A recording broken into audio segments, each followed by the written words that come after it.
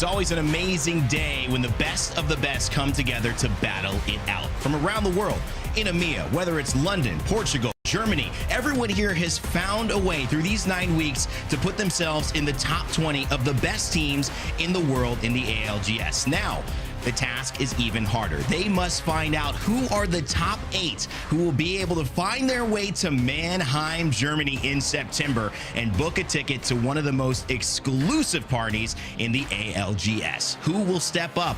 Who will fall short? Well, we're about to find out. It is Regional Finals Match Point Sunday, and I can't wait to get it started with you. My name is Rain Day. I'm so glad to be here. Over last weekend, the split, and of course, this day, which is going to be very, very exciting. But I'm not alone. We brought in, like we say, the stakes are higher. Well, we brought in a little bit more talent as well. But let's go to somebody who's been here last weekend with me as well. A wonderful day we've got ahead of us, Tiff. This is where the stakes are highest in the ALGS.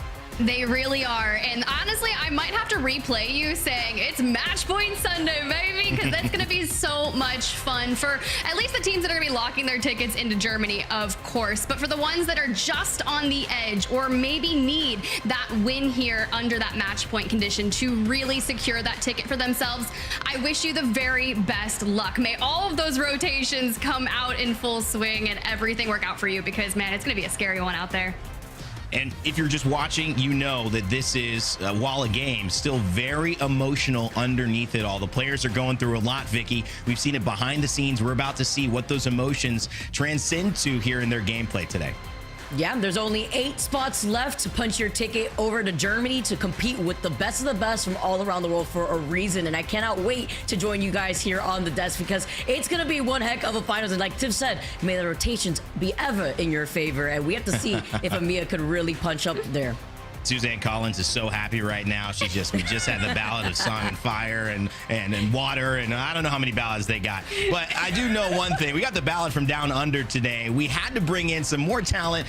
We've seen like APAC games go crazy. Well, we wanted a crazy day, so we brought someone from APAC to join us. Our good friend Gino. Welcome back on the broadcast, man. Happy to have you here on our Sunday. Thank you. Yeah, I mean, we saw 16 teams on match point in APAC North. APAC South was a little bit shorter. We only got to 7 games there. But you know what? I'm feeling greedy, man. I wanted more. So I'm back here today for the EMEA and the North American match point finals. And I'm so keen to send the rest of our teams we're going to see at Mannheim, Germany.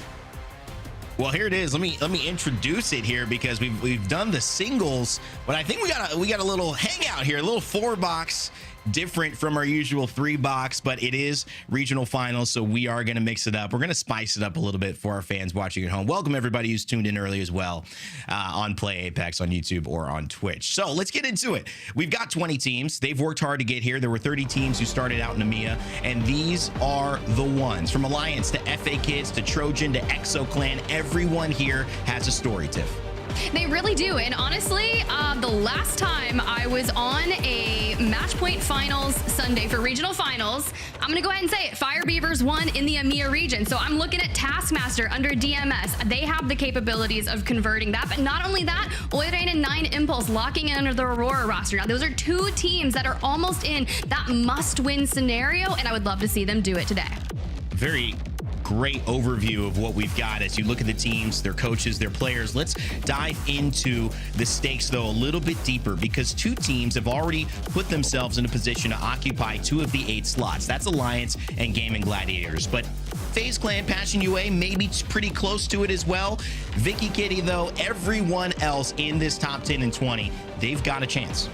Absolutely. With FaZe and Passion having 92, 90 points, they basically have punched their ticket in, but they still need to be able to at least show up for today for the regional finals. It's crazy to say that time has flown by so quick here, but looking all the way down at the gap between Passion and Trojan with 82 points, and then looking at the second page, you could tell that especially the teams from NIP all the way down to Eternal, there's a lot on the line here, so that way you also could be considered for the top 8, or at least try to secure that dub in the regional finals, Rain Day. I mean, let's be honest, 21 points between DMS, who are sitting in 11th, still out of qualification, and Eternal, who are 20th. So that would be like saying there's a chance, Dumb and Dumber style with Jim Carrey, maybe 1 in a million, but it's not that, it's 1 in 20. You've got to win, Genome. And here's a little bit of a deeper and actually very impressive look at some of these odds you put together. Yeah, look, real shout out to the guys from Reddit who put together the tool that allowed us to visualize this, their names down the bottom there. And yeah, it gives you such a great idea because you can see which teams near that 8th position, remembering that 8 teams will go through from this region, have a chance to have a really good day today and maybe just get there on points. And when we get down to the teams that are around 5%, that's essentially saying the only way you can get through is by taking out the match point finals, grabbing that golden ticket and heading straight to Germany with it. A big shout out as well to Bereft 13 and Boring Cactus for helping us put that together. So much of the community really assisting with these storylines. But the story here, it talks for itself. Effect, 14 kills above the 2nd place kill leader, who is his teammate, Unlucky. And we go to another pair of teammates right behind in 3rd and 4th place, Kinda and Henchman, alongside Matafe and, of course, Zidane, rounding out our top 5 from free agent kids. But these are our top 10 individual performers. It doesn't, however, tell the story of the teams, because you can have a team be greater than the sum of its parts. And Tiff, a team that was performing better than most expected in one of their earliest splits for some of their players in the Pro League ever, has been Danish. But after last week, might be questioning whether they've kept their momentum or not heading into regional finals.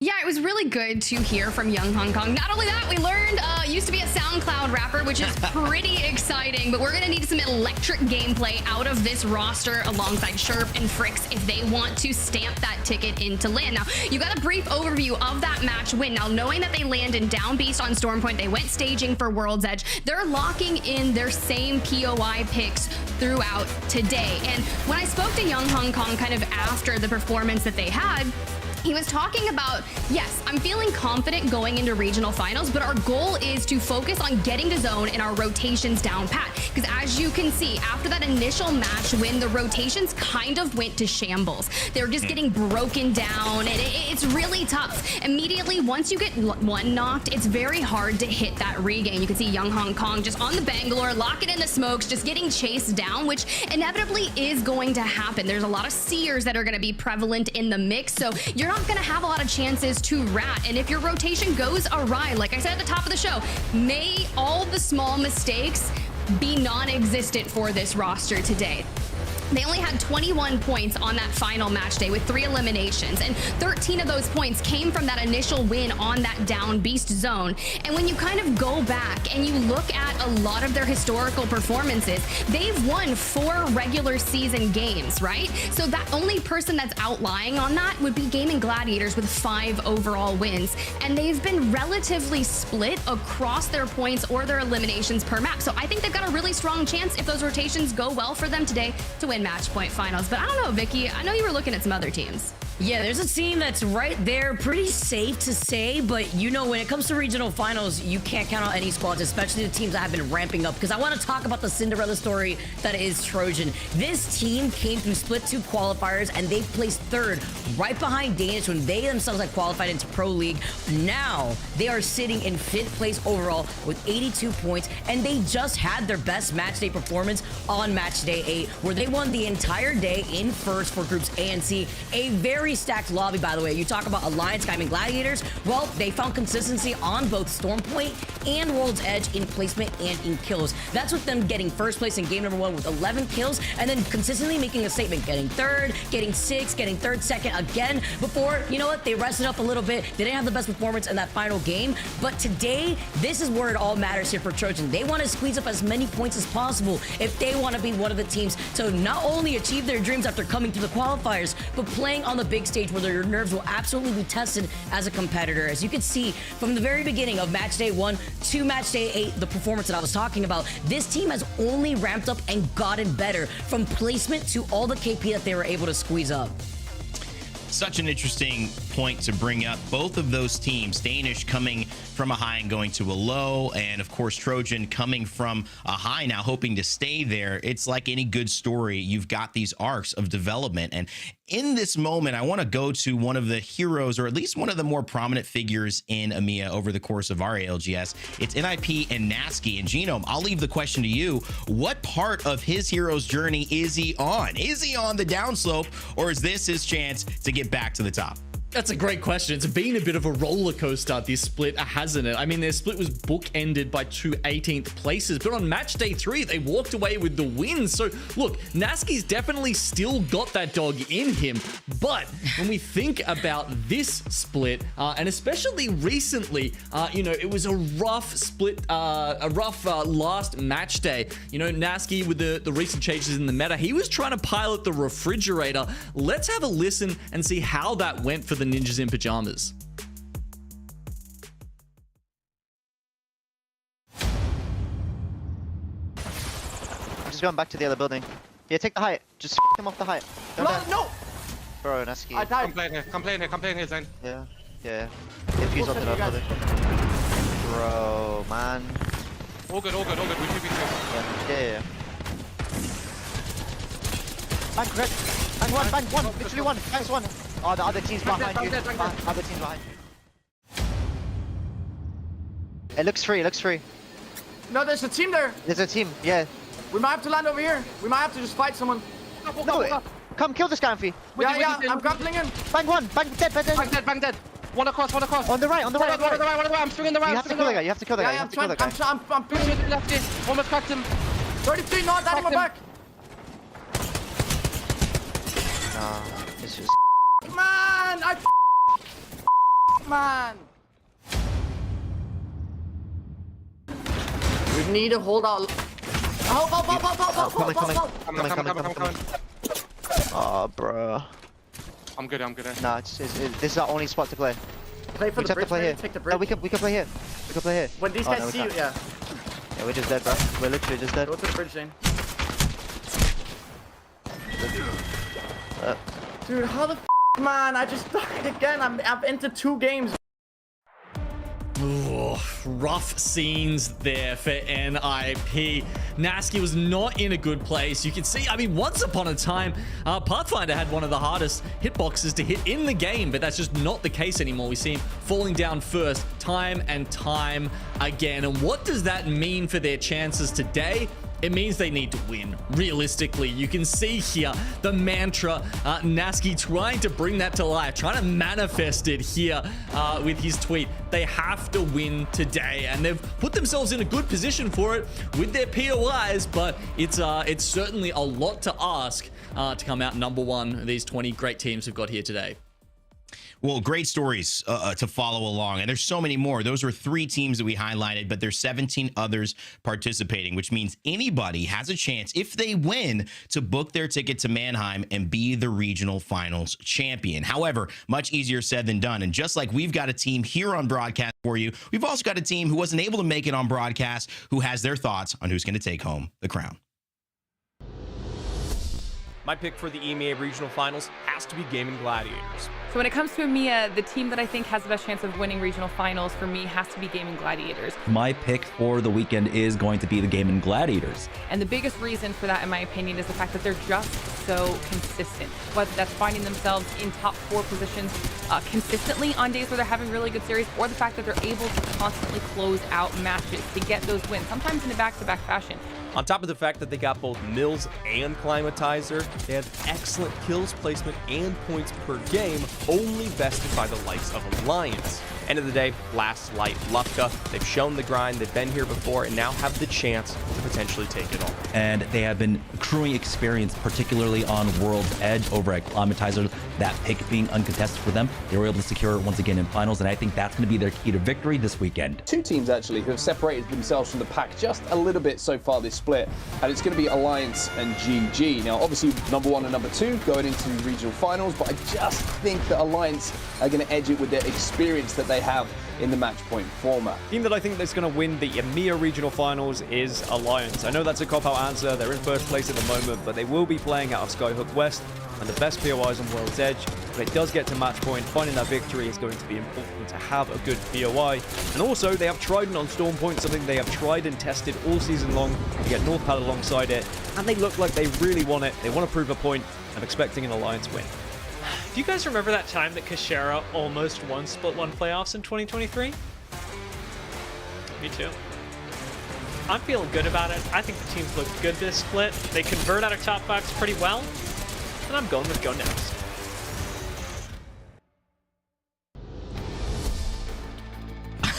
love it, but I got to give a shout out to Dia. Again, going against the grain, while all of our talent giving you some very well-educated choices of previous experience and what to expect here with Alliance and a lot of gaming gladiators taking the cake. It's going to be very, very fun to see. And if you want to watch all those storylines develop, see who wins, see how they win, well, then I know the place for you. It's FACEIT Watch. You can check out all of those rotations and check out the comms. Even if you're looking back on, well, what happened last week? You can see those VODs from those different POVs from teams through your choice of selection and follow along with your favorite IGLs, your favorite fraggers, or maybe just listen to the comms of a team that's doing well and see what's making them tick. How's the emotional state? That matters in a game like Apex. If you're just like me, though, or some of our casters, why don't you throw that map screen on? That'll help you understand the rotations and how the game is played at a high level. So control it and watch it at FACEIT Watch.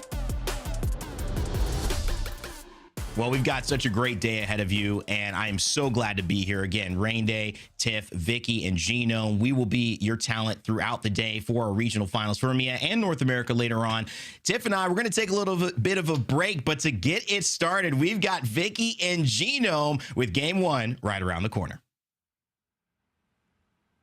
Thank you so much, Rain Day. Genome, we are back at it again, this time with a regional final. I said it earlier, but where has the time gone? I feel like I blinked and the entire split 2 has just passed us, but with some awesome changes to really incorporate the consistency that some of these teams have had to deal with. I'm talking about POI drops. I'm talking about mid-season patches, and it's been nice to see how this has affected the way that some of these teams have approached. I want to put emphasis on the IGL and how they've had to approach some of these rotations and these drastic circle pulls, whether it be same circles that we've constantly have been seeing or different circles that come towards these different areas that have changed mid-season. But this is regional finals, which means that we have match point format. And for those of you guys who are unfamiliar with match point format, a team needs to hit 50 points. And once they are at 50 points, they'll be able to then sit down at match point format, then get the win right after they hit those 50 points to be the first place winners for our regional finals.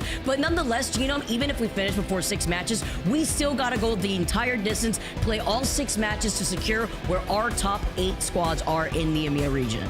Yeah, a little bit of an interesting change that we've had since year 3 of ALGS. It's just to give a little more consistency to the format and just make sure that, you know, if we have someone that runs away with it, like Reject Winity did in APAC North in Split 1, for instance, the other teams still get a chance to show, show their stuff and make sure that the best 8 teams here in EMEA are going to be qualifying. And that's also with the regional final teams. If we do finish before these 6 games, that's them stepping out of the lobby. So that would leave 19 teams in this lobby here too. But of course, that is to say if we do finish before 6, because I feel like we have a pretty good distributed lobby here, Genome, for our top 20 squads that have made it into this regional final. We talk about giving gladiators landing over by Mill. Very heavy POI there, as they usually have a beacon. They could get a safe rotation depending on where some of these edge circles have been pooling, all the way down to even NIP landing in Lightning Rod, a team that absolutely needs to get that dub. And there's something that we definitely need to point out here, Vicky, and that's that the POI draft system has changed from our regular split to the regional finals, right? So in the regular split, it was a snake draft. If you got pick 1, then you get pick 40. Here in the regional finals, we are rewarding the teams who did better during the split. That means if you get pick 1, you also get pick 21. And that's why, a team like Alliance is able to walk away with their second pick here, which as you can see was pick 21. But that means they got pick 1 over in World's Edge, which we'll see later on. And that's going to be huge to know. That changes a lot for these teams when it comes to picking their POIs and what is available for our last picks here, like Outplayed, picking in that last place spot for Stormpoint before we transition onto World's Edge. And it is also nice to know, since it is regional finals, aside from hitting that 50-point threshold and taking the dub, that we are swapping maps every 2 games. So that also goes hand in hand with the teams that can make these adjustments the fastest before one of these teams take that dub. Looking around the map here, Vicky, Ninjas in Pajamas was definitely one of the teams I wanted to highlight. A lot of people saying they were the winners, in quotes, of this draft. Considering the fact that they were further down that pick order, but they still managed to walk away with both Lightning Rod and Thermal, 2 strong POIs, two POIs that will favor their playstyle coming into the regional finals today. especially playing closer to the edge here. I'm looking now currently at Storm Point, Aurora landing in Devastated Coast. A team like Aurora that just unfortunately have not been able to find that stride within the second split, but now's the chance in the regional finals to really pull off something different. And we highlighted, you know, the refrigerator, the Pathfinder that we saw from Natsuki that was absolutely not working out in terms of positioning.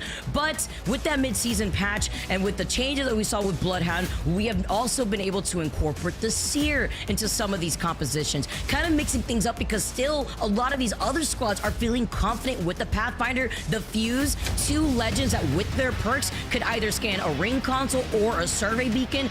Depends on the way that some of these teams want to take advantage of those perks as we get started for our first game here in the regional finals. I mean, how cool is it? How great is it just to see the diversity in the meta here, Vicky? It's lovely. I mean, if you go and look at the stats for some of the other regional finals that have already been played, we had more team compositions played throughout the series than there were teams, okay? That hasn't happened for a long time, even especially earlier on in the split when it was like 100% pick rates with Bangalore and with Bloodhound. This new meta is honestly looking one of the most refreshing, fun, and different metas we have had in Apex Legends competitive in a long time. I love it, especially with the Fuse here too. Some teams feeling very confident being on that Fuse from the very beginning. Thinking about players like, you know, Bambino on the other side here, but now with Fuse being incorporated, the Pathfinder on top of it, I know Onset is having a ball, always seeing that Pathy, but also with the grapple reset, we have to talk about why we're seeing more of these legends come in, especially after that mid-season patch, as we take a look at our first circle of the day, possibly pulling over to that northern pylon side. Yep, we've got Circle definitely going down there. I mean, you know, would it possibly pull back to Jurassic or something like that? I don't know. I think there's a decent chance this one continues to go towards Pylon. As you can see, Exo Clan, who are landing in Jurassic, they're not sticking there. They're not, you know, sitting around and taking up one of those buildings. They are going to continue their way in and use that priority to get into a building in Pylon. Gonna be huge here too for FaZe. Gonna be able to also have that assault pin right there. FA Kids are gonna be shooting the spiders over to their left side too, with a lot more of these squads already making their way into that circle, like EXO coming out of Jurassic. They had the ring console, they had a survey beacon, but first looking at Black Hand, looking to try to take a fight already with the scan. Hierarcha taking some damage, so is Uchaku. They're gonna have to back away. They wanted to get the jump originally on this team here in command. I believe this is gonna be DMS, but DMS holding two different split angles. It's an interesting place to run into each other. See, there's a few routes in and around command center. Means you don't necessarily have to take this fight early on in the game. You've got options, but looks like the teams are going for it. Just like Gaming Gladiators are getting straight into it here and picking up the first kill on Zanya. All right, let's not waste any time here for Gaming Gladiators. We talked about the fact that they're going to be exiting out of Mill, and they've already been able to cut off players. Danish also trying to prioritize their rotate on a Trident, while Gaming Gladiators still get their hands dirty here on that south side of Mill. This is another POI, by the way, for this game, that they had a ring console and a survey beacon, so they wanted to take this early fight. They got that one pick. They left Jukes incredibly low, so now he's going to have to take advantage of popping that Phoenix kit, as you see right there. But Blast still trying to make sure he could see them since they have a Trident right in front of them. Also working into Gaming Gladiators playstyle on playing more so by the edge of the circle and trying to clean up as many kills as possible. Yeah, I mean, you know, Mill often can be such a fast rotate POI. It's very fast to loot. You do spawn with that Trident, so if they want, I'm sure they could have zoomed down a little bit further towards Pylon, but as you say, deciding to cut off players and grab some KP early on instead. I think it's a fair choice by these guys, and one of the differences that the POI draft has made, Vicky, that we're seeing a lot of the IGLs talk about is just how more unpredictable everything is now. Back when all the same teams landed in all the same POIs, it was very easy to get into a routine, to get into that flow of knowing where everyone was moving around you. Those days are long gone, and it is a lot more hectic moving from A to B now on Stormpoint and World's Edge. Especially with the inclusion of Evo Harvesters, right? You know that that's going to start building up a pathway for a lot of these teams to prioritize. Just like we see a lot of teams already prioritizing where they're predicting that end circle. Look at Na'Vi coming in, another team flying in from the skies. Good rotation on that zipline, by the way, because that was exactly when that team had just landed from an evac tower. But there's a lot of places to coexist here in Pylon. There is. It's a big POI. There's, you know, the little encampments on 3 sides of it, as well as inside, which can be a little more tricky to hold. And as you can see, Slayers, they try and get set up with this Watson, one of the best players for holding these inside rooms, because there's so many doors, there's so many avenues that you can't necessarily block all of them off. And as we can see, other teams trying to usurp their position. Also doesn't have the Jenny right here either just yet. Young Hong Kong in the feed is able to get a knock onto Kinda. We know that they're actually sharing the other side of Pylon currently from where EXO is currently standing. But playing this a lot safe here too, knowing how many other squads are within the vicinity. Max Drafee just trying to take a different angle onto Na'Vi. Taffy is going to have to pop in that med kit here, but they're basically holding these 2 different angles while also splitting their attention to the team that's up on the high ground.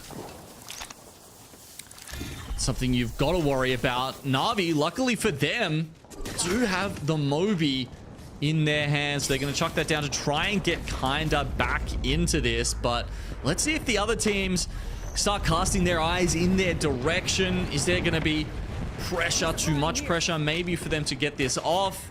You know, Matafe at least will have the smokes to try and assist him in this. Huh. This mother load is absolutely huge. Something that we've been saying a lot too with the exploit on the evac tower into that mother load. How big that is. It is so ginormous. It's literally encapsulating the entirety south side of Pylon. Crazy to say. While we look on the other side, a team looking to take that first place dub and rocking the lifeline. It is Aurora, and Oi Rain is incredibly low. They back away. They got jumped on. Now you have Kazakh, who's going to be able to put down the drone, but can they get the full reset with 9 Impulse also losing out on his shield? Yeah, you can see there, Kazakh's already got up to red. You prioritize giving the, you know, the extra Evo, the Evo caches over to your lifeline so you can get that extra supply drop in, and then, you know, you can chain that into a red armor. So that helps them out early on, but the rest of the team is on blue, right? So they are vulnerable. That's why you see them taking those first couple of hits. Gotta give it to Aurora, who are not standing down from this lifeline composition here too. They've been rocking it from the very beginning. Before they went through the roster changes, they're still sticking to it. That's why you know that they have the red Evo shield already, considering that you got the lifeline care packages too. You want to try to prioritize your Evo harvester pathway. Currently, NIP had backed away to wrap around to Stormcatcher so that way they could get even more information, maybe an Evo Harvester themselves. Well, now Aurora are going to be able to now rotate through Launchpad side right behind Blacklist. But look at the amount of teams, Genome, in the Pylon side. From the very beginning, we saw the fast rotations from a lot of our squads. And now Gaiman Gladiators wrapping around through Jurassic right behind another team. Yeah, as we can see, pulling very much on top of Pylon, so chances of it being Jurassic diminishing rapidly. You can also see that south encampment out of Pylon not in the next zone either, so interesting that, you know, no one decided to play down there and bank on that one. I guess a lucky read or, a, you know, an informed read for any teams who might have been considering that as an option. Lions finding themselves in a fight here. One of the broken buildings over by the edge of Jurassic. I believe Gaiman Gladiators be right next to them, as well as Stay Healthy and Trojan like we saw in that map feed. There was a ring console here, so you can expect a lot more teams to try to rotate in this direction as effect. Having to take some cover. Looking at the evac tower, there's the evac into the mother load. Look how big it is there on the other side, but missing out on some of those players while GG just sit pretty inside of this building, trying to take advantage of the seer tack. Yeah, that's a great point, Vicky, because we do have both the ring console and the survey beacon available. There's so many teams in Jurassic, though, that it'll be quite hard to hit them. Maybe if you've got the smoke, that will be enough. You know, look, a dome of protection from a Gibby will be pretty good here right now, I can tell you that. But the thing is, once they hit those, even if they hit both of them, at ring 3, usually that gives you quite a lot of direction. I honestly think if you hit that now, you're just going to be like, well, guess we just got to fight some teams and walk in, because there are very few spots to play available in Pylon as it stands. Especially if you're coming from this side of the circle, right? Where you're gonna have to get through that choke where there's an Evil Harvester on the other side of the fence, and you basically only have that tree on the north side of Pylon to really take any cover and utilize the hill to get out of the line of sight of the other squads that will be on that low ground by Pylon. So Alliance trying to look to see if they can clear this entire side. But again, that's against teams like Trojan, Stay Healthy, Game and Gladiators who are already in that building here, with other squads like Eternal who like to take their time to rotate into that next circle, who they might not even have where that next circle is pulling to yet. Crucial information. I mean, yeah, there's a survey beacon up near them. I'm not sure if they already hit that or not. Anyway, we've got NIP over here down on the south side. They're going to try and make their way through the eastern entrance to Pylon. Let's have a listen in with Nip for this rotation. They dropped off. Two dropped off. They moved up close, Amphi, by the way. They moved up to the fingers. There's only... I'm 5-5, okay? Yeah, they're on my ping zone, on my ping. You guys hold them out, okay? Get better position. Yep. I'm in a great position to hold them. They're here, I think it's only one team in the compound. They're just rotating in the open, literally in the open. I'm looking. Bang went back. 40 on bang. Party 30. Party 40. I'm queuing. Party 30 again. Blue armor in the compound. It might be fucking phase. This is actually not bad. We have a lot of space here. This is good. Yeah. What are they doing, these guys? Remember, listen, there's a drop coming down. They can Zipping on me. Yeah, I'm looking. I'm walking up to you now. I'm walking up to you. Party's cut. I'm curing them. I'm nading them. I'm fucking them. Look how much of a great scanning. I'm backing out. I got the pin. 150 bar. I need a bat. Pass one on zip. I'm gonna kill these guys. Free kills in. They both won. Careful choke, Amphi. Party, all dead. Nice. Careful 3P. Red ping, 3P. I'm good. If they push us, I can eat my Qs. Demon choke. Oh shit. One shot on the back. Bro, this rock is so bugged. Can you come back? Yeah, I'm running. I'm good. I can get to the building maybe. Listen, I have 1 HP up here. I have 1 HP up here. Yeah. I'm just crossing to you guys. We're good. I can eat back forward and you can fuse up. We can take space. Yeah, we can if you want. I wanna eat. To be honest, we're not looking. I think we know. We have to fight the choke. You can see, considering options there for the Ninjas, they're not within the next zone yet, so they're actually going to pop an evac and see if they can find somewhere to slide in. It will move to the north of Pylon, actually kind of in between both of those little compounds. So I don't know if they're going to be able to find some space. I think there's like a little tree that you can kind of hide behind there, but until later, there's still going to be teams with angles on them. Yeah, it's going to be difficult too, like we already saw before. There's so many teams already in Pylon. If you want to take the Hail Mary evac, good luck, but they did not opt to do that. They're just going to walk into the edge of the circle where DMS tried to third party them. Well, this fight also has just not stopped. The tree's on fire. The Seer ult has been called in. The exhibit trying to exhibit where all these players are currently situated in, with Gaiman Gladiators moving ahead of Alliance to now cut them off now that Ring 3 is closing in. They have to be able to repel this attack here by Alliance, and they've got about 40 seconds to do it.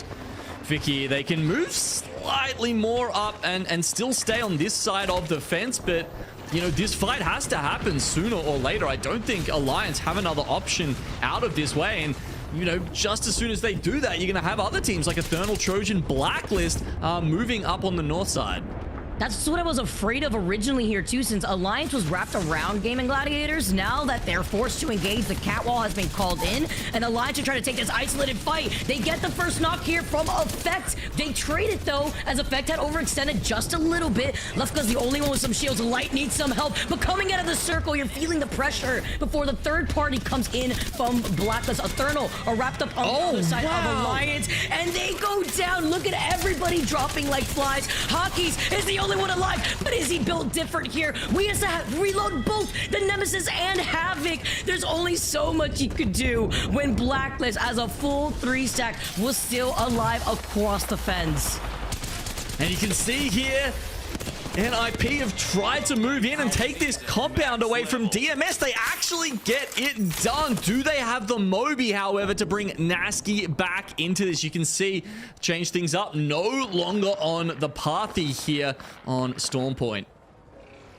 It's gonna be hard, yeah, with a lot of teams having the evac tower, especially the squads having the fuse as a legend composition to rock with. Wondering here if they're gonna be able to make some miracles happen, because now NIP rocking as a duo with Cybercats, looking at them alongside Go Next, who are secured inside of the building that's on the outskirts of where NIP are currently situated in. But teams like EXO, FaZe, Navi, Danish, those are the squads that predicted the direction of where the circle is pulling on the north side of Pylon, while Blacklist currently are facing off against Trojan, the two teams that wrapped up behind Gaming Gladiators and Alliance. Now engaging in a fight here. Hierarcha, though, gets beamed. He gets knocked. He had the gold knocked down originally here, too, with JMW finally putting down the Gen. Ochako, though, incredibly low. These hip fire shots, he gets the crack. Can the follow come in, though, from JMW? Yeah, but what is the Pylon doing at this point in the fight? He needs to be engaging with his teammates. They almost make it work. I mean, look how close that was. What? But Trojan, they've got those... They've got the gold knock. Do they actually get the reset in time? No, they only get time to bring one member back in. And ANC outplayed, who sit in the compound in front of them, should easily be able to pick up these kills. And that's why fighting here from the direction of this side of the circle is so risky. You could always expect the team to be holding down that northern compound, and it was OP waiting for Trojan here as they try to take a different angle. But right behind OP is Danish. They got to split their attention to the teams that have been holding the very top of Pylon phase. Since this is their POY, Trojan get eliminated with 11 squads left, and now OP have cleared this entire north side of the circle. All right, circle closes in. Teams within Pylon actually going to be very safe. They should just be able to leapfrog and keep moving their way through the buildings, because the next circle, Vicky, actually has a lot of the middle of Pylon in it. The final circle will be closing just outside where that main building is here, actually. So the high ground, where FaZe, the team who has been landing here at the Pylon, incredibly safe. This game has almost been gifted to them. But it's kind of a little scary with the teams that have been here from the very beginning that don't have an Evo Harvester to really take advantage of the different Evo Shield charges that you could work with by endgame and FAKs. Yep. We're looking at them all the way on the other side here, but that's why they're still rocking the full blue Evo Shields that they have currently. Yeah, it's a tricky trade-off, isn't it? I mean, you know, they've made it into the top 11 squads now. Can they push that a little bit further for a few more placement points? FaZe, I'd say their position is a little bit different because they have that high ground. Their angles on so many other teams around mean that they don't need the Evo Harvesters as much. They should, I say should, be able to get to purples just by poking and prodding and doing the damage from up there. You know, assuming that they brought enough ammo with them. Like the energy ammo that we saw from our spot down below, while Cybercats, a team rocking the Gibby, the only team in the lobby rocking the Gibby. Cybercats, they always keep doing this to us here, Genome. And with the Bloodhound here too, they have a Moby ready to go just in case they try to take onto that second floor here. And trying to see if they could at least coexist with the team that's holding the high ground, which again, I expect it to be FaZe as OP involved in a fight. They're getting shot at a different angle. NG Jax gets taken out first. Will is unable to pop a shield back just yet, but I'm not expecting these squads to at least give up their positioning as they coexist next to each other. Yeah, Danish now pushing in for the kill. This could be such an important fight here. ANC outplayed. If they had have, you know, just had gone the other way, honestly, could have been their game to lose. Danish, I'm surprised they aren't going a little bit further. Is it because, you know, they can't see them in the seer ult? Is it because they just want to hold this spot? I guess, yeah, now they've fully pushed out ANC outplayed. Why not just hold under the bridge? This is a fantastic spot for them. You know, other teams sort of trying to come in on the other side, like Ninjas in Pajamas. They've gone down now. You know, they tried to play it out with two. I actually heard their coach Don saying this week, I don't want you to guys, I want you to hold 3 evacs and not use Mobies. And that might be coming back to hurt them right now because, you know, they won that fight cleanly and then didn't have a Moby to reset. It's exactly the issue that we were expecting to see, as Navi is going to meet them right back in the lobby too. I do say, though, that was a crazy evil shield shot after he got stuck with the Arc Star. And that's coming to play here too, with so many squads still bunkered down inside of these buildings. Then on the other side, FaZe, yes, they are the squad that have been holding onto the rooftop, the best position you could hold for a circle like this before they inevitably have to drop down. But that's with 4 other teams, 5 squads rather, that have to funnel their way outside of these buildings into Danish's line of sight. You mentioned it before, Gino. Danish winning that north side is absolutely huge after they took out OP, because now there's less squads to try to contest them other than FaZe who have to drop down. Yeah, and there we go. As expected, FaZe did manage to get up onto the purples just by poking away. But as you can see, there's not a lot of attachments. There's not a huge amount of ammo left, because your options on resupplying, unless a team basically pulls up and ints you, it's very hard to resupply when you're up there on the top. They do manage to pull up onto this care package, though, so maybe that'll be of some help to them. We absolutely take those here too. Play it off with some cover here, because they know that there's a team right next to them. Cybercats on the other side. Mezuko too, sending out the spikes from the Catalyst. But while they coexist, the Gibby ult has been called down. It's raining from above. FaZe do not get in that line of sight, and now have the opportunity to close in the gap here. Stay healthy. They get eliminated. Our last 4 squads left, while Danish still goes uncontested on this north side. All right, FaZe have moved from one high ground to another. Is this enough for them to pressure the teams below them, or do Danish, considering the fact that they're so split from all of the other teams and out of all of this chaos, do they have the better position? This is so crazy here looking at Danish, but FaZe Clan only down to 1. It looks like Cybercats with Cleave and the Gibby bubble allows them to reset. Ranches, is it gonna be able to pop the medkit here? Lonzy, the only one healthy. They got the knock originally. They got 2 on the other side, but they have to watch on the other side of this catwall too. They're trying to get the reset here, trying to get all the KP that they need, because Cybercats is one of the teams that need to get first place today if they want a shot at making it into Split 2 playoffs. Well, it's a big start for them. Cutting off the other teams and being able to take the isolated fight there with the Gibby bubble was huge for their chances, but now it's getting even harder. Danish looking better and better. FaZe is still alive in this circle. Look at Arctic, who swipes down and swings on Young Hong Kong. Arctic is still alive. He's playing off the low ground, the last one alive. They drop down on him, and he cannot clutch it. Cybercats, when all the odds were against them, they start off strong, taking game number 1 on Storm Point. No way! That is a crazy position from the Cybercats to win that 4. I mean, okay. Look, having the Gibby bubble there was so crucial. They couldn't have taken that fight up on the roof without that. They would have been getting beamed from every direction. So absolutely showing some utility there in why that pick is apparently still viable. That worked so perfect for. They also rotated, by the way, from like Echo HQ, so they came from that south side of Pylon when they were fighting their way around through the side and outer skirts of Pylon on that north side. But that was crazy to rock that composition for the bubble to help them when FaZe dropped down from the high ground. You saw the catwall behind FaZe there too. They lost out onto Arctic, still cleaned up a good amount of KP at the very end, but it's Cybercats that need those points more than FaZe, since we, again, considering FaZe and where they're standing with their points, basically, especially with that KP, locking in their ticket. But Cybercats with the dub to start off the day was not what I was expecting, Gino. No, it's going to be moving them closer to match point.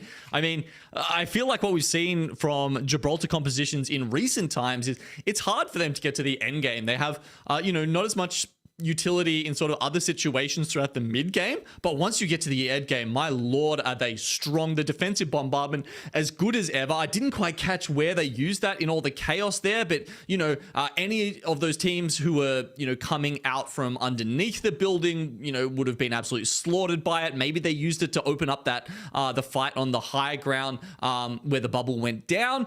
Maybe they used it to push Danish out from their great spot behind. I'd love to get that information at some point, but you just know that ult was coming in clutch there in those end circles. Can't wait to see how much KP they were also able to scoop up, because utilizing that bombardment, like you say, when the circle was in the way that it was when everybody was forced to funnel out, and then also hearing the fight that was happening on the north side out in the open with Danish, and then FaZe being on the opposite end of them when they had already used the Gibby bubble. It was just huge space created. As we take a look at the match results, they finished with 8 KP on top of the dub, with FaZe right behind them, 8 KP too. Pretty heavily kill oriented here, even looking all the way down to Navi with 6 KP. Whoa, 17 for FaZe, man. That is one where you are definitely blessing RNGesus. I mean, like that circle was delivered to them on a platter, and you know, they didn't win, but look, 17 points, you absolutely take that any day of the week. But yeah, Navi picking up the 6 KP there is a solid effort from them as well. Remember, we don't get advanced standing points in this anymore, Vicky. That's because the teams are now advantaged by where they sit in that seeded POI draft. Exactly, and that's what you were highlighting too before when we were taking a look at the different POIs that some of our squads were able to take advantage of. Even NIP over here, we mentioned No Moby, Nasky being the first one out for the squad, forcing them to play that out as a duo, getting at least 6 KP, but lacking out on the placements as we've seen before. Yeah, I mean, it's an interesting discussion, right? The reason why Don said that was because they are relying so much on that fuse ult that they want to guarantee having those evac towers to enable the widespread of the mother load. But obviously, it comes at a cost. It does, and that was just game number 1 on Stormpoint. We got one more game to go on Stormpoint before we transition on to World's Edge. Don't go anymore. That's going to be on the other side of this break.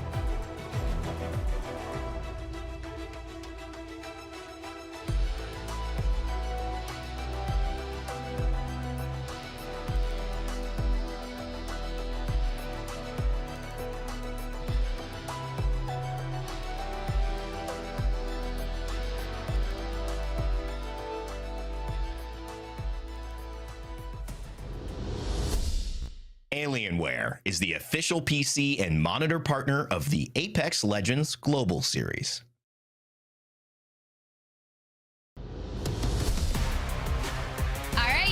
Welcome back to the Apex Legends Global Series. We got EMEA Regional Finals, and Cybercats, well, they just wrapped up a massive victory in Genome. We had to give Vicky a break here because I really wanted to jump in on the action and see what's going to happen for the second map of Stormpoint. Yeah, look, anything. That's my guess. I mean, that was such a fun first game in the way that it played out. I mean, the sort of cascading waterfall as teams trickle down from the top of the pylon as the circle moves in was really fun. And I thought the fight for the other side was going to be a little more impactful. I mean, you were saying in the chat, you know, Danish were in such a good position. Yeah, they really were. And I was like, okay, look, they're staying out of a lot of those end game engagements. And I was really worried about them in terms of wrapping up those eliminations, because that was going to be one of their biggest issues, right? You think back to the prior match day, they did get a win, but they only had one elim. It was the final kill. But for Cybercats to really just drop on and use the Gibby to their favor, now that was their first ever Stormpoint win, Genome. They've only won one map, and it was a World's Edge. Well, hopefully that's not their only win for today, because as we said, you know, they need that match point win to take this out, which means, yeah, it can't be the only one. They have to use this as a springboard for their confidence, for their play for the rest of the day, to come back and do it again once they're 50 plus. Yeah, that's going to be the way to do it. But for now, you found yourself 20 out of 50. We're just getting to that halfway point. But a lot of those teams that may have already locked their chance in for Germany can get to that threshold quite quickly, as we've seen in general, and maybe just kind of nuke the chances for the majority of our teams looking to get to split 2 playoffs. But enough about that, guys, because we have more Storm Point. And honestly, maybe Pylon's not your end game. Maybe you want to see something a bit north. A lot of teams kind of just vying for, just focusing on that end game position, and maybe you're watching this and you're like, hey, you know, I think I can make a play for Apex Legends Global Series. Okay, prove it. We got Challenger Circuit number 3. You can go ahead and hit that registration. It closes in just 3 days, July 17th, to bring you there on July 20th, 22nd. I mean, Gino, do you want to make a team with me? Oh, dude, I've been thinking about it, honestly. Really? Well, maybe not in your region. The ping might hurt me a little bit. Okay, Actually, no. okay. I've heard high ping's an advantage, so maybe we'll be heard fine. Canada's nice. You know, maybe follow in some of the footsteps. Maybe take a little vacation. I mean, look, I'm here on the cast. You know, I'm already 1 foot over. I'll take what I can get. But for now, guys, match number 2. And I am just itching to see where that circle is going to pull. Where's it gonna head? Well, we get to find out a little bit sooner than we previously did, Tiff, right? Because obviously, really? well, there's no dropship anymore. You know, we don't have to wait for it to get all the way across, and you know, the teams drop in straight away. It's been you know, a more even distribution. One of the things I think that the POI draft has improved, as we get a fight straight up. Go Next versus Aurora. Devastated Coast just full sending it here at Launchpad. Okay, but Dia's gonna be in full shambles when he realizes that Go Next was his pick, but Aurora understands what they need to do, and they're no stranger to these hyper-aggressive plays off drop. Think Oirain, 9 Impulse, Kazakh. Oirain, though, kind of going in with the Pathfinder. A lot of people using this as that mobility pick, but just as easy as they got here, it's like they're already deciding, yeah, this wasn't good. You got Kai from Go Next up on the catwalk there, ready to hit that suppressive fire and just evict them on out. Yeah, because if it's not a really decisive, quick victory, you don't really want to let it drag on in these kind of situations, because it really is just, you know, it's relying a lot on the element of surprise in one of those, you know, early advances, because the POI draft system, it's still pretty fresh, right? There's still a lot that people are sort of tinkering with and working out. And we saw in Apex South, there's a team called Grape Soda who were using this to their advantage. You know, they'd land South Siphon, and then they'd use the flight path to the max to go and fight Tree straight away and try and grab early KP. So really cool to see this popping up in more and more situations, because I know there's a lot of fans out there who miss those contests, Tiff. I'm one of them. I am a fan that also misses it, because you think back to LAN where you had the Elevate, you've got the Nasky contest, then you had the Hardeki moments over at Sito. Regardless, we'll sure find some fun stuff for now. But Aurora has moved back to Devastated Coast. They've got that Survey Beacon and Bring console there. But a lot of our teams, since we didn't really get to talk about it, with that circle pulling towards that Cascade Falls, EXO is going to be one of those stellar teams that has such familiarity with this space. Yep, and nice and early are they into that spot with Watson. That's exactly where you want to be. It just means that, you know, if you walk in here, you don't maybe have as many cells, as many bats as you might hope. You know, having a look through their backpacks here, they've got an okay amount, but they're still on white armor. But luckily, the interception pylon is something that can allow you to do a lot of poke damage and not have to worry about your shield economy quite as much. Yeah, you can see right there, just locking in that level 2 Evo. Passion UA is going to move into that building just across from K-Swinny and Exo Clan. Now, we do see a lot of the fuses in play for the EMEA region, and this is where it's going to be really interesting, right? Especially if you don't have Watson, you're not getting those pylons up. Imagine all the knuckle clusters just coming through the most fine, like, cracks on the walls. It's a nuisance. Yeah, you can sneak them in there sometimes. Sometimes you'll see people play on the buildings and you know, just be looking for that one very specific angle to get a couple of bullets in through the roof in Market, in Cascades. Can be a little bit troublesome sometimes. I do like Troublesome, though. Atlas right there, kind of still on the outside looking in. But for the majority of our teams, they've already rotated on in. But you've got this Mountain Lift here, and we've seen Uchako, Hyarka, and JMW kind of get into the mix early on in map number 1. But they're definitely going to want to make a big play for match number 2, not necessarily get that leaderboard ahead of them, especially coming in with only 3 points. But here, from a gatekeeping perspective, looking for a nice opening on the team just above them. Yeah, that'll be a Eternal sitting up in command center.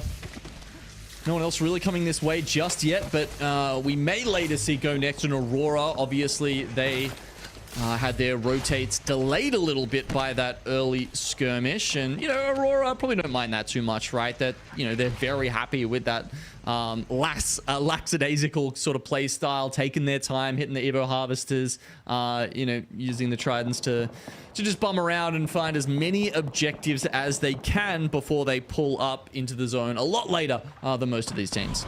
But that's a very typical strat that we've witnessed from Aurora doing that, but more on that later, because Na'Vi is kind of in the midst of not only doing Prowlers, but we've got some action coming on in. So we're going to throw the evac tower, get the mother load in, and start getting some information on where that team is outlined. You can see Henchmen likely took the brunt of the damage, forcing Matafe and Kinda to hit the disengage.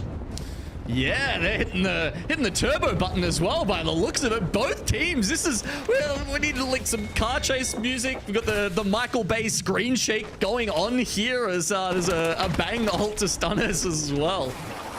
Yeah, players are there picking up 1 elimination onto Henchmen, and hopefully Na'Vi can hit the regain. Now, this is going to be pretty typical of Alliance, still lurking amongst the mill, but a couple isolated fights as your big frag leaderboard of the day is going to be affected. He goes down first. That's going to make things really tough for this squad. Immediately pops the mother load there just to try and buy a little bit of space to get that res off. I think they're going to make it. There you go. Alliance back in, but Harkus has to pull out for the bat. This could be hard when his teammates are so low on health. I mean, players, they weren't done with just Na'Vi. They kind of go straight north and run right into Alliance. One way or another, they're going to end up fighting their way out, but hopefully Effect can get back to full health. Only a few more seconds left on that med kit, and will likely look for angles. Now, I'm curious because this is something they do, right, Genome? They come out to mill, they wait, and they play for that next ring console after the circle closes. Thankfully, you know, that perk upgrade there for Fuse to allow him access to the ring console, bringing them all into the craziness. Yeah, I mean, Ringmaster will help them out with that one, but, you know, they have to deal with players first here, and you can see that they're not necessarily willing to give up this space. They've even managed to get the first down onto Hackers here. Let's see if Unlucky can turn the tides with some of this ordnance. Ooh, hack us down. Okay, but the one thing about fighting in the ring is so difficult to manage. Not only that, but your meds, right? You have to keep on filtering those. So if you take too much damage, just like this, Jukes from the high ground, we get the trade, but too little, too late. We're not even focusing on healing. We would have enough time to get a syringe off. Actually, we might be. I don't think here. I don't know. I don't think so. I don't think he's making that. And yeah. Oh my! Are you kidding me? That was pixel perfect. I was like, no, we should have did syringe first, but I know they've got this. Unlucky could potentially throw down one of the biggest clutches of the day here. Just needs a few more bullets. Oh my god. I'm in shock. I'm in awe. That was incredible. Not just the medkit timing, but the whole clutch. The whole sequence. Like, don't do it. Was that a 1v2? Was that a 1v3? Like, that was amazing. Unlucky versus the world. All right, now we're looking for a full regain for Alliance. Maybe they can grab banners, find a respawn, but we'll see. Turn your attention over, though, to that command center where we saw a lot of teams already getting there early. And with more in particular, the way things have been pulling, it kind of centers up, right? But for Ninjas in Pajamas, we've got to get through this. And Eternal was the last team we saw here kind of being watched by Blacklist.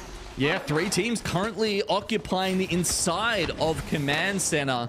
Ninjas don't have this all to themselves. It's not necessarily going to be a clean fight. Lots of knuckle clusters, just a bit of a delaying tactic for the moment. And Blacklist have backed out, so maybe they can get a little clean effort against Eternal here. No, it looks like Eternal might be going out the other way. Ninjas in Pajamas just scaring everyone off here. Look, I mean, they're very scary in general, right? You got Nasky, who's kind of put the Pathfinder to bed, locked back in on Bangalore, and I like this for them, right? Especially with everything that we saw in their final match day play. It was just not what they were wanting to see. And with a 7.2% chance on that Monte Carlo method of them being able to qualify to Germany, I just personally could not imagine a LAN without this team. I know it is hard. I mean, Nasky's such a massive personality, and it feels like he really does take up a lot of space every time we're at LAN, just because of you know, how entertaining he is to watch. But well, you got to put in the hard work to get there, and it has been a rough and tumble split for these guys so far. I like this position from them. They're playing for this this ring console. It'll be just outside the zone, but if they can protect this space, and Eternal and Blacklist constantly are looking to come back in, and I think they want the same thing. Nasky, we saw how many times in that montage earlier on he went down first today. He can't keep doing that. No, he really can't. And honestly, that double time just gives him the extra boost to get away, throws down the smoke, starts regenning on that health, albeit minimally. But showing that presence just even by that second, Eternal's not done, right? They're still lurking amongst this. And with Micey here on the Seer, kind of making sure that we've got our passive in check ready to connect that focus of attention, because once you stun up that Bangalore or Fuse, like, you just freeze that ability of smokes and knuckle clusters, which makes laying siege into command center so much easier. Yeah, if they can hit that, it might be the go button. But you know, with 2 out of those 3 teams, Blacklist, they've only got the Bloodhound. They don't have the Seer, so it's an active scan, not a passive one. But there is a lot of information just being exchanged between these 3 teams as they try and push them back and make sure that they have the safety to hit that ring console when they want to. Ooh, okay. So Ninjas in Pajamas are going to be focusing straight onto that Blacklist international roster. You see a nearby survey beacon scan come through. I just don't know if we're going to be able to hit this ring console unless Eternal and Blacklist just decide, you know, we're done and out. But Ninjas in Pajamas, we've definitely left that command center. We've got an evac tower that's just ahead of them. But knowing how small that circle is pulling indoor cascades with not a lot of buildings and playable space with good cover, this late rotation, you're going to have to battle your way in. Yeah, well, it's good and it's bad, Tiff. It's good because if they win this next fight against Blacklist International below them, they have an awesome walk into the zone. They can sort of just hop down from the top of the waterfall here, and they'll just be able to keep going. They'll be in an awesome spot. But obviously, it's a little bit harder to do that. If they had gone the other way where Eternal was, it would have been a slightly easier walk-in, less teams pressuring them, and less time pressure in which to do that. Yeah, but you just got to get through this Blacklist or international roster. And look at Zane here on the right-hand side. Looks to take some angles and maybe make a play off this. It is found out quite quickly and loses the majority. But then the evac tower goes down. Here comes the motherload. We're basically going to get that information on that team, which is going to hopefully allow Nasky and Amphi to approach from the other side as soon as Zane gets them in his sights. A little hardcore parkour to the roof. Yeah, I love this, having to dodge his own mudload there. And you can see he's got those full body scans on the other team. So helpful, so important. And that's why this motherload and this legend and this old combination is just so impactful in the current meta. All right, Nasky looking for angles down below, but that Watson is going to make things really difficult to push. Nasky, though, is just going to keep on investing that. The swing comes in. He does enough damage. Hopefully, Amphi and Zane can capitalize on it. Can we get a knock here? Not yet. They're chasing him down the stairs, but they've got to be quick. Na'Vi is on the other side of this. Ninjas in Pajamas may have waited too long, even if they get the fight win. That was an utter breakdown. Unfortunately, still JMW last standing for Blacklist International, and Na'Vi is just down to Matafe and Kinda. We were not able to recover Henchman's banner from that initial engagement alongside players. But for now, this should be a very easy cleanup crew. You just gotta lay sights on a JMW, and there it is. Not only does Ninjas in Pajamas fall, but also Blacklist International. You gotta love that if you're Na'Vi. You come into this as a two-man. It's very hard to win fights against any kind of full team, but luckily they get gifted the one remaining member. But that's probably all that they're gonna get here with Eternal pulling up on the other side of this. Oh, they actually get the knock and the full kill onto Bambino there. That's the way to do it. Kind of opens things up with a well-placed frag grenade, cleans up the full, brings it to a 2v2. But a lot of teams, they are getting the signal flares of what is happening, and a team that can definitely play spoiler, that's pretty much going to Germany, is going to be that FaZe roster. We just lost ANC outplayed in Danish elsewhere, and we could be looking to lose Na'Vi. Getting collapsed upon now. Both sides, they have to worry about at the same time. FaZe, can they hear the bullets ringing out? As you can see, ooh, Gaming Gladiators also taking some losses here. Just some stray shots coming out from Cinetic.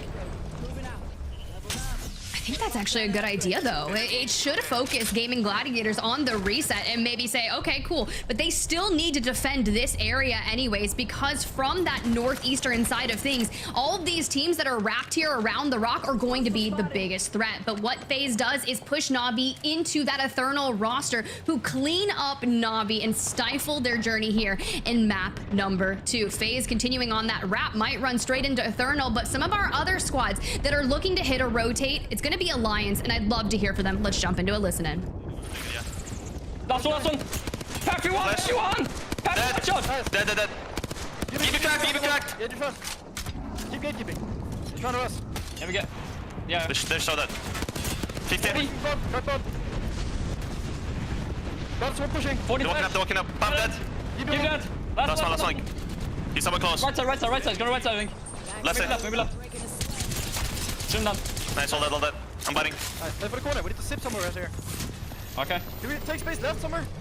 Go! Maybe it's Come to me! It's gonna MP. Okay. I'm ulting left. You guys. Yeah, play for the corner. I'm ulting left. I'm batting. I'm biting too. Yes. Enemy. Try to dodge it. I'm on. We're chilling. My Bengal coming down. Shoot the team. I'm nading them. Crack. So much damage. Yes. 1v1. Nading him. Burning one. So much damage. Take angles, guys. Take angles. Shoot them. Just shoot them. Kill him. Like, we're fine. You just shoot them down. Yeah, no. Last guy one. 20. He got a bat off. You got a bat off. Okay, I'm batting. Hold that. Hold it. Nice. Killing. Yeah, Someone just says. Yeah, listen, we're Hey, just right in front of us. Yeah, I'm playing up a bit. Working on the headies. They're all now left, by the way. Can we take an angle? Angle it. I don't see it. Like, they should be close. They're on the building, I think. Air roof. I know. I'm looting. I had to loot bats as well. Can you take bats? Yeah. I'm trying to break the jungle roof. Broke it. Can we peek? Can you smoke here? Can we peek here? Left, maybe? 1 sec. I have so many bats. I know. I got Roof, careful. Purple. I smoked roof. Yeah, I don't think there's much to do. I looked already, but... All full seals look right. I'm looking right. One guy outside and open bottom floor. Listen. Can we play for the headies right side? Can we Already? walk in? No, late. Okay. We have this corner of the Ferris wheel, and then we play for the right side, okay? Okay. I think you guys play early. They're fighting inside, I think. Right. Okay. We don't care about the outside wins.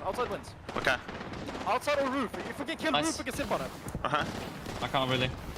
Like, we want roof Alright. or outside. Roof or outside. I might gonna ult these guys. Yeah, you need to get to the corner and shoot the team. 140, Yes, okay. Yeah, Can we I'm walk popping two of themselves. up to Excel? I'm popping two. I'm gonna have my Bengal. Yeah, you guys need to pressure them. Alright, walking up now. Die. You want me first, maybe? Yeah, I'm No, coming. I can't. I'll recross. I can sip. I have gold knock. I can sip up. Yeah. Just come to me after, okay? Try to smoke at them. No smokes. Okay, I'll take a sip though. I'm Come zipping, to me. I don't see right side. The right side team went Open up to up me. the Shoot right. They're up here. Complete safe for me, okay? Yeah. Yes. They are roof angles. Bang ulti. Dodging it. Yeah, I'm dodging too.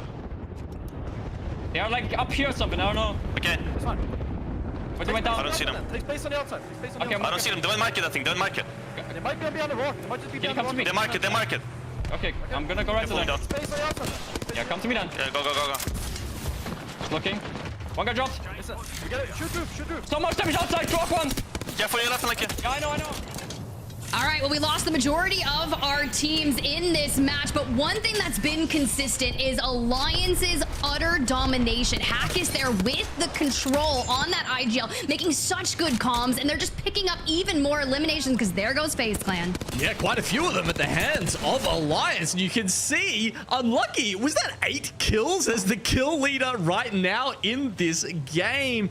They are just storming through this one. They said they wanted to play for the roof. Obviously, that's a little bit hard.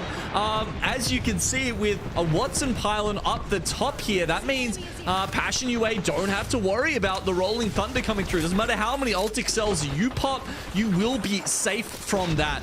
Regardless, they've navigated their way through this game magnificently well.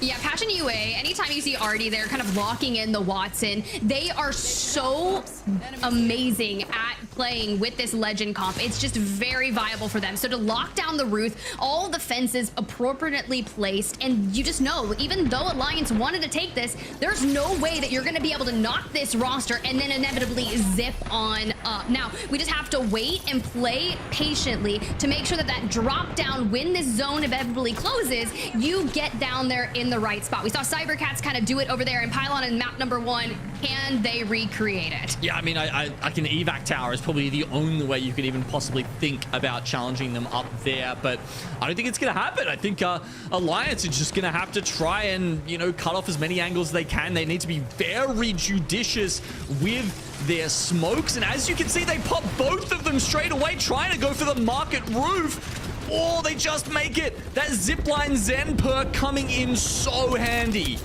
In effect, takes angle straight onto Max, gets the full as well. So even more eliminations for this roster and just challenging Passion UA. They didn't need their rooftop. They'll just take the neighboring one. And now playing up just above Trojan, who are going to try and come out at the right time. You can see they don't have a lot of space on that low ground and not a lot of cover for Alliance. So Passion UA is definitely going to be hitting them hard with a little bit of punishment for taking out their IGL. Unlucky. We saw a clutch once, but I don't know if we're going to be able to do that here. 1 HP and a dream, and I hear the shields cracking. Can we keep it alive? Literally just trying to pop some shield cells to stay alive to this Rolling Thunder. He pops down. He's the only one still left alive on his team. Oh my god, there's no way he can do this, right? Oh, but Aurora with Kazakh on the lifeline trying to make Hold this up. play. Do we see a clutch here, Gino? Do we? Do we see it for yet another time? The knuckle cluster's popping up. Oh my god, he actually wins it. Unlucky? I mean, what is this? I'm talking one of the best games that I have ever witnessed from that kid, because not only do you have the clutch that is outside in zone, I'm talking some of the most impressively timed med kits, and you do it again and let the knuckle clusters do the work for you. Unlucky and Fuse, I mean, I'm loving it. It's a firm handshake. Like, I love it.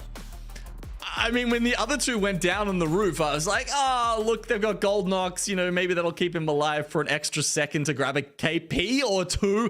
I wasn't expecting him to pull the entire thing out. And yeah, as you mentioned, you know, going all the way back to that 1-tick med kit. I mean, like, you can die to ping sometimes on that, right? Like, if you mistime it and your ping's a little bit higher than you're used to, you will, like, straight up go down. That was an incredible sequence from Alliance. They deserve that win so much.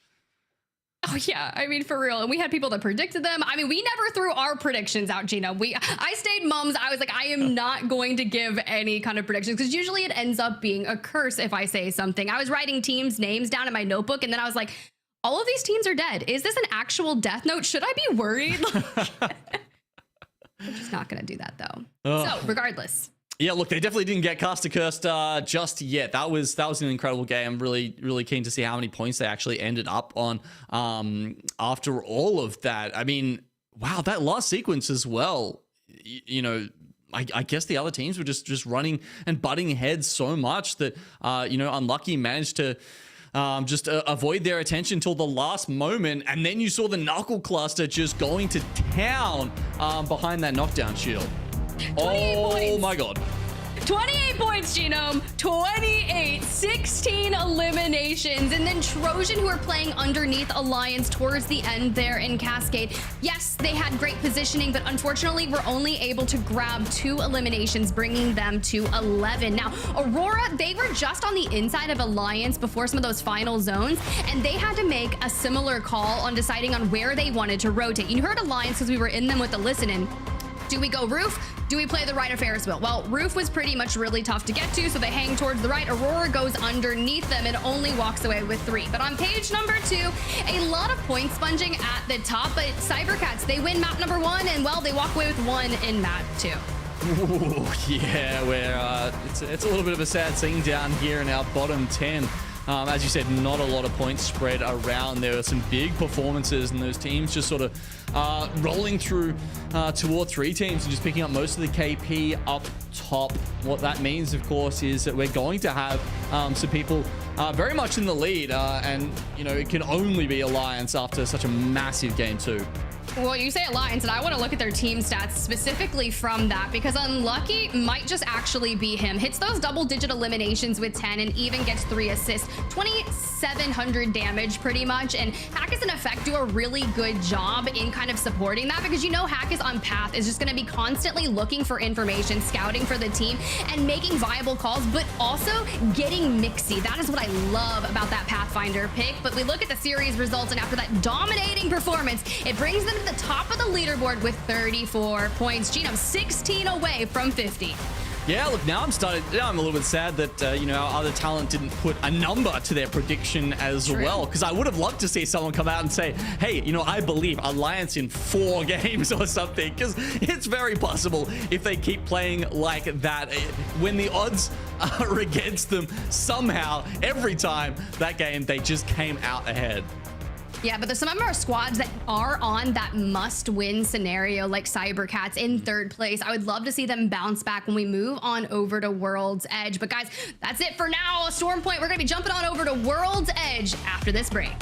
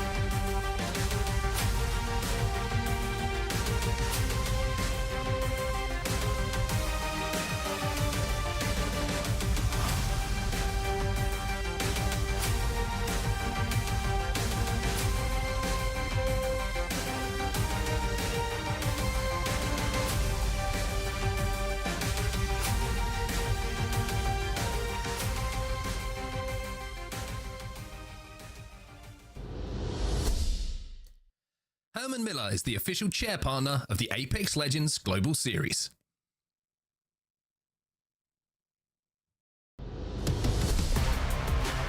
What a moment we just witnessed there. I think still recovering from Unlucky's clutch with Alliance to take game 2 on Storm Point, as we look to switch it up on World's Edge and see if they can maintain their momentum, certainly as the favorites in EMEA and for today.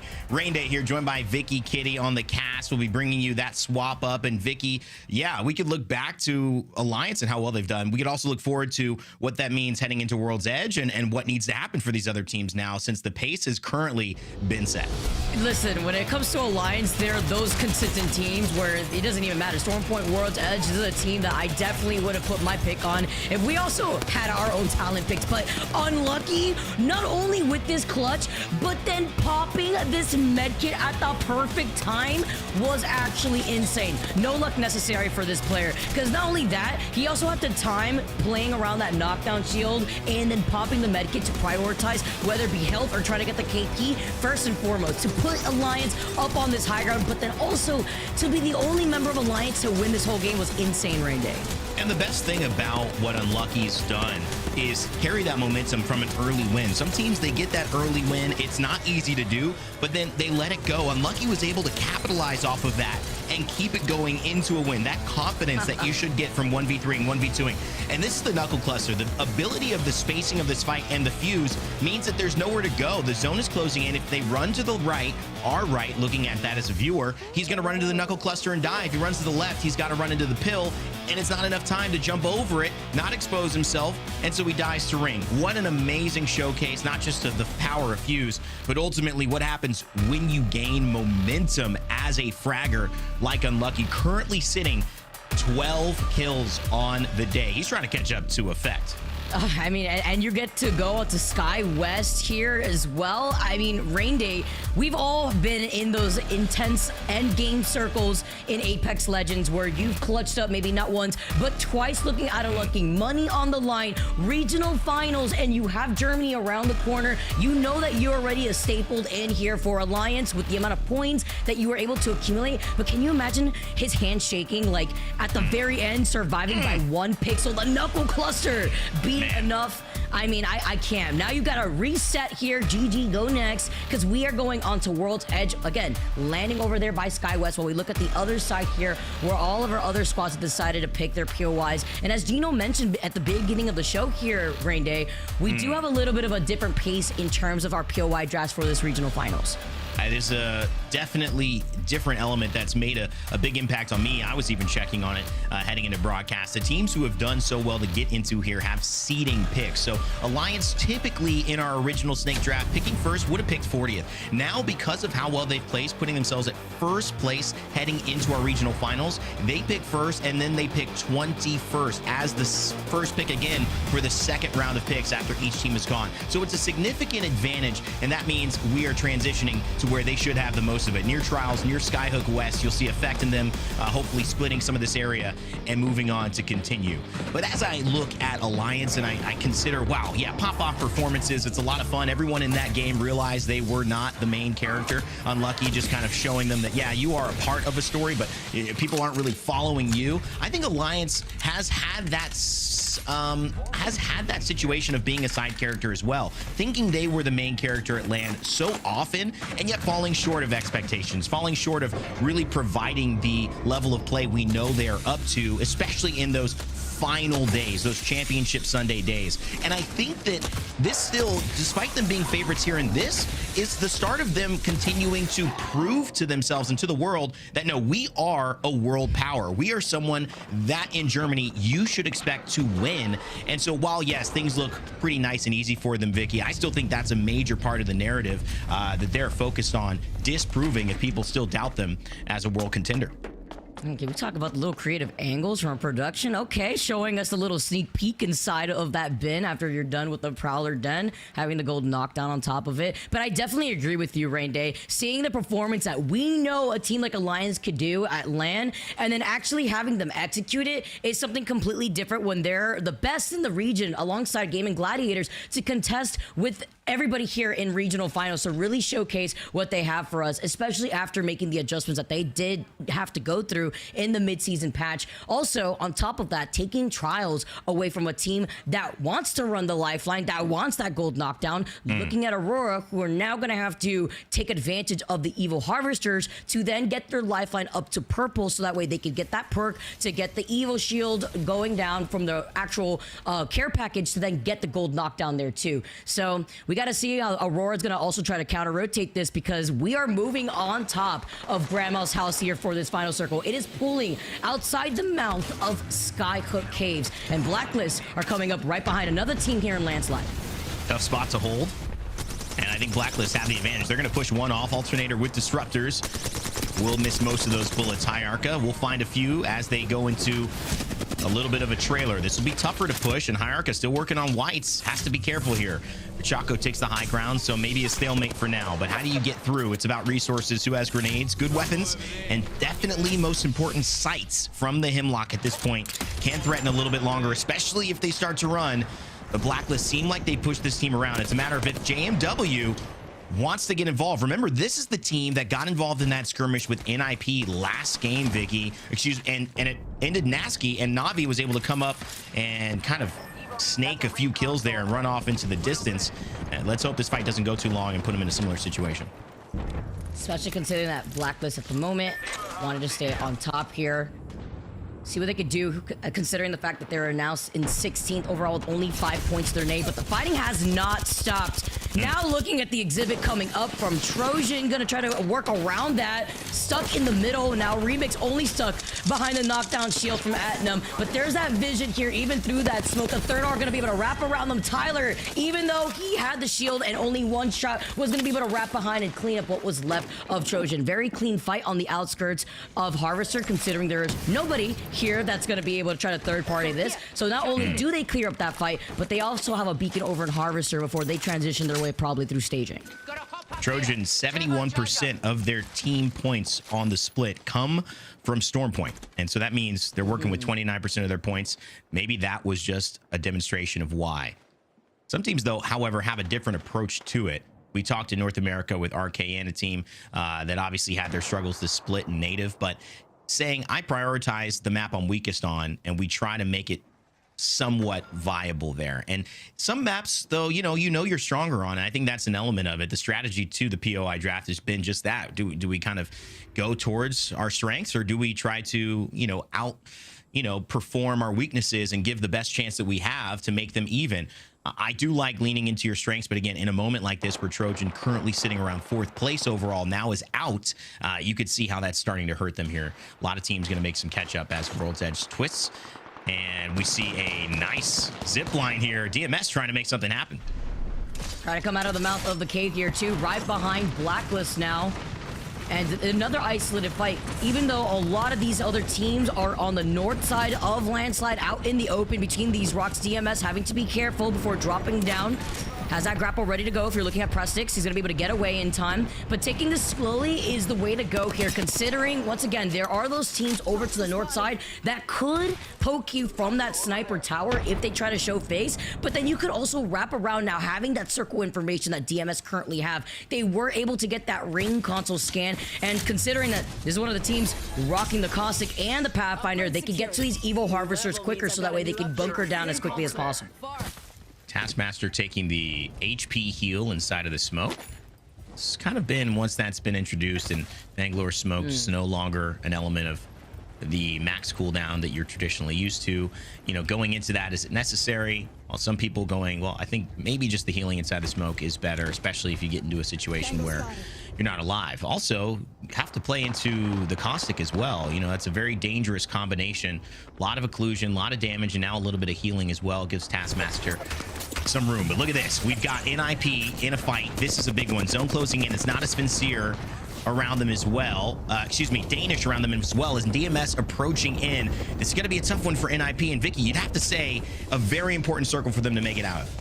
Yeah, do you call in the evac? Do you take the jump tower right behind you here? Because not only is Danish on the other side of Countdown waiting for them at the edge of the circle, but so is DMS, who are wrapping around, who are waiting for them. The smoke has been called in. Nasty's gonna be able to navigate away from the long side, and DMS have just currently passed them, looking to try to take this fight versus Danish. Could be the green light that NIP needs. Okay, we got the angles, we got the walls and fences, but you overextend for that. Young Hong Kong pays with his life now, as DMS are looking to not only jump over these fence lines, but trying to take it very aggressively, and they have to finish this fight quickly.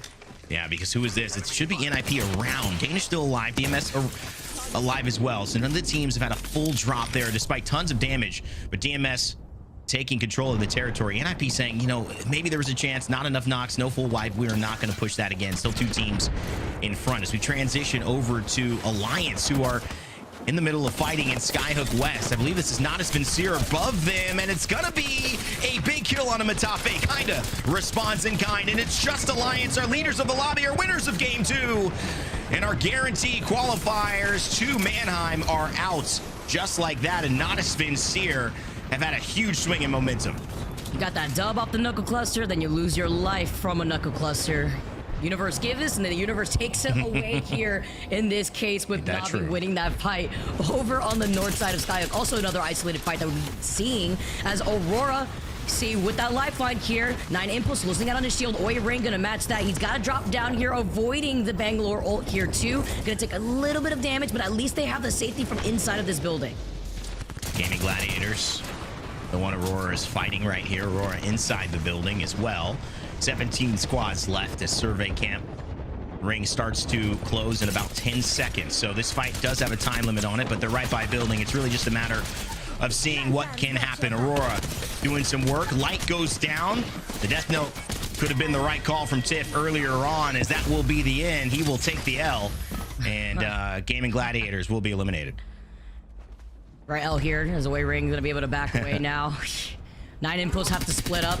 Now with Go Next coming in, Kashira being on that crypto. We got 2 cryptos, by the way, in this lobby, I believe. Passion UA with Artie being the other one. And with the amount of Wattons, the Caustic that we also saw, it's gonna be great here in terms of the EMP. But Kai can't get too comfy, even with that smoke coming out, and then desperately needing some of that extra loot. Do get pinged from a distance, but they got what they needed, and they got the key, so they're gonna be able to sit pretty here just for a little bit before they try to get that Evil Harvester on the high ground and then wrap behind them as Kashira also looking to reset. Go Next Esports and Kashira. I love the moment where Thea asked us, do you remember he was one fight away from winning Split 1 playoffs? Well, Kashira's been a champion in our online broadcast as well. While we were doing separate regions in EMEA and NA, we were, during COVID times, unable to get the group together, get the gang together, the band, but at that time was able to, after I think about 11 wins, take the match point final that day. It was a big moment for Kashira. They would go through different iterations of the team, and Ascend would be last year in 2023, the moment in London where he had a chance against Imperial Hal, but there was something divine that intervened there. And now Go Next Esports, very similar, very appropriately named for his story, trying to do it again, different squad. And they've got a chance, but 5 points after 2 games. Going to look for at least 7 to 10 points here in this one. Hopefully a win. As this zone looks to close, Vicky, round 3 about to begin for players who are just getting their heels off and running in as well. Especially for Aurora, who were able to get that res, by the way, on the mobile respawn that was over by survey camp. And with players wrapping around, they were looking to see if they can involve themselves, but feeling the pressure from the circle and looking at where Go Next positioning is, I do like the call to instead just prioritize the rotation and then maybe get the jump at the weakened Aurora, who are going to be slowly coming out of survey to get the loot that they need here. But they're not the only ones waiting for them. We know that FA Kids are also around the corner on the other sides of where players is positioned. Do they want to overextend for this is the question. You know, and it's actually a good question, because at this point you've not given yourself a lot of opportunities, and this is where I think a team, when you really look at it, is a little more conservative. I think players are playing in that conservative way where, you know, if you were to look at the map and see, well, Go Next Esports, we were talking about them, they were about in the same position. A team that we typically think has a conservative play style, and they have played Watson and Crypto before, actually got aggressive and pulled back very, very aggressively to go sit in a building. Now, sit in a building, that's conservative. Aggressively doing it, though, that's the thing. They have their game plan so on point that sometimes it helps them not be in situations like this. So now sitting in a great spot as FA Kids, Aurora, and even NIP and Not a Spin have to move into the building. But in the meanwhile, the building that we're focusing on in Fragment, stay healthy, having a little bit of a fight here, only on blues. This is gonna mean I need to hit my shots, otherwise we may go down, but they get what they came for. Eternal eliminated, and stay healthy will be able to reset. Missy was kind of cooking a little bit right there. Unfortunately outnumbered, but absolute beaming with that Volt. Should have been on Vantage. Right? Just gotta get away as quickly as possible. But now that Seer with the vision is too crazy right now, especially in combination with the Bangalore and seeing the amount of different fuses that we also see making their way into this lobby. Danish team that's full on blues come up right behind another team. The 3-2-1 onto 7 Oz's as he was unexpecting Danish to wrap around now with the circle closing in right behind them. Evo Harvester right ahead of them, but they know there's about maybe 2 other teams that are waiting for them right in front, and then DMS over to their right side on top of a zip line. Oh, what a desperate push from Danish. It's the last effort, and it's just not going to be good enough. 14th squad, they'll stay down. There's going to be at least 2 that go down here as well. You can see Max Strafey and Artico trying to stay alive, but DMS, they fall. Blacklist International staying out of harm's way, maybe just out of the eye of terror here at the moment. Maybe going to apply a little bit of terror there as well as you jump into an alternator with Disruptors. It usually doesn't work out for you, and Hierarcha steps back, throws the hip fire up, and takes up a kill, but there's still more to be done. Exactly, it's ExoClan now moving their way outside of the Vault Tunnel, and with Na'Vi tailing right behind them. Blacklist also has to focus on Cybercats, who are by the choke of where this circle is pulling, because it is going to be on the train tracks outside of Grandma's house that OP is currently playing at behind NIP. Nasky dropping down. The Arc Stars are sent as a barrage in their direction, but dropping down to get out of the line of sight of not just Aurora, but OP behind them too. Need help. NIP, you could say that, take it any way that you want, but the way I'm referring to it is they need other teams to perform a little bit less than usual, and they also have to perform very, very well. Zidane on FA Kids as a solo, watch out. That could be a problem. Is it right now? Nasky takes a little bit of damage, and he's pointing out there is a player behind us. That is that Zidane. That is that FA Kids threat that I was mentioning, but they're still focusing on Aurora, who is up in front. Zidane gonna look for a peek. There he is. They see him out of the corner, and does it impact Zane? He goes down to about 10 health. He goes down, and Anthony goes down, and that's NIP eliminated, and that is it. Aurora, ANC Outplayed get involved as well, and they'll have to wait for yet another game as FA Kids stay alive. That peek from Zidane forced the movement as well, and that was just all she wrote. It griefed them too because they felt the pressure on every side of that low ground underneath those train tracks. OP, who was able to have leeway over by Grandma's house, who dropped down. Nobody took them out of that building, while Na'Vi fighting on the other side of the mountain by this choke. Motherload already online here too, encapsulating this entire mouth of the cave, while Na'Vi now try to go around to the other side. They have the Seer ult. They are getting the tick damage off the Thermite. Metafi's gonna be able to pop this shield back. Taking this fight incredibly slow is gonna be risky with the third party being right to their side. Blacklist now make an appearance. Goes down, had the healing in the smoke perk as well.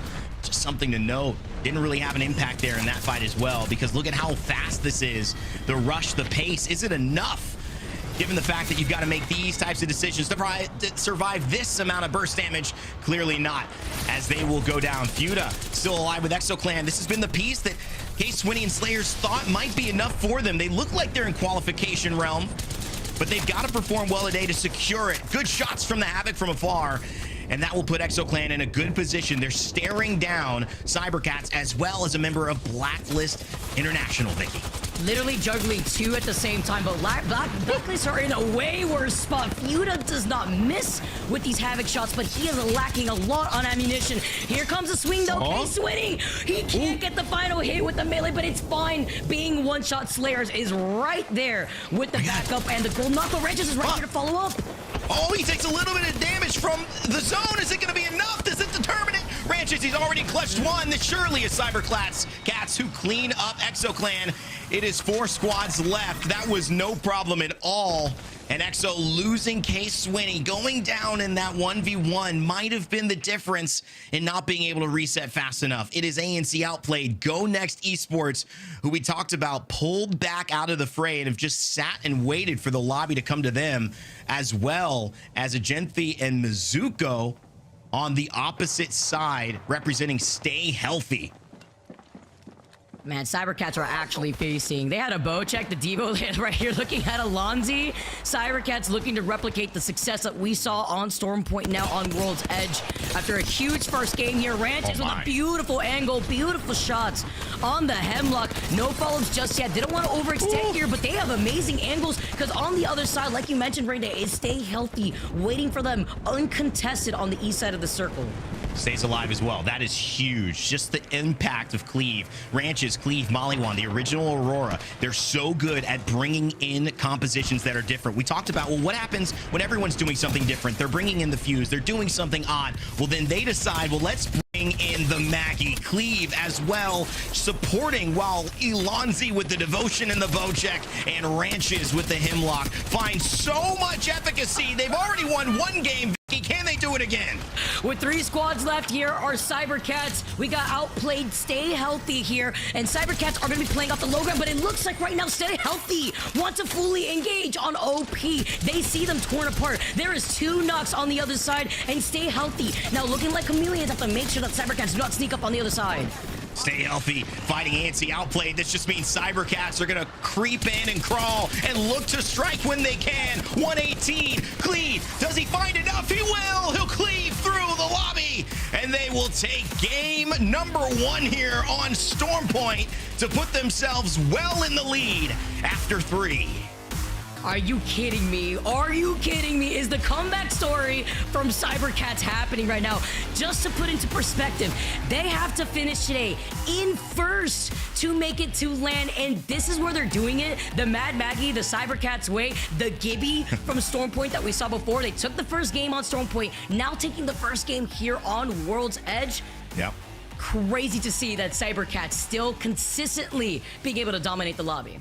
It's funny, I mean, saying that and going, oh, Stormpoint's World's Edge, I realized they did take the first game on Stormpoint, so even as that's coming out of my mouth, I'm realizing, you know, it's actually correct, and yet they just do it again. They have these great starts to this map, but also one of the things is the timing that I'm noticing they're demonstrating. Yes, I love commenting on how these players, Cleave and Ranches specifically, because Alonzi wasn't a part of that team's identity in the earlier iterations of Aurora, but how they like to do something different than the lobby. And Stormpoint, we saw the Pathfinder, we saw the Gibraltar. And then which doesn't even make sense to me right now, especially with the Seer that we're seeing, because that shuts down so much. That was the real reason Gibraltar went away, albeit now he doesn't cancel revives. But still, you should be scared if you see a Seer in a Gibraltar bubble. It's such an easy queue. But now to do it with the Maggie, I just feel like this is such a great use of presence. It's such a great addendum, side note to what the Fuse is already bringing to the table. You already have people pinned down. Well, why not pin them down even more? This is a team that plays Apex their own way, Vicky, and it works out. I wish to understand the minds of Cybercats, you know, like landing over by Frag East as their pick, leaving Epi open and then cycling around in a circle like that behind OP to hold the choke to gatekeep all the teams that are going to be moving in from the west side, secures them 13 KP on top of the dub.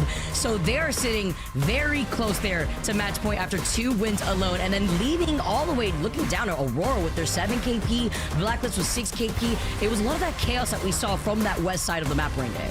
Well, here's the crazy part, too, because we have to stick with the story. Cybercats, let's set up the situation that they're in. They are currently in 18th place. So being in first right now means that they're on the track to win. You've still got to win games, but they've proven they can do it 2 out of 4. That's 50%. If they get a win, that's pretty much the only way they're going to make it, because even if they get second place, which is 21 points, it's not going to be enough to put them into the top 8, even as it stands, which is insane. They would not even be in the top 8 if they didn't play today. Like, that's just how far behind they are. 51 points, 8 is 75. So I'm really, really excited to see, Vicky, if they can keep this up, because this is starting to look like a story that would put a Cinderella team back at LAN. It's just, again, it's so crazy. And with the different compositions that they've been rocking, right? Like, the fact that now they probably have 46 points, the 2 dubs on 2 different maps. And look how close they are to be sitting at match point already with a lead above Alliance after the performance that we just saw from Unlucky 2 on Stormpoint, falling early here, and for Stay Healthy to be right behind them. Look at these gaps from Cybercats and then comparing that to Stay Healthy in third. Unlucky stays at 12 kills. Alonzi and Ranches move up into second and third place, respectively, with 9 and 8 kills as well. Cybercats, they are the story so far after 4. Stormpoint, World's Edge, Genome. 3 things that we all love in Apex Legends competitive. Give me your thoughts here on Cybercats taking the W here.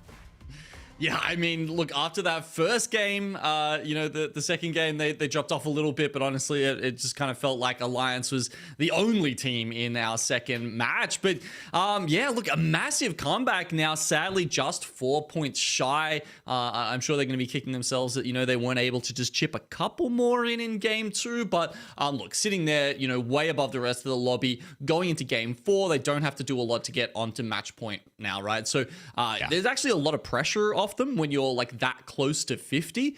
Just kind of one of the funny things about match points where there's this one game where it's like, yeah, we're fine, we can just chill, just, you know, kind of, you know, we don't have to go nuclear. We've done that in game 1 and game 3, and now we wait until we get onto match point, and that's when we strike.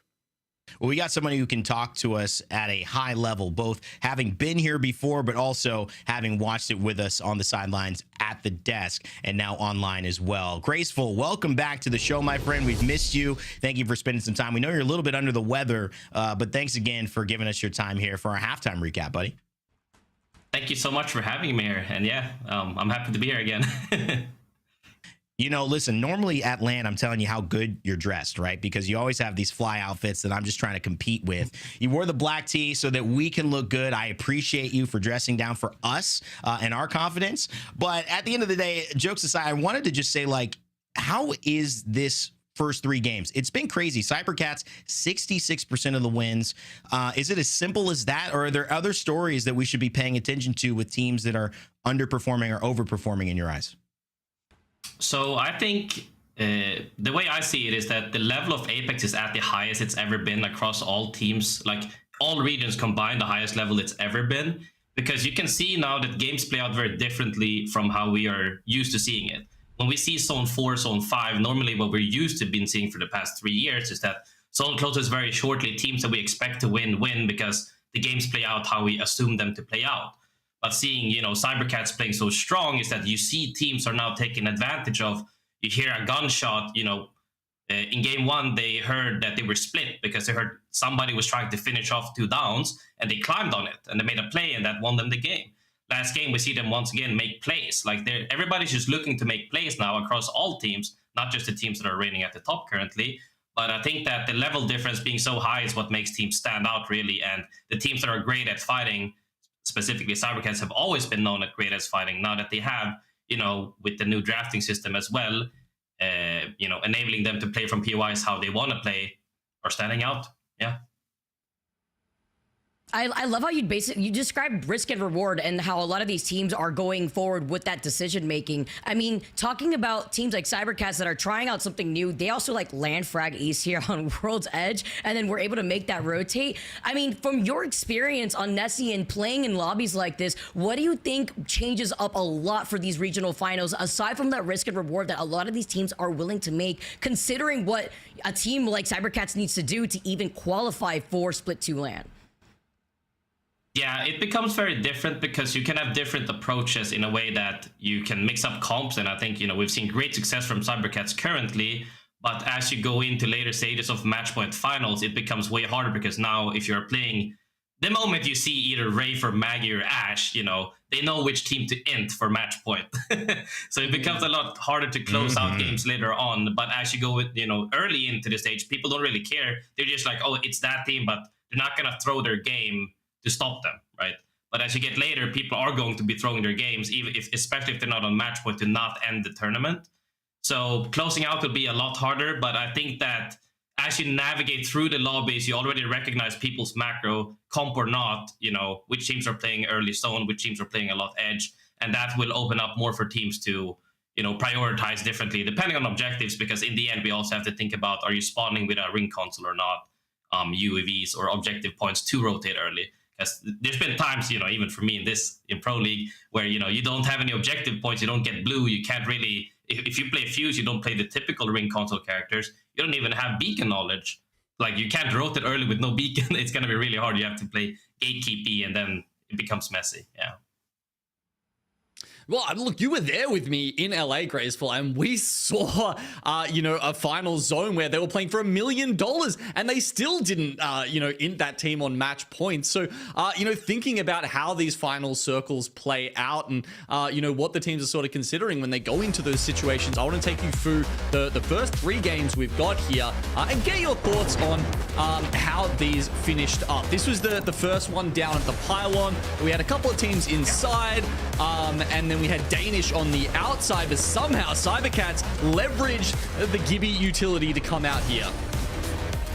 Yeah, that's what I'm saying here. Cybercats heard them thirst above that. They were trying to thirst these 2 bodies specifically up top, and then they get, engaged on, essentially. They got climbed on and bubbled on. And that's what I'm saying. People are hungry in these lobbies. The level is so high, all teams are always looking to make plays, but they get the same thing on them. They get actually re-engaged on top. We're trying to thirst the 2 down for no reason. Actually, this clutch is crazy because this played out perfectly because FaCe ended up also swinging the teams on the bottom and clearing out and trading, and it comes down to a 1v1 versus FaCe, I believe, here. And yeah, he just ends up taking the win. And, MEK versus MEK. If Arctic was a roller here, he wins for sure. But yeah, wow, look, you know I'm on the same team there when it comes to MNK, Graceful. Now, going into our second game here, we had Alliance. I mean, they had a beautiful start and a mid-game run. Honestly, the whole thing was just a movie, but this last clutch by Unlucky. Look at that. Literally 1 HP. How did he win this? Yeah, the fact that I saw the early clutch as well. He's been playing phenomenally throughout the whole day, and he's just playing so how should I say it, calm. He's not stressed. He's ice in his veins. He's just clearing out sides, deciding armor swapping, still playing knockdown. This late into the game, the fact that he's still playing knockdowns and playing cover like this shows how calm he is, and he cleans up with the fuse Q, which is people's debate for today, how strong fuse is. Yeah, I love that. He just popping a shield cell and the winning graphic comes up. Well, they switch compositions again going into World's Edge, always leaving us with something a little bit fun. This time it's Bloodhound, Maggie, and Path. How did they use those legends to come out on top in game 3? This is the coolest one. Look at this here. He gets that down and he immediately disengages because they're already aware that they're gonna get thirded, right? So they actually just get 1 down, disengage, reposition to get to not be pinched, reposition on the outside to pinch them on this rock where they have a 2-way angle on this rock, and they just close out. It's literally perfect macro from the team to get this. Not only that, they're still not aping the rock, even if they could third as a 3v2, they're still playing it super calmly by taking head glitches. Look at this from Cleve. He's still holding his teammates on an angle here, re-peeking, and they're all taking aggro and taking damage off of each other and re-peeking as a trio. It's literally impossible to win that 2v3 because they're sharing the damage and then reapplying as a triple peek. There's nothing they can do. Perfect play, 10 out of 10. 10-10. Well, if Graceful gives it a 10-10, it's got to be good as well, my man. Hey, listen, before we let you go, any predictions? We got most of the talent, but, we consider you talent as well. What's your prediction for who's going to win today? I think that it's unlikely that a team that is not normally in top 5 will close out the tournament. I think, however, that there will be more people on match point than we expect, but I always have to trust my boy Hakis to close out the game. Okay, another Alliance vote as well. Graceful, thank you so much. We hope to see you very, very soon. Thank you so much for having me, like always, and take care. All right, Graceful. If it goes to 6, he may come back with us as well as we look to head into more games. And more games, they are upon us. Vicky and Genome, amazing that you guys have been working. Vic, you're going to take a break. We're going to swap in Tiff and Genome. You guys are going to get ready for the cast or a second game on Stormpoint here. Yep, it's going to be fun. Let's do it. I'm back. All right. Look, they were trying to lock me away, but they could not keep me away from the action for long. But another one on World's Edge. Genome, got to full send it. Yeah, well, look, it was great fun on Stormpoint before, but as you can see, even more interesting, fun compositions coming out there. And the fact that Cybercats have now won with 2 different comps already gives me, honestly, a lot of hope for them coming into the next few maps. Yeah, it's kind of wild as we look at the map rotation, right? We're going to jump onto Stormpoint after we finalize this onto World's Edge. But prior to the regional finals day, Cybercats had only won won 2 matches, one on World's Edge, and like that's just so tough when you kind of come in here and you're like, all right, we are full sending. We are getting 2 of the 3 victories. But what Graceful had to say, he's like, you know, teams that are typically top 5 are going to be the ones that are going to be closing this out. But honestly, I think Cybercats have something to say about that. Yeah, well, it seems like it so far, doesn't it? Yeah, I think the most important part about what he said there was highlighting just how different these regional finals lobbies are to what we've seen in the rest of Pro League, and different teams tend to do better or worse depending on what kind of situations you put in them. And as you can see, Cybercats are absolutely thriving. They are definitely thriving, but can they hold on to it, knowing that they're just a few points away from that 50-point threshold? Now, I would love to see them go ahead and get to that threshold and maybe have a game or 2 in pocket to see if that'll work. But let's just go ahead and figure what that's going to look like, because Alliance are so close to hitting that 50-point threshold. And if Graceful says it's true that we're going to have multiple teams that are hitting that match point finals threshold, Genome, we could be in for a rather interesting day, and it's just getting started. Yeah, I mean, you know, as we said, it's a minimum of 6 games, even if Cybercats came out and won the next 2 and just blew it away. But yeah, you know, there's so many strong teams. We've already seen, you know, how good both Alliance and Cybercats look, but there's plenty of other teams, I think, that have got some gas left in the tank. You know, FaZe looked really good in that first game, picking up quite a few kills. And yeah, look, I honestly don't think we're going to get a short series here. I would have to agree with Graceful. Yeah, let's lock it in for the long time. And I love that you bring up FaZe Clan, right? They're sitting at 23 points, which is kind of just at that halfway point. But honestly, that squad can put down some bangers and get to the 50 relatively quickly. Now, I do have some people that did predict FaZe to go ahead and take it on that 6th to 7th map. So it'll be interesting how they acquire some points from here on out, especially in the next World's Edge and then kind of jumping over to Storm Point. But the teams that are better at Storm Point, if they can go ahead and hit that match point threshold now on World's Edge, it gives you kind of 2 opportunities to lock it in. Yeah, and that was one of the things that I had in my mind when I was thinking about the POI draft coming into the regional finals, Tiff, is like strategically, I think you should be thinking about when are we most likely to hit match point, and therefore, you know, should we be prioritizing our Storm Point pick or our World's Edge pick so that when we do get to that point and we're ready to take the dub, are we on the stronger POI?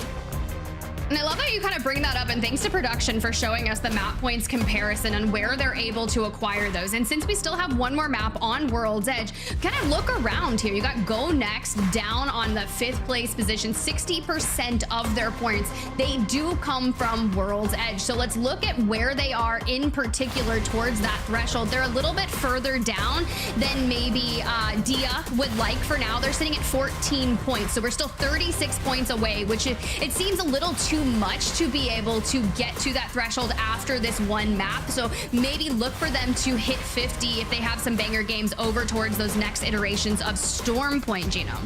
Yeah, I mean, I guess one of the interesting things when we look at this graphic and we think about the spread of points across both maps now is that it's not as clear cut as it used to be, because previously a team would only have the one POI essentially on both maps, and therefore it was rather predictable how they'd be playing, how strong they were on either map. Now, you know, they're drafting across both. Maybe they prioritize Storm Point one week in the POI draft, and maybe they prioritize World's Edge the next. So, you know, it definitely still does come down to their play style a little bit, obviously with both maps playing out a little differently. But yeah, it's interesting that you've still got some teams like Trojan with 70% on Storm Point, when we have those factors that I just mentioned kicking about in the POI draft. Yeah, speaking of POI draft, I'd love to go ahead and look at the points per World's Edge POI, and it kind of just shows us all over the place. Now, the majority of our teams do love that Sky West, which is going to be over there to the furthest right, because it is oftentimes, if not the first pick, it'll go second. And if it goes second, well, someone threw in that first pick. They wanted something completely different. And typically the best teams will do the best from Sky West. It's such a good POI. We love talking about that, but it's not the only one that you can be successful from. No, absolutely not. I mean, when you look at this, there's other ones that are even higher. This is just in EMEA, I believe, and if you take the data from all over the ALGS circuit, honestly, it becomes a lot harder to read, right? Like, it almost feels like all the complaining that teams did in previous years about, oh, well, we can never win because, you know, we have to land Geyser. Look at this. It doesn't matter that much. It's got almost the same average points as Sky West. It's been such a great sort of way to say that really it is just about you. It's about the teams. You know, stop crutching and saying, you know, no Johns. Don't give me these excuses about POIs. Like, anyone can do it. Gino doesn't want to hear your excuses, okay? He's just got no time for that. But you bring up Big Mod, and honestly, people have won from that 3 different times. Survey Camp, twice. So it really just matters on what your timing looks like and that pathing at the end of the day. And whatever you get, maybe you get a ring console, Survey Beacon, who knows? May those things be in your favor on getting the goods spawning into your POI drop spots. Yeah, look, we haven't eliminated the RNG completely from Apex Legends. It is still a battle royale after all, but gosh, if the POI draft system hasn't shown us that this game really is skill, and the best teams continue to shine no matter whether they're playing from Sky West or from Dome. Ooh, but guys, if you want to watch Apex your way, FACEIT Watch is the official multi-view streaming platform for the ALGS. Get in on those team comms. I mean, we got to show Ninjas in Pajamas at the top of the show. Those are just things that you don't want to miss out on. You get such valuable information, and honestly, you get the vibes, you get the chaos, and I love to see it this way. And also a lot of teams, people out there that are kind of hosting their own watch parties all across the realm, whether it's on Twitch or wherever your streaming platform of choice is. That is such a good way to bring up the map view to really help bolster your watch parties. Yeah, I mean, look, I don't know, you know, how you consume a Twitch, but usually, Tiff, on Twitch, usually, when you're not on the broadcast, but for me, it's usually a mix, right? You know, I'll be tuning into the casters, I'll be having a little bit of team comms here and there to see what the vibes are like from all the different teams. There's just so many options in Apex, and it's a really fun esport to watch in that way. I'm not gonna lie, I do a lot of different things. I have like 17 tabs open because I'm one of those kind of people. I'll usually have Wig, sometimes I'll have Greek. It just really depends. And then I've got main over here. But for now, you know what I've got? Map number 4, we got some World's Edge, and your team that has taken 2 wins out of 3 so far, a nice win rate, landing out in Fragment, still keeping things interesting. I love that we're like very well in tune with the Bloodhound and the Mad Maggie. And then honestly, I'm still not over the fact that people are playing Pathfinder. Oh man, I'm loving it. Oh yeah, I like, you know, I'm a big Pathy player from way back. You can see here, actually, this is one of the interesting things I noticed on the map, just pulling in here, Tiff, is that we do have Cybercats pulling out to Ghost Town here. 2 of them actually starting off and looting there. Might even be heading in towards the tunnel where Stay Healthy currently are as well. I wonder if we'll see an early skirmish. That could be rough. Their other teammate very, very far away from them. Yeah, but knowing that they're only 4 points away. Now, okay, no. So they're going into the tunnel because they used the drone, and inside that drone, they got the vault key. So there's a lot of things that we usually don't talk on main because we don't normally catch it, right? So when you see someone having not only Fragment, but you get No Name in the picture and you know the drone pathings, you can just shoot it down, grab that vault key, go get even better loot from there. You'll typically find maybe like a gold knockdown, gold bag, all of the goods. But as we look towards where that circle is pulling, it's actually going to be quite favorable, not only just for Cybercats, but for teams like Gaming Gladiators, FaZe, ANC Outplayed. Moving up towards Survey Camp, but will it keep pulling? That's the, you know, the $1 million question. Well, no, that'll be when we get to LAN, I suppose. But this is the what's first place here? 20K question or something like that. You know, it's a good one, but weren't we just talking about how Survey Camp has 2 wins from that POI from the regular season? So, I mean, look, this is the way to go, right? Go Next Esports poised. They've got that ring console. They're going to know that they need to stay up in that general area. But Aurora, who lands in that Sky East, yeah, they're not getting Skyhook West, even with Kazakh on the lifeline. They're not going to be getting the gold knockdowns from there. But what they can do is gatekeep. And Eternal, well, they've got a job to do here, kind of working towards that Harvester area. They're catching a team rotating, likely from tree.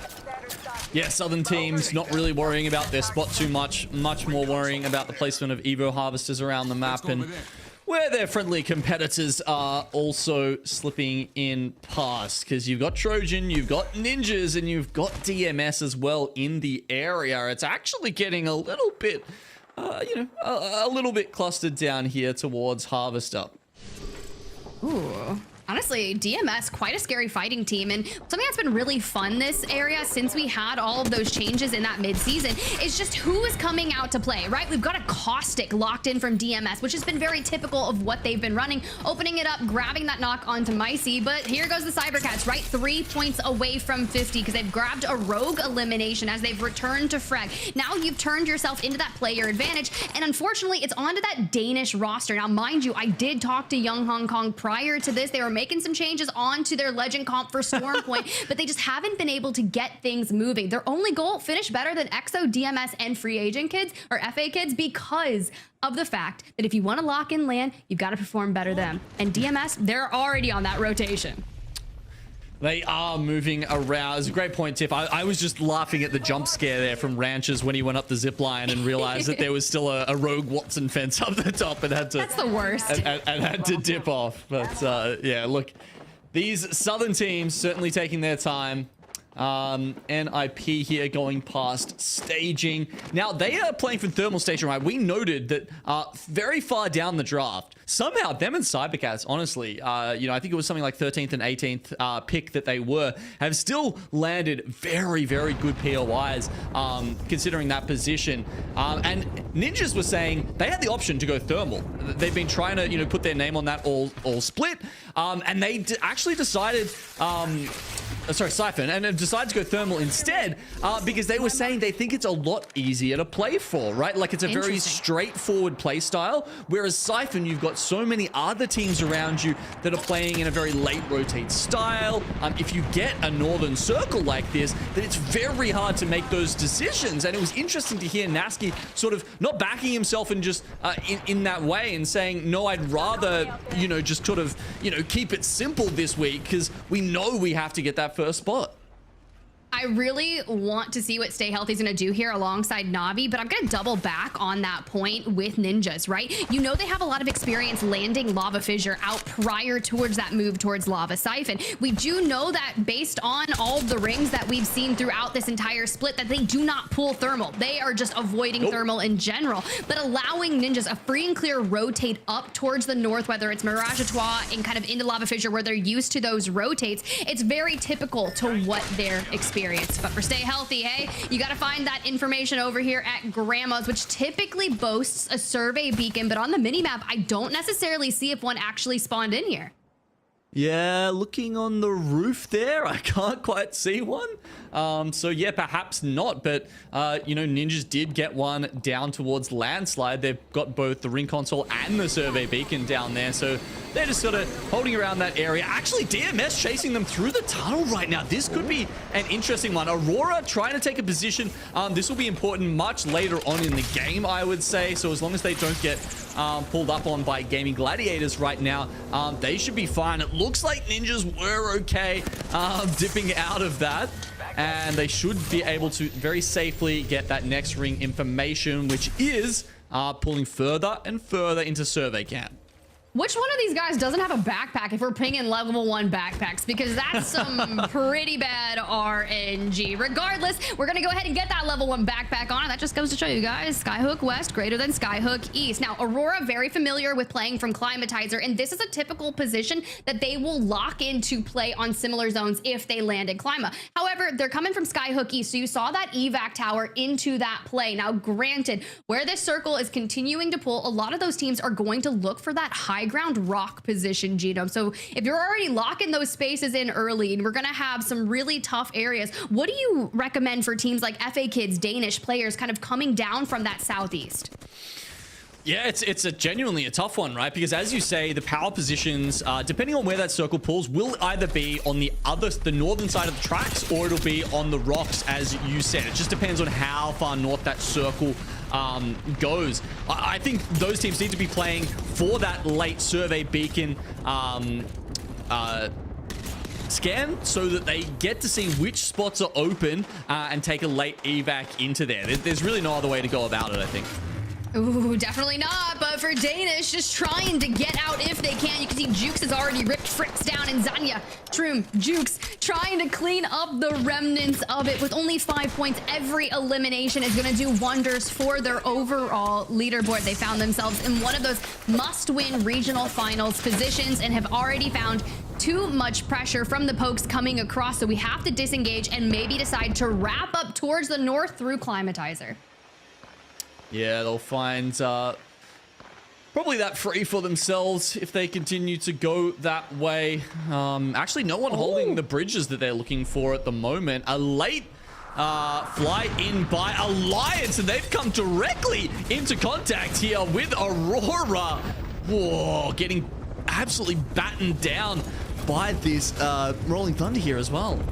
Yeah, but to be able to make a play off this kind of crevice that we found in the high north, they play off that ring 3 information. They know where they want to position themselves and chow Aurora for it. But since Aurora took the brunt of the damage, they didn't actually capitalize on anything that they've done. I saw a Rolling Thunder. I've seen a Mother Load get expended. And here comes Gaming Gladiators, right? A lot of teams thinking this was a squad that was going to be able to perform exceptionally well here in the regional finals, but hasn't really been able to get the amount of points that we would be used to them for now. They've only got 2 points. Oh my, yeah, that is an insanely bad start to the day here. And not a great start to this fight either for Alliance there. You can see 2 of them now getting knocked. All right, we need the unlucky special again. That's the only way they're getting out of this one.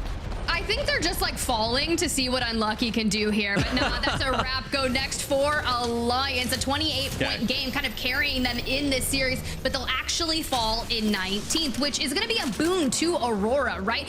Immediately investing that drone to get their meds back on up. But we're going to have this big fight between them and Gaming Gladiators. It's only a matter of time. And you can see Blast, Light, Lufka kind of already looking for positioning. Here comes the exhibit. There goes the Arc Stars. This is a great way to open it up. And Aurora is on an aggressive comp with no real amount of defenses available. Yeah, has the upgrade as well. You can see that allows Blast to throw the exhibit further and make an aggressive move with the Seer ultimate, just constantly scanning with his heartbeat sensor there, and they've actually pushed Aurora all the way out into the ring. I mean, Aurora's usually an aggressive team. I don't know why they're giving them so much respect and ground here. I guess they didn't want to take them on while the exhibit was up.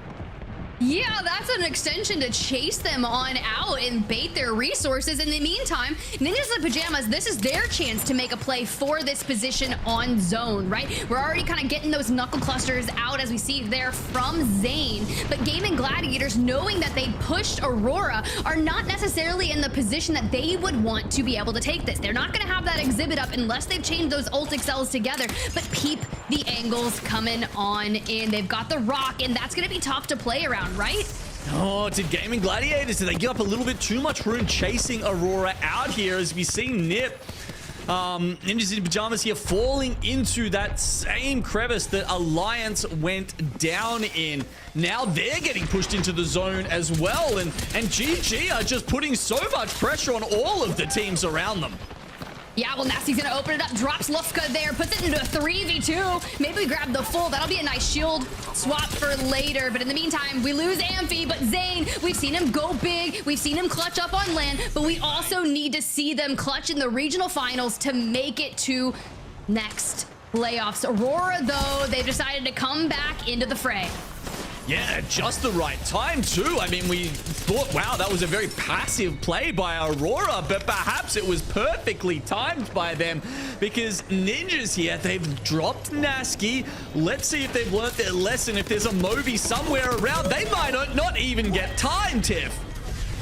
Well, Ninjas in Pajamas have been wrapped in that swing straight in from Impulse, but Kazakh locking in the lifeline is going to be able to hit that reset. Now that's just crazy, but more people still looking for their gateway to the north as you get that nice overlook of Survey Camp. Stay healthy, flies on in, and what good here? We've got a brilliant Watson prepped and ready to get that Jenny down.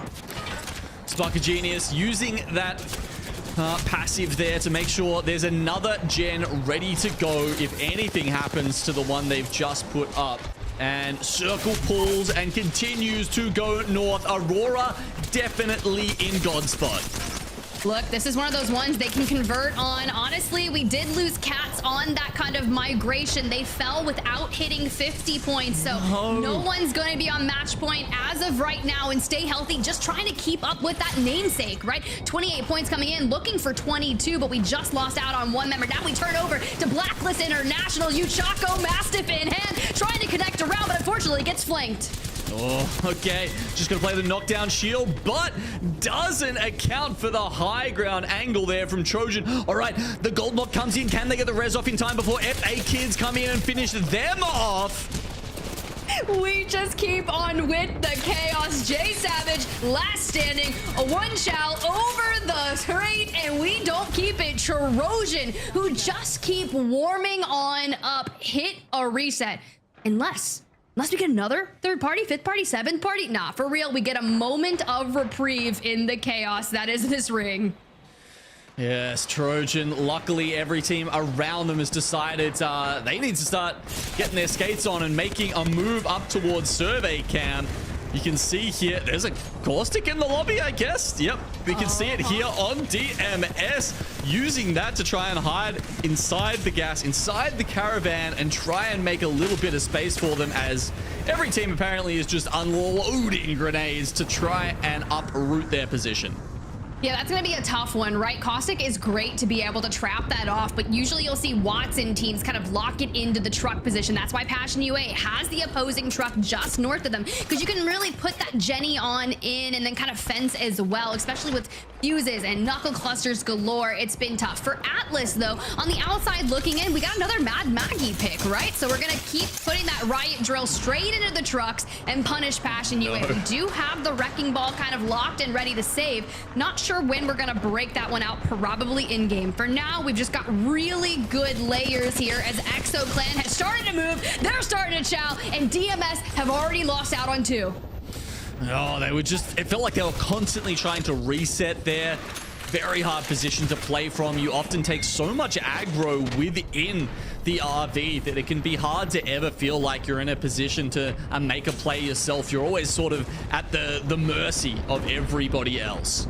Oh, but look at it. All the disruptors are singing a song, and Black Venom here trying to clean out the other one. Atlas have taken down Passion UA, and they've won themselves a truck. We just have 50 seconds left before we have to hit that rotate, and we've already burned the majority of our utility. So we're gonna have to start chaining those ultic cells if we even get that chance to. But look where FaZe has positioned themselves on kind of the northeastern side of Survey Camp. They'll have a quick rotation in, but the space that Aurora has set up while everyone else collapses. My only qualm with this, Genome, is how many eliminations are we going to be able to pull? Position's going to have to speak for itself. Let those elims come later. Yeah, I've been keeping my eye on Aurora. They have been moving around, moving and shaking all the way. Just making sure they can keep as much space as possible, putting pressure on anyone who even looks in their direction. Because as we noted, they're up on the top of those rocks. They're the only team in the ring currently. All the other 6 squads, they have to make their way in, and at the moment, as you can see, they're just too busy fighting each other to even think about that next move. Yeah, for real. Exo Clan trying to make a move, and well, it's just going to be K-Swinny last standing, grabs one, but unfortunately not going to make it out on that rotate. Mosin trying to get on out. FaZe challenging Aurora for the high ground. You knew this one was going to come through, and Kazakh, they've been evicted. They have pushed them off. That was the evac jump up play there from FaZe Clan. The one weakness of Aurora's game plan is that they were very split. So a concerted 3-man effort there from FaZe Clan is enough to take that spot away from them. I told you, my friend. Tom bomb over there, writes a lot of really great articles, had decided it was going to be FaZe in 6 or 7. And now sitting with 6 eliminations and a top 3 position with 36 points. They are inching closer towards that 50-point threshold. They have this power position that they stole from Aurora. They've got fences down. So you have Go Next on the opposing rocks and Aurora playing from the train cart. Now the biggest threat here is who is going to send who first. Yeah, and with where the final circle finishes, it's actually a little bit closer to Go Next and Aurora, but FaZe have a little bit more cover on their rock. So honestly, very hard one to call in terms of, you know, sort of who's going to lose that cover first. But as you say, it's a crucial part of this last fight. You know, which ultimates are available is often the most important part of these final fights. We don't have all of that information, but as the teams start pulling in here, FaZe Clan are going to get aggro first. What? Kashera down. Slab makes the trade. Arctic with the PK trying to stuff him straight in the face. But this is going to full send Aurora. They're going to make a play. You know they've got the movement on their side. And here we go. G7 scout from the top. This should be an easy cleanup for them. And they take it. Aurora get that match for the last one on World's Edge for now. Well, I think you have to give it to FaZe Clan as well there, because they made the first move, essentially saying, all right, we'll give it to Aurora. We're playing for second. They get second. They got what they wanted. And so did Aurora. I suppose that, you know, even though they lost that high ground to FaZe of the evac play, they managed to pull away and then come back when the time was right. There's a lot of teams that are exploiting the weaknesses of this Aurora roster, right? You got the Bangalore, the Lifeline, the Path. They don't have a lot of defenses outside from the Bangalore smoke. And when you're up close, you know, with the changes, you kind of get that white outline, right? So everyone that just really gets the space closed between Aurora, they just kind of run away, which I'm really shocked that they didn't lose anyone on those 2 disengages, especially when FaZe popped up to the top of the rock. We still managed to retreat to the train line and keep everyone intact. Yeah, and you've just got to also think about how important those early couple of fights were as well, right? I mean, when Alliance flew in, I mean, I was surprised that their feet even hit the ground, to be honest. Usually when you're up there on those train tracks, the only thing you are looking out for is someone flying in on top of you, and you should be laser focused on that, like burning them out of the sky as soon as you can. Somehow they actually managed to land there, and it was the fight happened a little bit later. They still lost, but it was interesting they even made it into that position. But the really smart choice by Aurora, and not something you see a lot, of them deciding to go well out into the zone and just say, look, you guys take this for the moment, and then come back in when the moment was right, when Ninjas in Pajamas had complicated things a little bit. That turned out to be essentially a match-winning play. I mean, look, they wrap away with 19 points from that game. 7 eliminations, probably one of the best games I've seen from Aurora this split in general. And FaZe Clan, 19 points. Look, 10 eliminations, pretty strong. And honestly, you look down, Trojan was able to grab 10 also. So that's pretty impressive throughout their rotation. I mean, yeah, they were tied, I believe, with FaZe Clan before FaZe Clan eliminated them. So they're doing pretty solidly. I think they're, you know, somewhere up in the mid-30s. I'm sure we'll get to that later. But yeah, look, a big game there for those top 4, which does leave a few KP down here for the bottom teams. Well, also, the bottom teams here, Cybercats out in 17th, only able to grab 1 elimination, 1 point, which brings them to 47 points. So just shy of that 50 threshold. But you talked about it. You got Navi, who died relatively early on. Alliance trying to make that rotate for the power position, just kind of gets that cut out from them. So let's go ahead and bring up some stats from that match, because those are the 2 teams that looked so wildly good. Your top 2 teams, Aurora and FaZe Clan. Look at this. FaZe Clan with almost 4k damage there.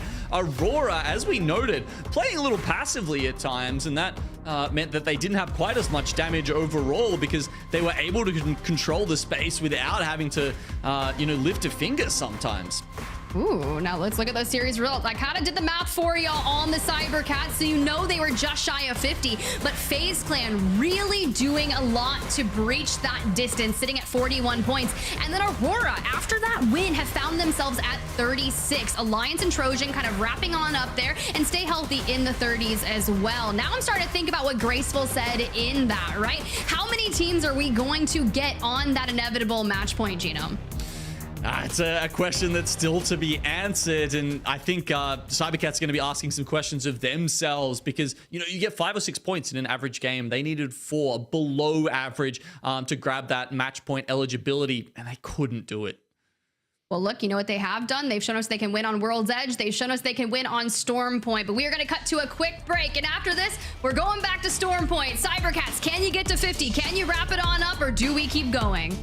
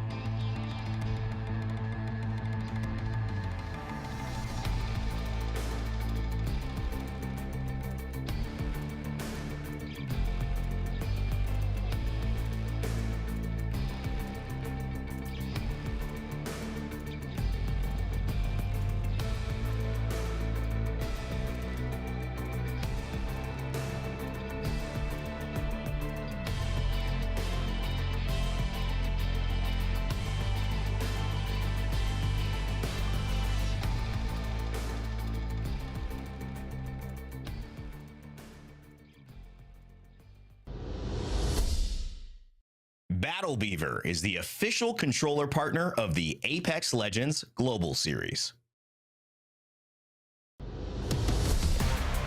Welcome back to the ALGS Match 5. About to get underway. Here's myself, Rain Day, joined by Spider Tiff. We'll be taking you through the action. We were just talking some anime, some fun things. Last week, you set me off with Set Your Heart Ablaze, which is obviously from I Can't Believe I'm in This New Fantasy Land with all these new best friends. Just kidding. No, obviously from our amazing Demon Slayer. But, you know, let's see who can keep slaying demons here, because Alliance, I think they've been #1, so to speak, as well. And honestly, there's been a lot of teams who have stepped up to the plate and said, we are going to challenge that authority. FaZe Clan Aurora, very, very specifically here.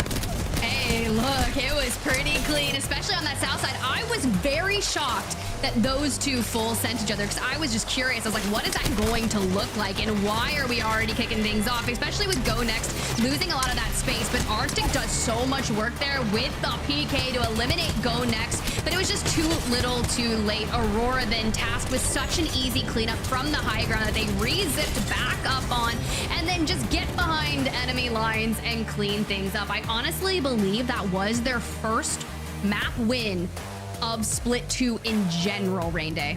Yeah, and that was a big moment for them as well. Puts them in the position to have a chance to vie for a match point. But Graceful said it was very difficult to expect a team that's not in our top 5, our usual winners, to win a match point.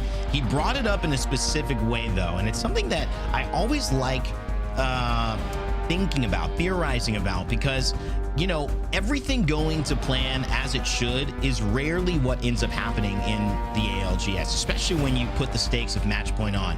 A lot of teams in that moment, if they see a Mad Maggie, like he was saying, where, you know, a team like Cybercats would be in that position, oh, they just all int them. But is that really what happens in a it's me or you kind of situation? Is that how people actually behave? Do they think more about themselves? Do they think about, well, I can't win this game, I have a chance, I need to get a good game, let me just get second and get some KP? Do they forget about the big scheme sometimes and get caught up in the action? All of those are the interesting human elements to me that I think, you know, we can't quite count out that we might have a unique winner here, even though, yeah, more than likely we'll get one of our staples taking home the W.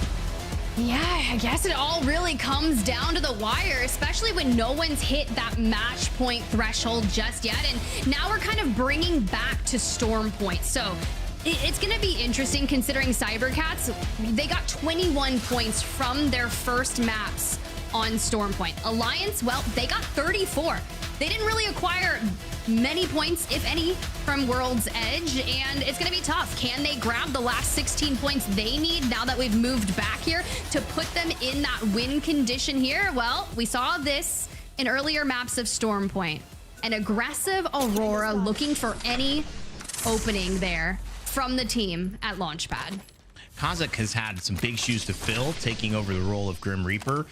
If you have missed some of our earlier or later match days where we talked about this story, Hardeki, a big member of Aurora, no longer a part of it in this split, and the change kind of sent waves through what was in LA probably our #1 team in EMEA that we thought had a chance to win the trophy. They've shifted, and Kazakh has taken that role on well, but getting back to LAN is obviously the goal. There's a lot at stake. A win would guarantee it for a team like Aurora. They're closing in with 36 points, currently sitting in third at the match point threshold of 50. So will they be able to push it through this game?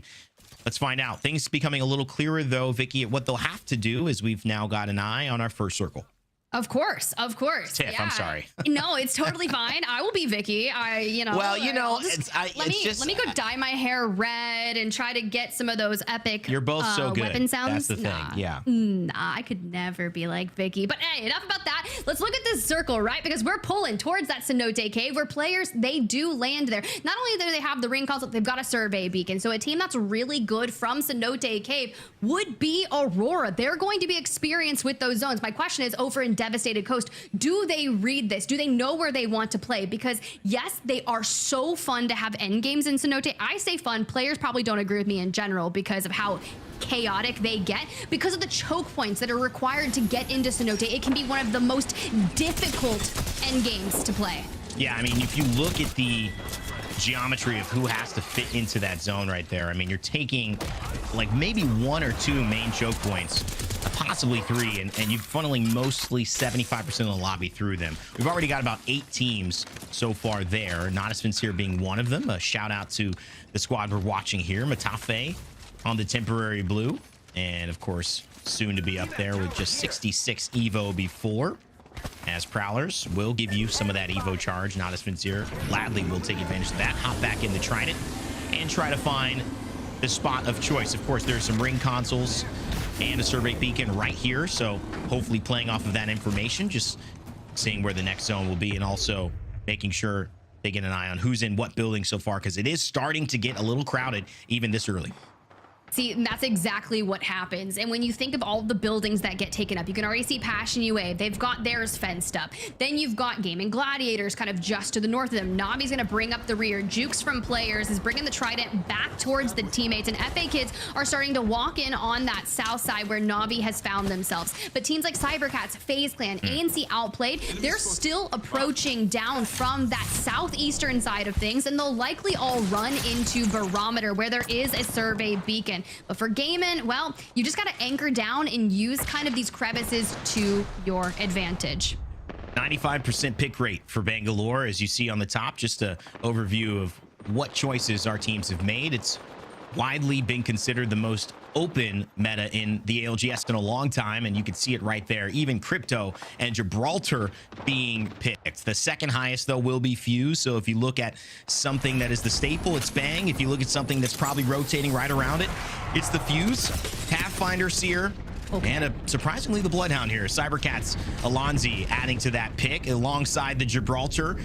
One pick here from Cleve, throwing down the Dome Shield and fighting away. They are one team fight away from getting on a match point. I think they know it, Tiffany. They're trying to push forward. They've got one down. They do not want to risk dying this early. No, and I was saying there's multiple teams that are going to be approaching from this angle. If you've got one down, we need the swing. You're investing the Beast of the Hunt. We get a full. It brings us up to about 48 if we can clear out Andy Jax. But where does FaZe Clan go? They were going to be the team that was rotating in behind them, but they're actually largely in Barometer itself. Have the evac tower in play, and maybe they're focusing on just getting into Cenote, knowing how difficult it is, and they're still 8 points away, so it's going to be more for them. But FA Kids found themselves a home, and that's going to be Stay Healthy's building. They'd lose the biggest firepower there in Zidane, but Kiner and Jay Savage do the work that's required, and they get the job done with a full wipe and a reset potentially. The banner hopefully getting recovered soon, but at least they're up as a 2. It's starting to get a little dangerous in their Exo Clan. Feudus, Slayers, Case Winnie, they don't have the shield advantage, but they've got the numbers advantage, and that's going to be a major element to it. There is a res beacon nearby too, so does somebody try to smoke off? Do they try to basically play a little tricky? Do they have a mobile respawn beacon they can play safely behind themselves?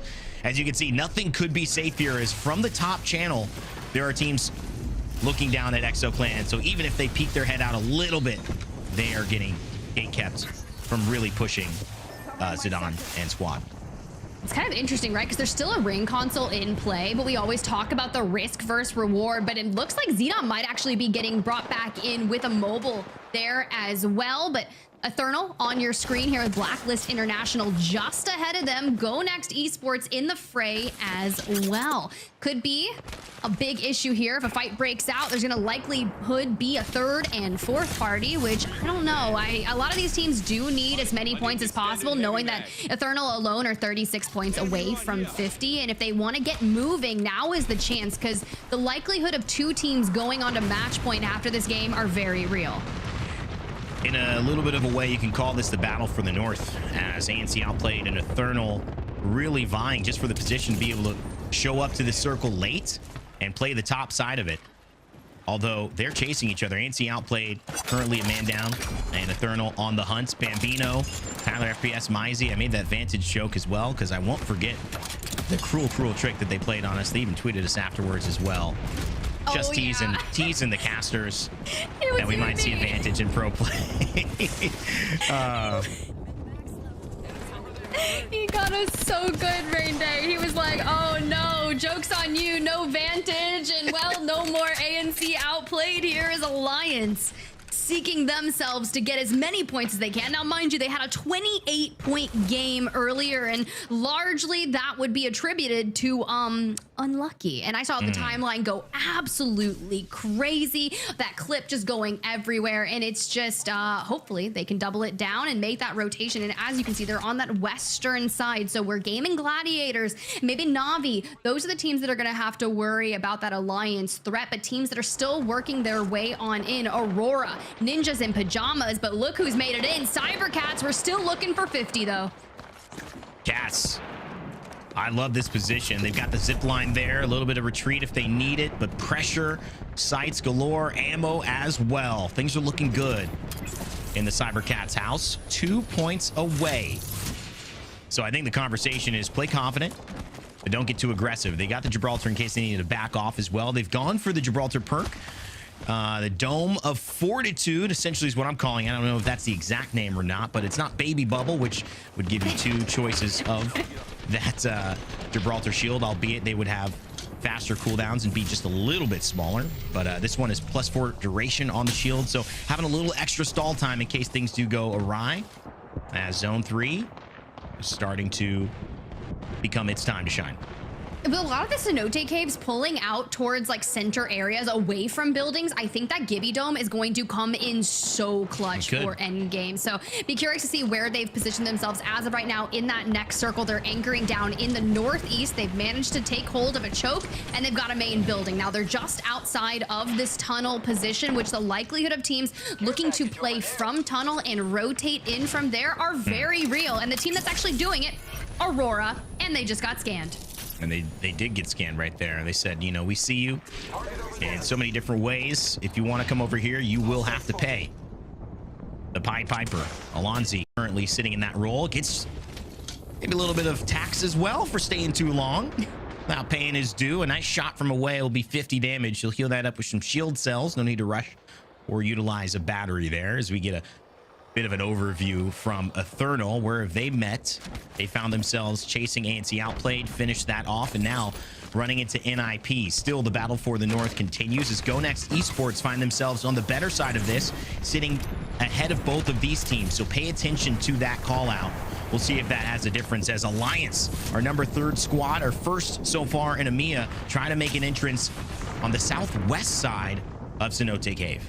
You see, the issue here is this would have been difficult if Na'Vi hadn't full wiped Game & Gladiators, because Game & Gladiators would have been the biggest threat to Alliance pushing in from this side. So I don't know if you want to go thank kinda personally, but you probably need to. Now Na'Vi has found themselves in the building, and Effect is kind of playing forward, right? Scouting for those positions. Unlucky just behind him. And Effect seems to have found himself in the building, getting Mixy earlier with that turbocharged Havoc. And, you know, he's running on back, double time kicking in. Like, Unlucky, I need you, come clutch. No, I'm just kidding. Such good cover fire. And the double time is perfect as well. Just kind of saw what could they get. That's the difficulty in sieging and holding these buildings, because you fight so much, you use a lot of resources. If you win the fight, great. You get to reset, you get the shields, you get the resources from the enemies you took down. But how do you hold again and again, especially when you're dealing with a fuse? And that's the thing that they've got to work on. They were very, very vulnerable there. I think Hockey's was calling just the anchor shots from the IGL position and saying, you know, let's check in. Is there an opening? If not, pull back. But if they had all pushed there, that was definitely an opportunity for Navi to lose that building, and it could have been Alliance sitting there pretty as well. So Navi maybe get a little lucky. NIP maybe get a little lucky as well, as they take down a Thernal right there and pick Zane back up, adding 3 desperately needed points to their tally. Yeah, I mean, we've got a team wipe there. We're not into Snote just yet, but maybe this is the time where we start chaining those ult excels together. You got Amphi, who has 2, to get that exhibit back into the mix once it comes off cooldown, and it'll be cool to see if they can just hit a rotate. Now, the question is, where do you want to go from here?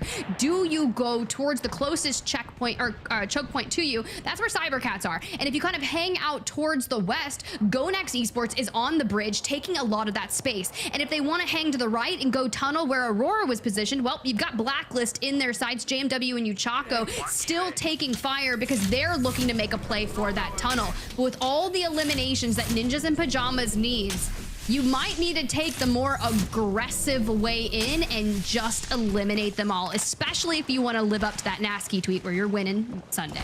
I hear that. But this zone just feels like it's predeterminative for them, Tiff. I don't know why.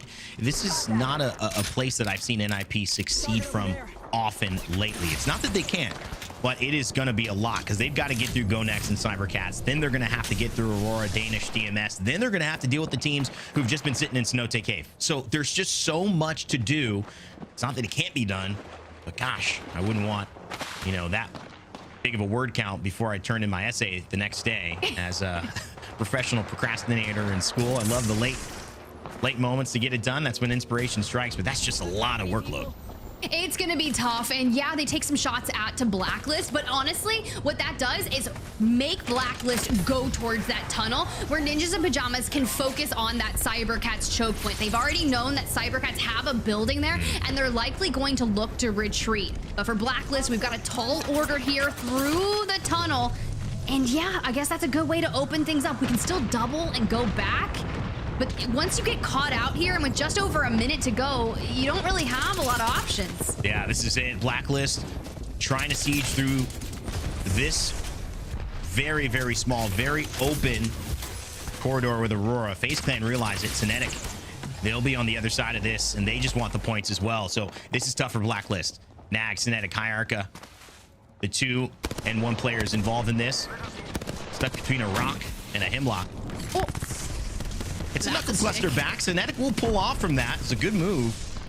Still a tough spot for Blacklist to get out of. In FaZe Clan, they're being a little more conservative here, right? Yeah, they are. And they have to be. They're 8 points away. If they can hit match point on 50 this game, this is going to set them up for success, because we know that Cybercats still has not hit it, albeit they're still alive. So there goes that focus of attention. You're right, does not connect, but does it do enough to scare off Blacklist International so we can focus on our rotation at hand? Weirdly enough, Aurora gives it up, so Blacklist can move forward. I think that was just a good play of showing force. Blacklist, I don't think they wanted to rotate to the left. FaZe Clan made sure they couldn't, and that clears things up for FaZe Clan. So FaZe Clan doing what they need. No one's playing at their back, but Aurora give it up, and I think they just see a better spot to hold, especially with the zone becoming clearer. They may not have been able to hit a beacon at that point and seen where the zone would pull, and so now they know it's pulling far, far west, at least for now. So they've got a position even more west. Cybercats, though, really, is this the story? 2 points away, even just from KP. There should be a lot in this zone if they can find themselves in it, but currently, I think they're just right outside of it. And so, Cybercats, will they be safe here? I don't know, but certainly 2 KP seem possible. They're one away. They need one. Don't die here. You can't die here. We hit the zip. We throw the Gibby bubble down. We are safe for now. We love those energized zip lines. And there's the knock. Is that the 50? Okay, our first team on match point, Cybercats. We don't care if they win here because they just need to win a different game outside this. And knowing that they have 5 teams to their north, the next minute of this game is going to be wild. And Blacklist International, they're kicking off the chaos in the north. That could have gone so badly, Tiff. They run into a team in a building. They have to clutch up, and they find a way. Blacklist, they were struggling earlier on. They'll struggle some more, and they will go down as well. 10 squads left. As we see go next fall, Kashira and squad. Trojan will be eliminated, and Aptinum will fall too. 8 squads now. Every squad here falling to the dangers of trying to make it to the circle so late. It was a terrible pull to the southwest for a lot of these teams, and you're seeing why. DMS goes down as well, Tiff, and 7 squads left as we maybe, just maybe, start to have some stabilization here with round 5 approaching. And we're looking for more teams to hit match point, right? And Aurora on 41 points. FaZe Clan, they died with 42, so they're not going to be able to make match point here. They'll have to give it a go in the next storm point. But Aurora, keep your eyes on them. Now, mind you, think of all the times they've spent landing in Cenote and their familiarity with every inch of this space. Now, they found themselves on the far east with not a lot of good buildings. They're going to wait for that rotate, but knowing that they need 9 more points, 3 full team wipes or a win, whatever that's going to make happen for them, they need to play it safe. And Alliance, man, they've rotated in on the perfect side. They've taken the space of this next circle, and it's only a matter of time before they look to clutch this up. 11 points away as well. It'll be obvious by now. If anyone saw it, that Gibraltar bubble on the outside of that building, giving people a pretty good indication that the team that died was not the Gibraltar team, because then they would have been able to see that name fall in the kill feed. They would have seen Cybercats go down. And so if it's not the Gibraltar team, well, that's 2 points. They were only 3 points away. I'm pretty sure people are aware that match point was hit. 53 now for Cybercats. It's all just extra goodies in the bag that they can bring home. But Alliance, they want to join them. Aurora wants to join them as well. There's actually 2 teams who could somehow find their way onto match point as well here, but Aurora are falling. 9 Impulse is so close to going down. He's going to shield swap quickly. He gets an extra 25. Aurora, 1 man alive. And I just don't know if this is going to be enough for them. No, I mean, look, when you're down to this many squads, you need eliminations with a win. And Exo Clan, they're on 31. They would need a massive game here, and I don't see any eliminations. Therefore, it's not likely going to happen here, even into the top 5. And there comes the first eliminations for them, 2 so far. Knowing that Navi is just sharing the building upstairs with them, that'll be quite interesting. I hear some zips coming through. Cats down there on that southeastern side have the attention here from Alliance. Yeah. Oh, they try to make a move. Cybercats eliminated those. Just too many guns. And here's where Alliance starts to take shape. 44 points on top of the rock. Effect. Unlucky. Hockeys, it feels like they've just been biding their time, but they lose 1 quickly. Hockeys goes down. And this is Unlucky, trying to get him back up alive. Effect hits the shots, but it's on the energized zipline, only does half the damage. And that saves a life right there.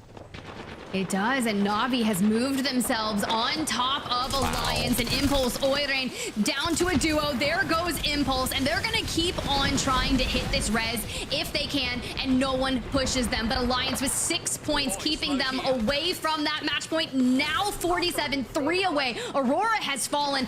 Alliance could clutch up and hit match point this game. Very interesting. Obviously going to have 50% less damage from explosives as well. That could be a big difference. Trying to bait out the zip. See what they do. Can they get a poke? Who's going to make this play, though? Is it maybe Hockeys to swing up? There's a smoke now. All Alliance need to do is win. They do not really need to worry about anything, any kills here. But Exo Clan, they need it just as badly. A team that's currently sitting around that kind of 8th position has to have a performance to secure land. To go to Germany, it would be terrible if Case Winnie was not able to go back. One of our longest standing pro players in EMEA. Alliance, they lose another one. And Tiff, it's just balancing on a knife's edge here with 3 squads left. We're focusing on the res here for effect. Futa down from ExoClan with Na'Vi from the high ground. They're able to put so much pressure on not only Alliance, but ExoClan. They're poised to potentially win this. And if they can stop Alliance from hitting 50 points, this would be so tragic. Once again, trying to stick that res, but ExoClan, they're making their move now. Wow, and that's it. They're not going to do it. Unbelievable. ExoClan stop Alliance from hitting match point. And it is just Exo and Na'Vi in a 3v3 to try to find the win. Not a Spinseer. Can they clutch it up? It's Matafe. He's been trying to do it, and now at this point, he's got to make some type of gamble. Does he try to heal this off? Does he have a med kit in tow? I'm not sure he does. And so we might just have to go down and make a play or hope that the circle closes in on them. It's not going to be a difference, Tiff. This certainly will be a heal off. And will Matafe and Na'Vi win? They will! What? What? What? Okay. Yeah, no. Again. Woo! It's been a minute. It has been a minute since we have seen something of that nature. Matafe does not join the teammates on the low ground. Instead, you're right, goes for outlasting, outplaying from the high ground. And I think, you know, when you really look at it, it must have just been on that tree, no space underneath. You know, some of the trees, they do have space underneath. There's the large overcropping where you saw Hawkeyes and them playing, but the way the zone pulled, there was just no choice. And unbelievable from ExoClan to go ahead and take down Alliance to stop another team being on match point. That benefits Cybercats, but not a Spinseer. They get the extra win with, you know, not getting that KP. However, it is a big boon for them. A team led by Matafe, who's got so many fans in EMEA, certainly wants to make a statement, and who I think a lot of people have thought could win today, Tiff. I mean, that's very true. They have a good possibility of doing so, but I can't wait to see what that series results is looking like, because we know that Alliance was, you're right, they stopped them. They were one full team wipe away from match point, which is so close, because then you have to hit match point in your next game and you wouldn't go on eligibility till the game after. And if we already had Cybercats on match point eligibility, which they are, they locked it in that game. Like, that's a lot of time to allow Cybercats to look to take it. And the truth is, for the rest of the lobby, it's the best thing possible, because, you know, we go back to that situation. What happens when, if you switch to World's Edge, or you see a Gibraltar, or you see a Maggie, you start to int that team. But if Alliance is there too, you can't int that team. And so that makes it more dangerous for the rest of the lobby when you have two. Now that situation where nobody can win except Cybercats, if we see this team and we probably can't win either, we're just going to throw everything we can at them. That starts to make sense. But it's a whole different thing to actually do it, Tiff. The mental's got to be there. Teams are starting to feel the stress. Not a Spinseer taking 22 points in that game. ExoClan was 17, Alliance right behind. But that 8 from Cybercats is enough to push them over and be our first team on match point in EMEA. It really is. Now let's jump on over to that second page to see where, like, FaZe had wound up, right? In 16th place, 1 point. Now, mind you, that was a team that was making conservative calls, looking to hit 50, knowing that they were just 9 points away coming into this game. But unfortunately, they're not gonna hit it. We have to GG go again for them. But Ninjas in Pajamas, look, they were the one that got really unlucky with that late arrival into Cenote. Not really sure which way they were going to approach, and it just kind of fell apart from there. It was a great game from Henchman, and Kinda, you could see 3 kills from Kinda, 6 from Henchman on the Pathfinder. And it was really the retake of the high ground that probably sealed the deal and could have been the difference maker. Alliance will be looking back at to say why they got a second and aren't on match point, and maybe if next game Cybercats win, why they didn't take first place in regional finals, because going down, losing Hawkeyes early meant that Not a Spinseer could zip up with Henchman on the Pathfinder and take the winning position. Cybercats, 55 total points. A lot of other stories, but that's the most important one, Tiff. It could end next game. It very well could, but for Alliance, Aurora, FaZe Clan, EXO, even Na'Vi and Trojan, those are the squads that are within striking distance to be able to go on to that match point threshold in the next map. So keep your eyes all on them. Stay healthy. I mean, 19 points, it's very viable that they could do it, but it would just be a little more difficult. I mean, it's a big deal for a lot of these teams as well. So many of these spots are not available, really. You would have to win or go home. There's still hope, and especially for a team in 18th place right now to do the unthinkable, be that Cinderella story, and make it to land by getting a W. All of that coming up here in our next game right after this.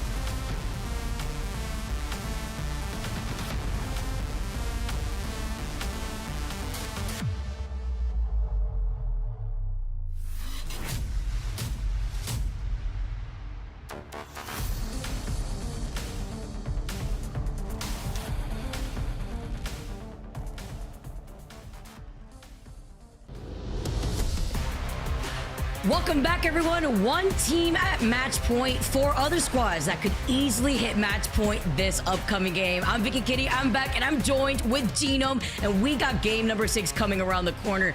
I don't think there's going to be a Genome. If there's anything match point has ever taught us, it's that this is far from over. But you know what these teams are fighting for? Why it's getting so close at the top? It's because they're fighting for their opportunity to play in Mannheim, Germany. Guys, you do not want to miss your chance at attending another one of these amazing lands. Year 4, you guys can check us out obviously at twitch.tv/playapex currently right now, but make sure to scan that QR code on your screen. You don't want to miss it. Bookmark all the things and information that you need because this is going to be insane. Make sure to go to algs.ea.com to take care of all the information that you need to also attend in Mannheim, Germany. It's going to be absolutely insane. I cannot wait. It is literally around the corner, Genome, and currently Cybercats sitting in first place with the Gibby composition nonetheless on Stormpoint again. I mean, there's a couple of throwbacks going on here. Like, you know, the heel-off finish we have, as Tiff was saying. I haven't seen one of those in a hot minute. And the compositions as well, seeing Gibraltar, seeing Pathfinder back in the meta. It's like the good old days, Vicky. I love it. I love it. This is the best Apex that we've seen in a very long time in terms of not only the legend diversity, but then in a situation like this, Metafe being on the high ground. EXO, they, after that game, are currently sitting with 42 points. Every point counts now that we have 3 other teams aside from EXO that are within that 40-point range. Look at this. I mean, what year is Jumping for joy is how I would put that. Metafe just bouncing around happily like, yeah, what are they going to do? I'm up here alone. Actually crazy. It's nice now being able to see Cybercats taking 2 games, but now the dub coming up now, Gino, that's where it matters as we go back over to Stormpoint, where Cybercats has already taken a dub both on Stormpoint and World's Edge. But can that consistency stay true when you're the only team in this lobby that stands out like a sore thumb? And what I mean by that is that you're the only team rocking a Gibby. And for those of you guys that tuned into our halftime show, Graceful worded it perfectly. That is literally the indicator for other squads to know, oh, this team's at match point. We can int this squad so that way we can make sure we get even more points and keep these games going. Yeah, and I guess that's the question now is the teams are picking their legends as we speak, and we're getting a good view of where all these teams are landing, of course, coming over back again, you know, to Stormpoint. The fact that they've won games on both maps when they were 18th seed. I mean, how did they even get Echo HQ from 18th seed? That's my other question, Vicky. There's a lot going on here with Cybercats, which is honestly hard to believe, but if you're a fan of them, you know, I'm sure there are some true believers out there who think that they can come away with a third win and be one of the first teams in a very long time to pick up a match point win from the bottom of the barrel. You have to put emphasis on that. Like, that is insane. Like, they need to win first to be able to qualify to Germany. That's how low they are in the overall standings, even with these additional points. That is crazy to say. And I do want to highlight, while we are watching Na'Vi right now, the winners of our previous game, it is nice to note that Cybercats have indeed changed their composition to something that we have been seeing throughout this lobby, and they are on the Fuse, Bloodhound, and Pathfinder. Super smart. I love this. Having a look around, I think they're actually the only team on that, which is kind of funny, right? Because, you know, in one way, it's sort of similar to what we talked about, like they're the only team on that composition. But will any of the other teams actually recognize that they're the only team playing that composition? Because, as you said, it's different to what they were playing in the last game. It's a little suspicious not seeing a Bangalore, the only team to not have a Bangalore on their squad, as we take a look at where this circle is pulling, as Alliance are going to be thriving here on this north side of the zone. Not only do they have two Evil Harvesters, they got positioning advantage. They're going to be able to sit in a better spot looking at the teams that are probably going to get ahead of the curve and trying to go for these quick rotates like we are currently seeing with Danish. Yeah, I mean, look, I was pretty vocal about, you know, that you know, Designful and Disguise using the Wraith instead of a Bangalore was honestly a non-optimal play. So I am surprised to see Cybercats are running without it here. Well, you know, I'm surprised and I'm not surprised because it's Cybercats and they just seem to do what they want. And today it's absolutely working. But I mean, there's a reason that she is at a 95% pick rate right now in this lobby, Vicky, and that's because her kit is just so versatile. The rotational options that the smokes give you are almost unbeatable. And of course, the aggressive and defensive potential of her ultimate is, yeah, it's just so versatile. That's why I like the creative strategies that we've seen from a team like Cybercats when they had utilized the Gibby. But in this case, and looking at their POI, it's going to be quite a trek here, as Gaming Gladiators now looking like they're in a lot of trouble. Still on whites, as Danish now moves in with the blue Evos, considering there's an Evo Harvester over to their left. But they got the jump on Gaming Gladiators while they were on their way to that Evo Harvester. I think teams are starting to pick up on that more and more, right? Incorporating that into their game plans. You need to have your wits about you whenever you find yourself near an Evo Harvester, because you know that other teams are going to be prioritizing those and their position as well. And we're gonna have a lot of areas go assist, but Hockeys gets taken out, and now Alliance down to a duo. Not what you want to see when you have 47 points at the moment. I love these cracks. He's essentially sending out effect to be able to claim that banner at the very least and then dip away. And that's smart, sending out your Bangalore there. He does get caught with his friendly Motherload, so he's gonna be able to get out of the fray, but also have some insurance too. That was great. That was huge there for Alliance. It's a hard position. I mean, I'm just trying to go through the thought process. Like, you're 3 points away. You can see them calling in a Moby there, so extremely important. But yeah, look, all right, we'll go into this fight and we can dip into that thought a little bit later. Got a lot going on here on multiple sides of this map, as FA kids get the crack, get the beam here. Kyner's gonna be able to pop this shield bat in time, taking this a little bit slower. It's the Beast of the Hunt now. I'm gonna just try to hold this off angle. They don't like the way that this fight is going on, and I do like this call here, considering the circle is gonna continuously pull over to that northwest side. So maybe calling it quits for right now. That was FaZe Clan inside of that tunnel, and on the other side of FaZe, exiting it towards Cascade, is gonna be Go next. So hear that fighting going on, but the action has still not stopped over by this north pad side. I don't expect it to, Genome, as they are able to get that res. Exactly. Hackers has been respawned. Extremely important. Because, yeah, as I was saying, it's like, you know, the thought process, do you go, you're 3 points away. Do you think you can get those 3 points as just a duo, or do you make a risky play in order to get your third back and give you a much better chance of grabbing those 3 points? It's genuinely a hard decision, but considering they've got him back in and they're good for now, it seems like it was the right play from Alliance. Yeah, you're basically essentially trying to call for playing it safe there for the placement points. And, you know, a one whole squad wipe will put you at match point if you're looking at Alliance, but you also don't want to get griefed in the middle of a fight if you can't finish all 3 members of that one team. While Blacklist have already claimed 1 member of the opposing squad here as they reach right around this choke on the other side of checkpoint, holding this door here as JMW had popped that Beast of the Hunt, tries to catch him, but he was caught in the animation of scanning. Still, though, was able to get the crack on the Nemesis. Ooh. Blacklist trying to chase his team down, and there we go. Passion UA is eliminated in 19th place. Blacklist got, you know, control over those buildings that will come into play a little bit later as, you know, the other sort of 5 to 8 teams who are still rotating in from the southwest and southeast sides of the map might come past their position. Now looking at teams like FaZe, Cinetic. A good bit of damage here. Got the shield cells ready to go. But it was for a fight by the Evil Harvester, where they wanted to get some extra information on that beacon. Talking about a little bit of a trek. They're still in front of FA Kids, by the way, who are trailing right behind them, so that way they also have access to that beacon to their south side downhill. But as they go through Command Center, a team like Atlas is waiting on the other side here. There is a survey beacon there, as well as an Evil Harvester, and I keep highlighting this because this is where you could expect the pathing for some of these teams that do have a far enough POI that they have to make this trek to then get that information on their way over, as well as Evo charge.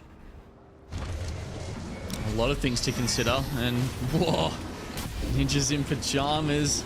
They're considering their next move. Want to just play by the nuts here, but you can see they're trying to scan, work out if there's anyone sitting around. They see the ring, and it shifts away from them. A little bit sad, but it will be there's a half-decent position to stage from here. They are worrying about Eternal, though, who is still sitting out behind those rocks in the sea. Definitely agree there, especially when you're coming from this side, although there is that bit of an open ground through the waters, but you know that your backs are cleared from any of the teams that may rotate from the wall. As we tune into FaZe here and they get on the other side of Command Center, let's jump into a listen with FaZe as they make their next move. This is the wall team. They don't want to hit UAV? They're netting in Cascade. Do you want to hit UAV? Yes, it is. We should. I just don't have fucking heavy, bro. Oh shit. We should not grab the heavier side. They're shooting on the left. I grabbed most of it, but I didn't see any. I got like 40. I'm gonna smoke 3. What do you want from me? Mangled it, they might fight. Maybe. Wait for the UAV, look at the UAV. One of you look at the map as well, okay? I'm looking. We could maybe get in or we can fight. Yeah. I mean, I think we just get in, no? Do not it's not about 3P, it's not about 3P. Our side is free, yeah. Yeah. There's a team Cito though. I'm walking up. Are they fighting though? We should walk up hard left now. Yeah. I don't think they're gonna fight though. They are. No, they're not. Wait, the team, they're in Spider Choke, I think. Watch out. Wait, what now? Yeah, in front of me. Okay. We just go back. It's dead. Yeah, fuck this. Okay. Is anything free, like on this side for the walking? Yeah, the buildings. Yes, the building are free. What, everything's free? Yeah, everything's free. Okay.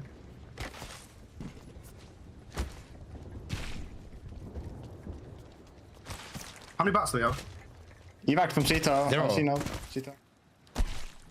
Thought process for FaZe here while they plan where they want to rotate to, just being able to clear out where some of these buildings are going to be at, while on the other side waiting for them on that choke, it's going to be Blacklist currently, who have popped Beast of the Hunt, trying to engage on NIP that we saw earlier inside of those DBZ dome buildings. But on the other side of the edge of the circle is Eternal, who are essentially pinching NIP. Look at the positioning they have out in the waters by those rocks, natural landscape here to play off of an angle, but they're going to back away now instead. They don't want to overextend because in the distance they know that Trojan, DMS inside of those tunnels could easily try to get a poke at them.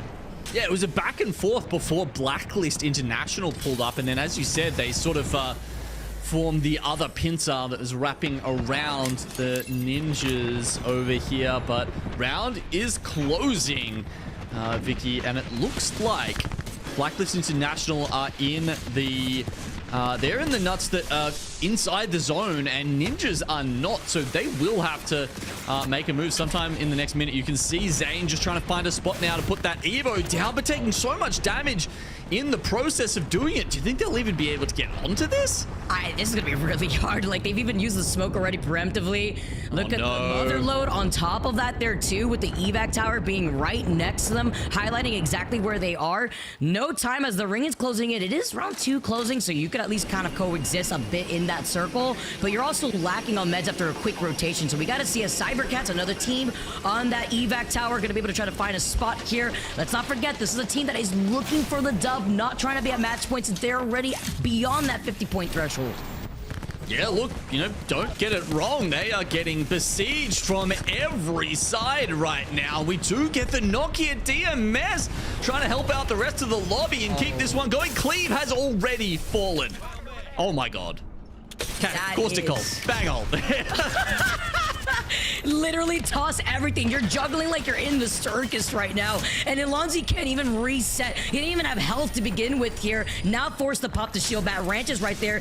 Man, it would be a shame if a knuckle cluster just hurtled in their direction, but at least they have a little bit of time to breathe. There's 2 teams looking at them with hockeys also just sharking around behind them. Yeah, a couple of other teams definitely looking for those kills, wanting to finish them off. I mean, of course, we do have you know, the players and the teams can't see the names in the kill feed, so they won't be certain that it is Cybercats that they've killed. And as we mentioned, they have made a composition change, so yet another wrench in the works of other teams identifying that. But certainly they've done a lot of the hard work so far of getting them down and out. But still, 2 of them left, you never know. Lucky had claimed the kill earlier on too, and with Cybercats being so close to Alliance, currently Alliance just need 2 more KP to be qualifying right now in match points. They lose out on Ranches though from behind them. That is Go next right now, gonna be able to get that first knock. Lunzi gonna be able to try to get this res here, but there's somebody right in front of them. Again, Alliance was right there looking at them. Cybercats now just trying to stay alive. Alonzi could only do so much off this low ground. It's not to be. Pops the bat at just the wrong time there, and the peak over the top will be the end of Cybercats. Apex Legends enjoyers rejoice. We go to match 7. We go next, and guess what? Alliance meets Cybercats at match point. That was the kill that they needed. They are currently sitting at 50 points. Now they have to win a game that isn't this one to be the winners of the regional finals. The fighting has not stopped now. Genome FaZe now looking at a different angle, looking at Blackhand, looking to approach. Yeah, look, not just match point, but also Godspot, honestly, over there. These teams down on the south side have got a lot more fighting to do before they get in a good spot like Alliance. And FaZe Clan has got a lot to do to come back from this rough position that Synetic finds himself in. And it's not just them here, too, that Blacklist was trying to engage on. Atlas is coming in. Aurora won a piece of the action. A little late to the party here as the invite got lost in the mail, but with 12 squads left and Synetic, the last one alive for FaZe, looking to run. Sitting at 45 KP, they were able to at least get the extra credit from Blacklist on that initial knock, but with Synetic being the last one alive, he's literally stuck between the rocks. He wants as many points as he can, even if he can just eke out some placement points, that helps. But yeah, it's got to feel rough when, you know, you've got that pressure to get, you know, let's say between 5 and 10 points to get up onto match point. You put that pressure on yourself, and FaZe, they don't manage to get there. Not yet. He's still alive here. Let's see if he can even third party this, because right now Night Impulse looks like he's in trouble. He gets a melee, but the circle doesn't help him in the way that he intended. Aurora get eliminated, and here comes FaZe, though. Synetic, the last one alive. He sees 2 that are up, and he cannot clutch the extra points that they needed. They end their run at 46 points, and the third party doesn't end here. The fourth party has now rolled in from Trojan. Yeah, they're pushing up onto Atlas, who, as you can see, are in shambles on the side there. But we've also got Exo Clan. Remember, these guys were, I believe, 8th in the very last spot available going into today. And that's even assuming that a team in the top 8 runs out with it and wins the match point finals. So Exo need a good day. And unfortunately, we do see them removed here by Na'Vi, who inch ever closer to a match point eligible status of their own. Inching their way at the edge of the circle here too, based off of their spot currently in where the circle is pulling, which is right above Alliance, with Unlucky being on the top. Can they do it again? Oh, really? This time trying to get 2 Alliance? No way. Go next, just let this happen. I mean, what can they do here? I guess at this point, they felt some pressure from Eternal in the distance, but Alliance get the res, Genome. How? Like, there's no one else around. What are you doing? Go next. Go finish off the kill. Like, do you not have the Kashera drone to tell you what is going on here? Wow. Okay. Oh, that's an opportunity just gone begging for go next. That would have been like they could have easily won the game from that spot. But you can see they're playing down the bottom, playing it very safe, playing their own game. But now they've just given time for Alliance to reset, and as you can see, turn their attention back onto Kashera and friends. For free? They got the rest for free. They really did. That's... Wow, well, can I see how they're going to be able to coexist here while teams like Na'Vi continuing on clearing off the south side of the circle. They're trying to get as much KP as possible because they're the team also sitting at 47 points, still alive in third place overall, right behind Alliance and Cybercats, and they're looking at Atlas and DMS fully engaged on each other. Okay, Atlas are the ones who have to make the move. Na'Vi just watching, and they will take the enhanced zipline there to try and third party this, and just as they get above the lip of this, they're going to meet their maker here with Na'Vi, yeah, very quickly taking out Atlas, but DMS, they managed to get out. Are they going to come back in, try and, you know, recommit on top of this? Oh, this is huge. Na'Vi did what they needed to do here. Even if they died, they did exactly what was intended when they knew that they were going to hold forward and try to end this third party, and that is get to match point. They now have 50 points after coming in for that third party. Can kind of clutch this out here, though, if he could get this res and the reset, since Matafe has the gold knock. Yeah, well, you know, it looks like DMS were trying to push the other team away here. Does get one res, but as soon as that comes out, they say it's time to get in. The Havoc, though, is wreaking havoc. Oh my god. He's going for the shield swap. He's still alive. The Prowlers are also briefing them from behind. The grapple comes in. Kinda. Can he clutch? He cannot. The knockdown shields do not help them. Very close. Prestis is still alive to reset for DMS. Meanwhile, the two teams sitting in the building that will decide the game realistically, Alliance and Go Next, have not really run into each other just yet. So, as you can see, Alliance have been keeping a watchful eye on this bottom level position here. And DMS are going to have one of the freest walk into like a round 6 circle that I've pretty much ever seen, Vicky, because both of the other two teams are very much, you know, just worrying about each other. DMS are just going to zip straight up onto the catwalk. Let's go. What a play. But it cost Taskmaster's life in the process. You know, although, you know, you take that zip line, you zip away up on the high ground, now you lose out on Taskmaster. See, maybe they could get the reset here. Unlucky trying to get the grief on the 4 arc shards that he's got ready to go if he could send it towards their way, but also wants to hold on to it, considering that this circle is closing in right behind them. Yeah, they won't be able to sit up there for too long once the next circle begins to close. And as we saw, Taskmaster back up, notably. And yeah, look, as we saw just before, Knuckle Class is definitely going to wreak havoc there. It's the gift that keeps on giving, Vicky. You know, you might have 4 Arc Stars in the backpack, which is not too bad, but he can save those and just keep the pressure up with the tactical, which of course does not ever run out. Beautiful. It's like Christmas out here. Christmas coming early in the summertime. Now with the Lions being on this height, they got 2 resets, all right? They got Hockey's back the first time.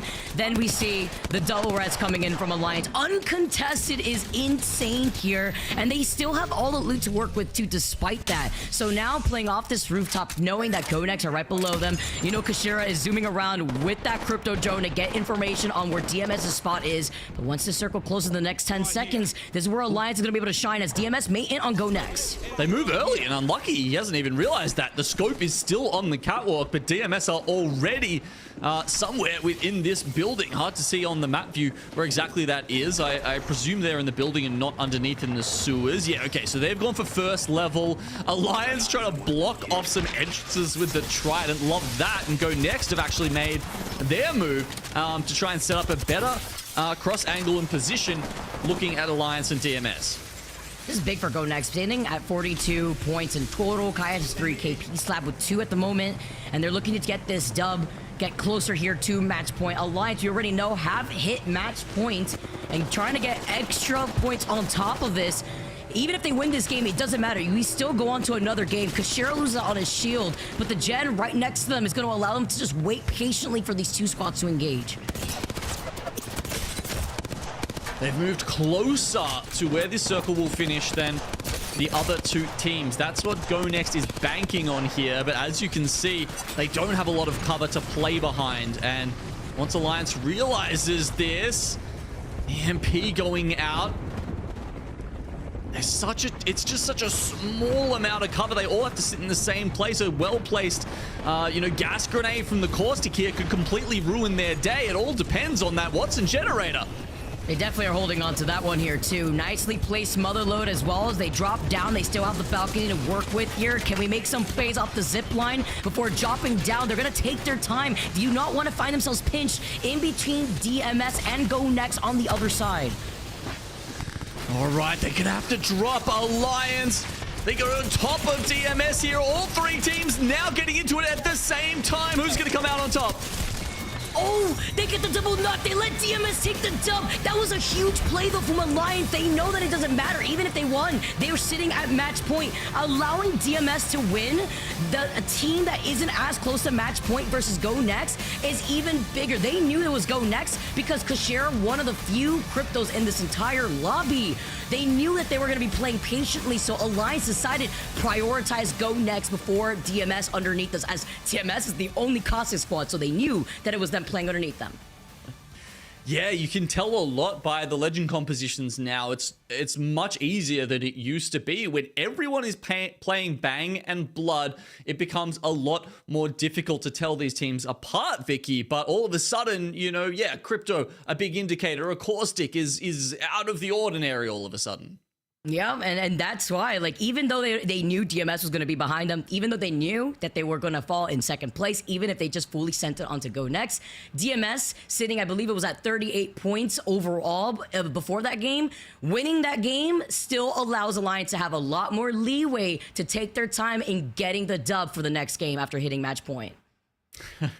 Yeah, and that's what they're going to be so focused on. Yeah, I mean, did we get anyone else who crept up towards match point at the end there? I was so interested in the sort of positioning of those final few teams. I wasn't keeping my eye on the top bar quite as much. I believe we had Na'Vi currently now at match point. We have Cybercats like we already saw before, and now Alliance. So it was Na'Vi and Alliance that hit match point after that game. As we take a look at the match 6 results, Alliance with 10 KP. Let's not forget, they got 2 reses in Northpad. That is also their POI advantage, but they held it down. And DMS take the dub with 4 KP. Go Next right behind Alliance with 5 KP to add on to their overall points.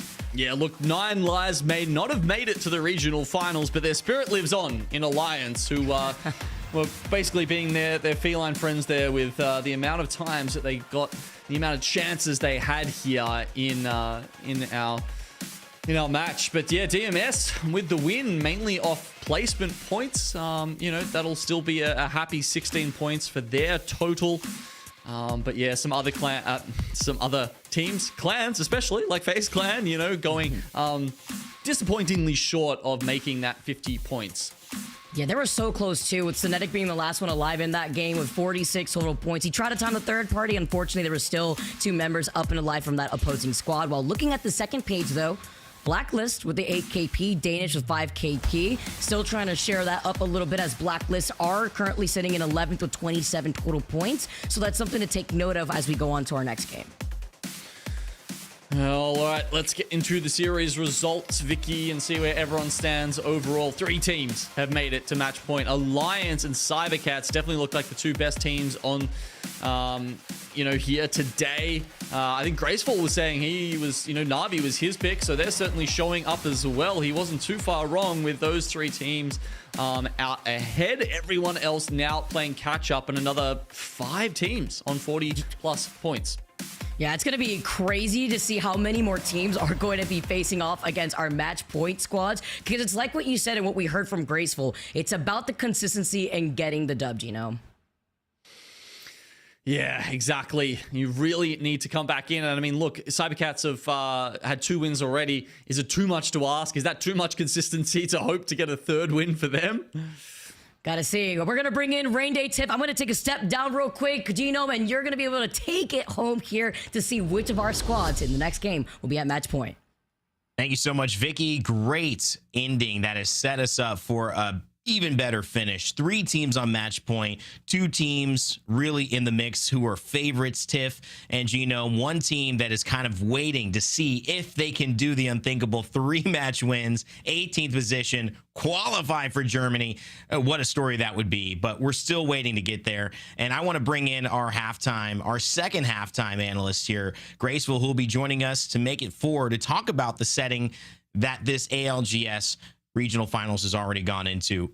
We are waiting to see, and I'll also just point out, he was pretty correct, as you guys had mentioned too, before Vicky was able to leave. Not a sincere would have a move, and they've made that move. I'm excited to see if Matafe can start his trip to Germany well. Of course, Kinda and Henchman. Also, Henchman, to me, having a great day. Kinda also in that moment. Woo, almost clutched up. Graceful, he's back with us. Obviously, a member of our talent team when he's available, a member of the Pro League when he's competing. Graceful back here after 6. I want to get your thoughts right off the gate. You were kind of right on with Na'Vi. They've now crossed over match point to join Alliance in CyberCats. How you feeling about it? Yeah, no, I'm feeling great about it. Kind of to be expected because, you know, seeing all the experienced players pull out ahead, which is almost always what I'm guessing at. Some falling short though, you know, NIP and even I would say Blacklist are also all OG players. I feel like though the teams that are ahead are more established in a way that they have a game plan they've been working on for so long. Like Alliance been working on their game plan for so many years. Like Mataf have been in the game as an IGL for so long. And they're just disciplined. Like regardless if they're on match point or not, they will play the same way. If it's a zone or like they know how to play every single zone. Like they see zone 1 or 2 and they go, this is what we do. And there's no, like there's not much that can go wrong. Whereas teams that haven't established this tend to, you know, kind of, they don't really know what to do and it becomes a lot messier and more room for errors, it seems. Ooh, and I love that you're kind of already bringing that into, like, obviously everyone knows the rotations, they know the end games, but you say there's not a lot of room for error. Well, I look down the leaderboard, right? And in 20th place, Gaming Gladiators. You know, they've only acquired 5 points throughout our entire series. Now, granted, this is a roster that's probably locked in their ticket to LAN, of course. What do you think's kind of going on over in that wheelhouse right now? So they're a very unique team. I know, especially since we conned them off of stacks when I played Pro League before as well. They are a team that thrives when, I would say, not necessarily zone-wise, but I would say depending on which teams are in the lobby. And I think this final specifically is hard on them because a lot of teams have the same macro they do. But when they are uncontested or potentially have 1 or only 2 teams that are on their pathing, they tend to dominate. But right now, as we can see, especially on that C-Note game, like everybody's getting gate kept by like 5-6 teams, and it's just impossible. Even if you win the 3v3, you're bound to go down by the second, the third, fourth team that come in from the same side. So for them to pull it out, they would have to be, they gotta do something. Like they would have to throw like a Hail Mary. That's the only way I would say it. Hail Mary. Yeah, well, look, it's been pretty fun so far. We've had 6 games now. Graceful. Look, why don't we get back into some more fun stuff and look through the circles from games 4 to 6 here. This was match 4 where we saw that circle pull all the way up past Survey Camp, and I feel like this one's pretty cut and dried in sort of you know, what the win conditions are for this one. Yeah, this one is really hard for FaCe because they're the team that's the furthest away from the zone ending. I am not too sure about this one, though, that they're trying to push up on Go Next, trying to finish it off, which they end up doing, by the way, for second place, guaranteed plus kills. But I'm just still wondering whether or not they could have wrapped all the way from the right side up north to guarantee maybe push the other teams into each other for the squish and potentially the win rather than this. But I completely agree with the guaranteed placement and Aurora take home the free 3P win. All right, well, this is going to be a fun one to break down because, you know, after this fight happens down the bottom here where Matafe says, hey, guys, go just lock him down there. Just make sure they don't even have time to get up. What else can he do? Yeah, I mean, it's guaranteed win. He could have gone off the heal off and he probably still would have taken home the win. I think it all started from earlier when it was so messy with the Alliance not being able to go up and Na'Vi just securing the height and getting the free dub essentially. Yeah. As we said, a little bit of a throwback here. Now, this one was much more interesting. You know, Go Next trying to play from such a tiny little position, having to play so small, and then the timing of the other two teams with their ultimates coming out also, you know, quite interesting. Yeah, I think Alliance made the right play here. If they are aware of the points, the leaderboard currently, they definitely made the right play on jumping on a team that's, you know, closest in terms of the points. But I think that this is a hard scenario regardless to win for never side, and the EMS playing this perfectly because they're playing space with gas. Climbing up for the 3P to just finish the game is really solid, but I think they've been playing great the whole game because you've been seeing them inch in every fight and always taking space properly and, you know, playing together really. And they've showcased really well, coming all the way up to Pro League and now in finals how good they are. Well, you called it before, not as sincere. They're in a great spot. Obviously, Alliance, we expected that. Maturity tends to win out the longer this goes. That's a summary of what you've been saying to us. But we'll see. There's a part of me that's still hoping. I know a lot of fans probably out there, too, for that miracle. It would be fun to see a few teams on the rise. Can they capitalize as we head towards World's Edge? We'll find out. We know you'll be watching. Thank you so much for joining us at halftime after Game 6 as well, Graceful. We won't ask much more from you today, so sit back and relax and enjoy how this one turns out. Thanks, buddy. Hi, thank you so much for having me. Graceful, immaculate as always with his answers. Tiff, giving us a good insight to it. And what do you think? I mean, I'm saying I am kind of rooting for the underdog story. I think it'd be fun. All these other teams are still going to land. Alliance and Na'Vi, they'll probably still be there. What do you really think is going to happen as we transition into Game 6 now, going back? I don't know. Game 7, I think, actually. Yeah, no, we're moving on over to Game 7. It's still going to be World's Edge, right? But yeah, I don't know. Like, I want it to be someone that needs a must-win situation, Randy. That is really, I want that to happen. All right, well, it's going to be exciting. Either way, do not leave because the match is about to begin. Genome and I are going to take a little break. We're going to bring back Vicky, and you, Tiff, are going to take it over here for Game 7 as we transition into World's Edge yet again. Oh, let's do it. Hey, Vicky, look at us. We get to cast again. And of course, the regional finals, match number 7. Who knows? It could end here. It's crazy to see how many teams now are sitting at match point and vying for that dub here too. And it's like what Graceful was saying prior. It's about the consistency aside from the teams that can easily hit match point. The point here of match point format is you have to win after you hit that 50-point threshold. Cannot wait to see if that goes down as we are transitioning from Storm Point onto World's Edge here for game number 7. Can they do it again? Will Alliance be able to take a dub here? We're gonna have to see now that they're sitting now at match point. Yeah, as you can see kind of back on that first page, it showed us the prior iteration winners. But if this keeps going, we will still carry on that 2-2-2. For now, 2 maps on World's Edge to see if we can get through it. Now, you've got 3 teams on match point, which we've already discussed. And the question is, who can convert over? We've seen Cybercats win World's Edge, and I was trying to look to see how many Alliance had won throughout the prior split, and well, honestly, I don't see a single World's Edge map. That's for today. Let me hit the overview. My stats go crazy over here. I get deep in this, Vicky, and I'm like, okay, they've won 2 throughout the entire split 2. So there's odds. They're there. Okay, so then it would be actually crazy to see how they could do here on a map like World's Edge, because earlier on, like you mentioned, we saw them take the dub on Storm Point with the craziest clutch that you and Gina were able to see with Unlucky being on that fuse. But now with more teams sitting at match point, and by more, it is 3 teams, but after this game, if we don't see the dub for this time, we still have FaZe that have 46 points. Oro, we saw take the dub earlier on, I believe, on World's Edge, has 45 points. X are behind with 44. Every point counts right now when it is 8 teams from the EMEA region that have a chance to qualify for Split 2 land. Yeah, and if it were to end right now, the 4 teams kind of moving into that would be Na'Vi, Trojan, EXO, and Go Next. Now, if CyberCats decides to go ahead and stop everything right now, knowing that they were kind of in that must-win scenario to go to Mannheim, then Go Next would be the roster to fall out of that top 8. But we drop into match number 7, anything can happen, Vicky.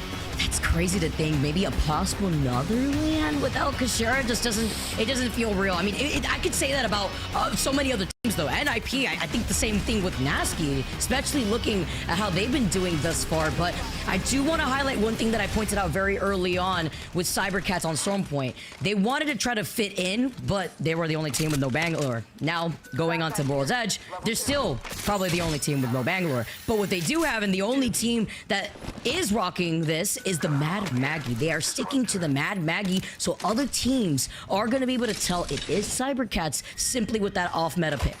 See, I was a little worried if they start changing things up too much, right? Now, granted, you gotta do what you gotta do. And if you feel comfortable with that legend composition and you think it's going to be able to allow you to convert into that map win, it really just depends. But you think back towards that Stormpoint rotation that CyberCats had, as soon as you saw that circle pull towards the north, you're like, CyberCats are gonna have one of the most atrocious times getting all the way from the south side towards the north. On World's Edge, it really depends on where we're pulling in perspective to where CyberCats start. Now, we knew that was in Fragment. They've been kind of locking it down there, and we don't usually see too many southern zones. But what I do see in that mini map is Lava Siphon is fully included here for Eternal, and a large portion of the south is still included.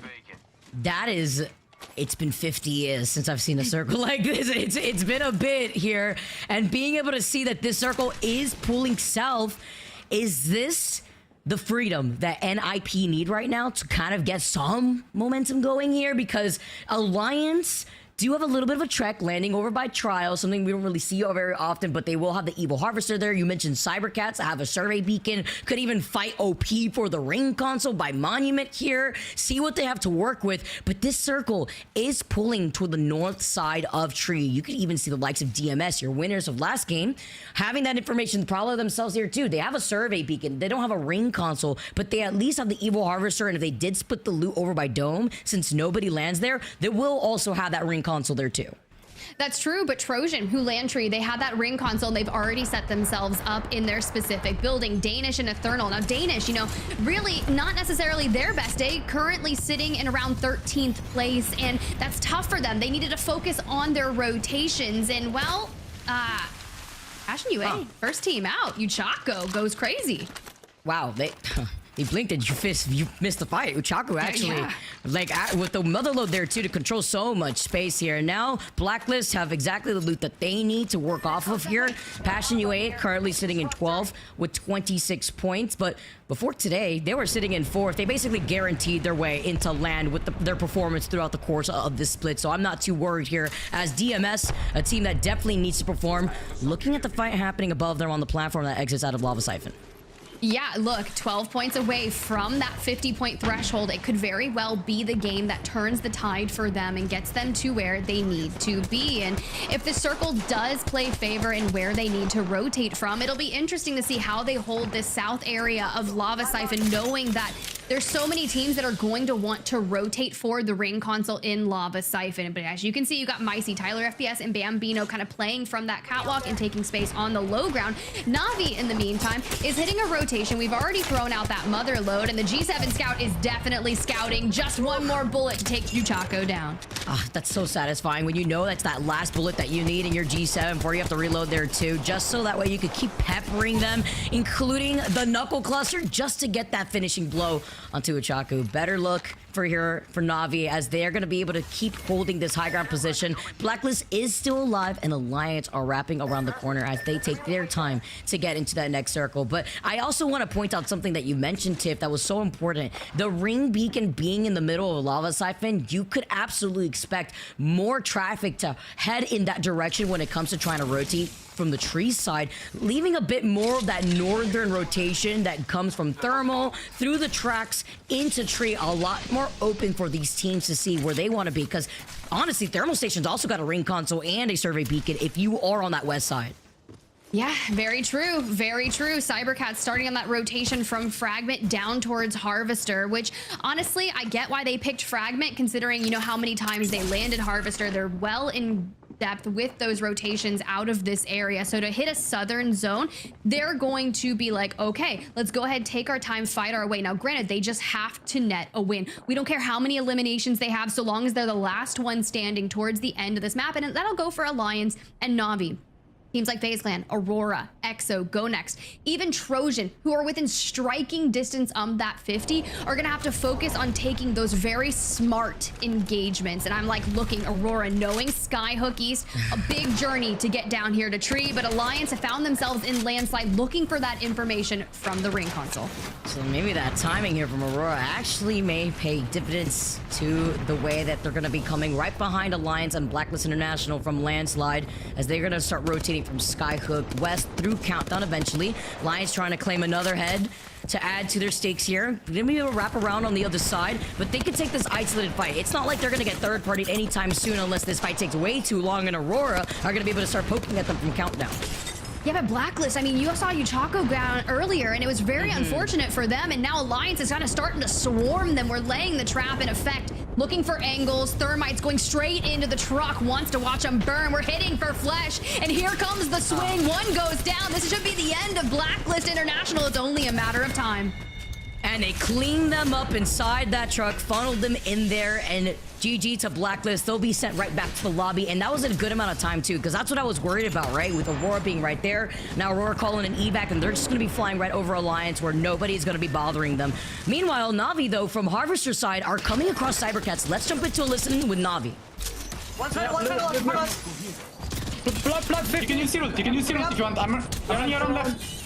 I'm around left, I'm not with you. Yeah. On me, running. Yeah. I'm chasing him. Whereabouts is he? He's close. Yeah, on the outside. Yeah, on the bells. Can we kill him or is he out? He's out. In the ping. Where? Yeah, but his teammates in the middle. Kill him on the way up. Yeah. Going for banning. He's right here. Let's go over there. He's all the way up. Flash. I don't know if I said that was that teammate. That is him. He might be running from a new team, bro. He was flash. Okay, just chilling. Let's play our side of fucking Harvester, like that. Let's play cyber. It's good. Come with me. No, go left. Just go left. Fuck right. Go left. Our guy. Where is our guy? He's underneath on the right. Yeah, just find him and thirst him. Right in the open. Oh, here. Yes. Right here. What is happening? I don't know what's happening. We're just getting freebies. Smoke here. Find the vault, please, if you find. No vault. I need energy mag. There's a vault, evac.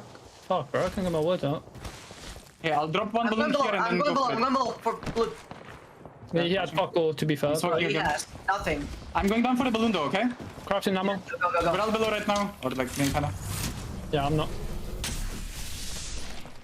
I love the comms. I love listening to kinda just share his thoughts here too for Na'Vi, but it's so stressful hearing out like the stakes and Na'Vi understanding that, even with them being able to claim Harvester right now and looking at where the other squads may be, but they're pretty frantic in trying to get the leftover loot that they need to gatekeep other squads like Alliance making their way into Harvester. FA Kids has fallen. You saw there in that free cam shot, Alonzi trying to roam free, look for a reset if able, but Gaming Gladiators here in 20th place, 8 points over in launch site. We're just kind of extending out. You see that focus of attention really wreaking havoc here on Atlas. Now, not a big rotation from here, but we're going to get some KP on 4 eliminations. Maybe I just had to ask Graceful what was going wrong with this team to start to see a comeback.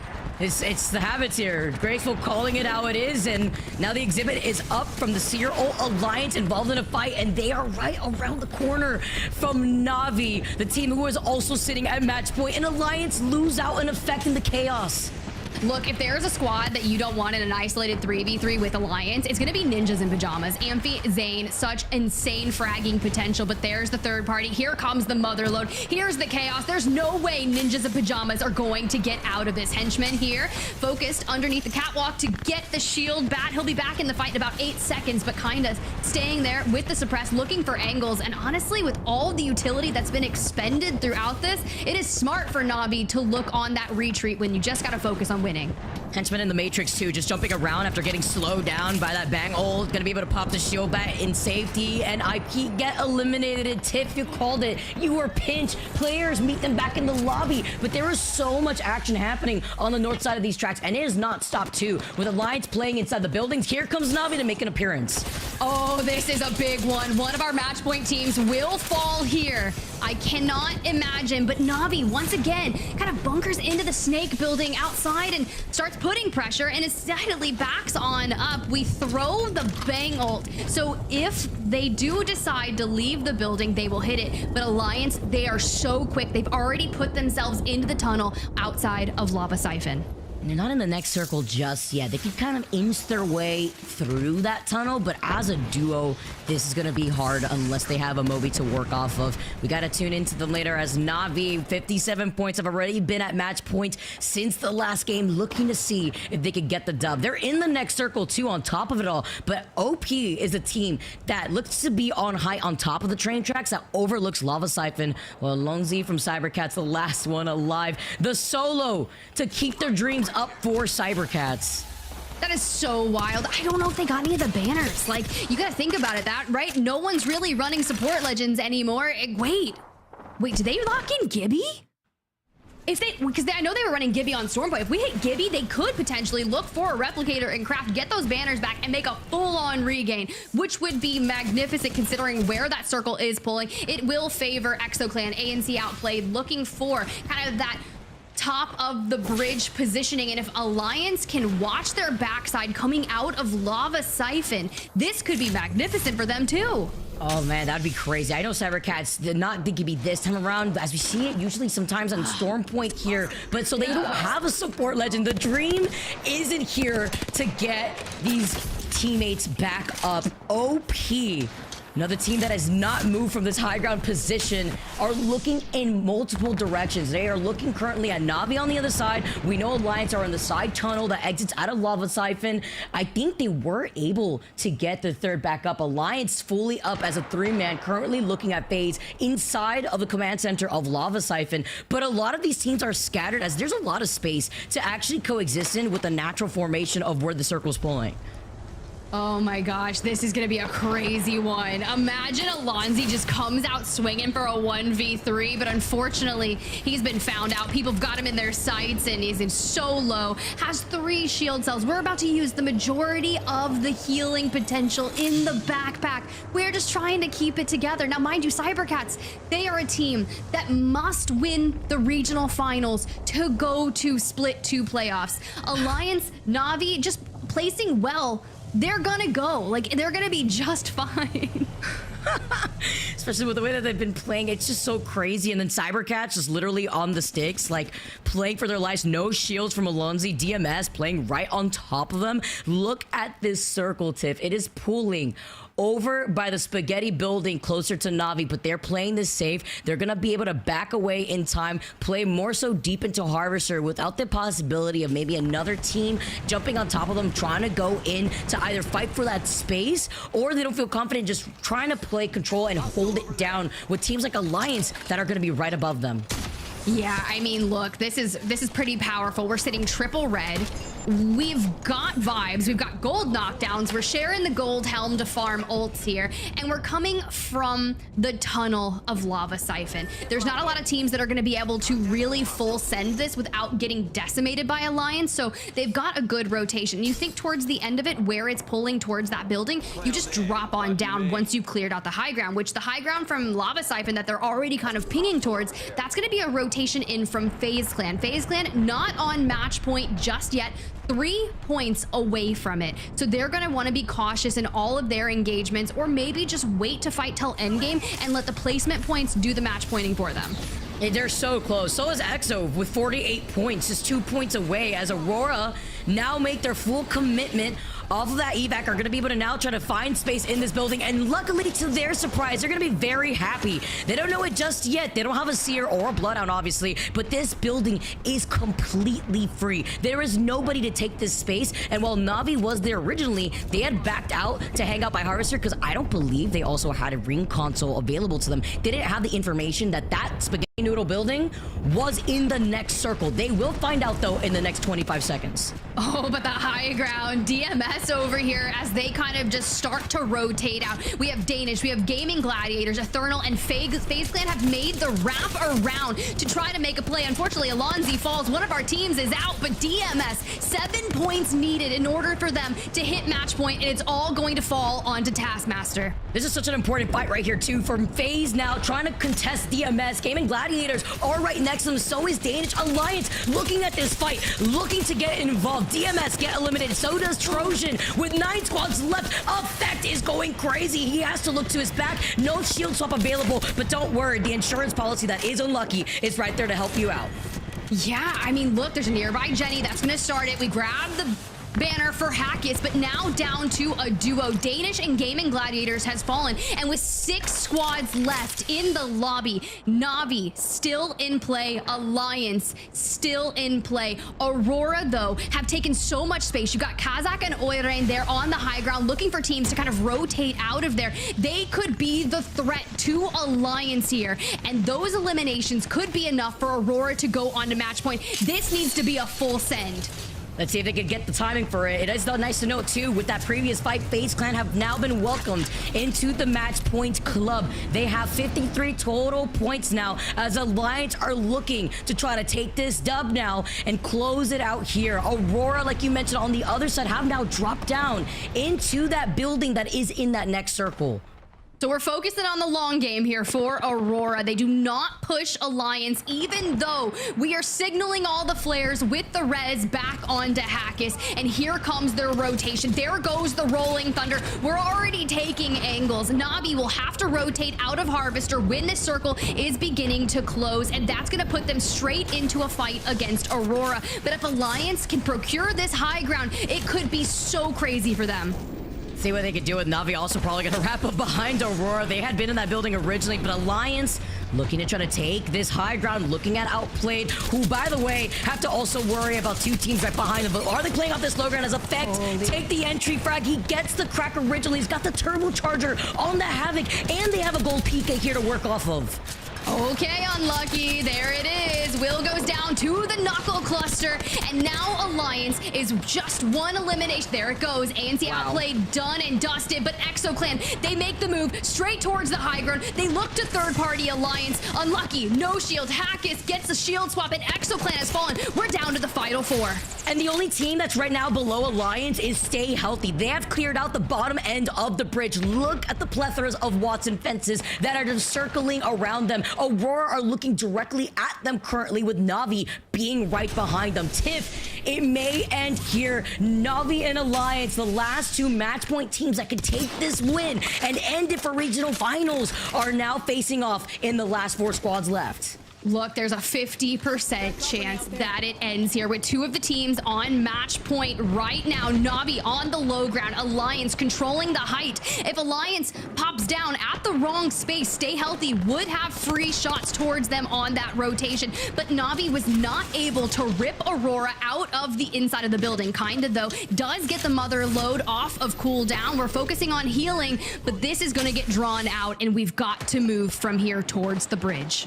With the placement, Aurora also find themselves at 50 points here, so the number keeps climbing up here, Tiff. Aurora, FaZe, both teams have now officially hit match point, with Na'Vi sharing this rooftop. Can they stay alive with Alliance having the positional advantage?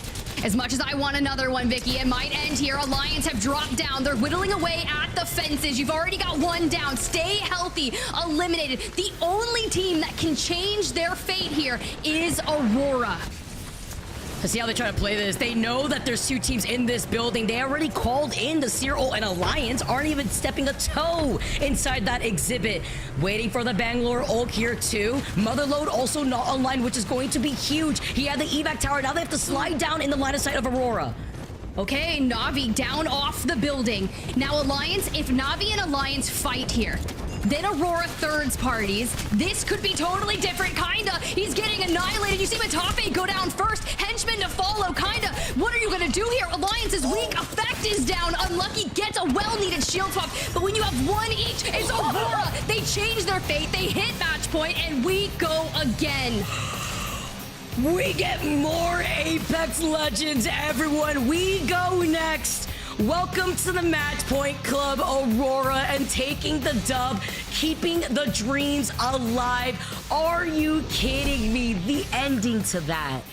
Can you believe that? I don't know where the script is. I don't know who has it. I know we had that whole thing with like at LAN, the whole script writers. I don't know who got cast in this, but I was not expecting this. The fact that Aurora stays inside the building. There are so many decision-making abilities in that, Vicky, that if you just go back to where Alliance had played from the tunnel, right?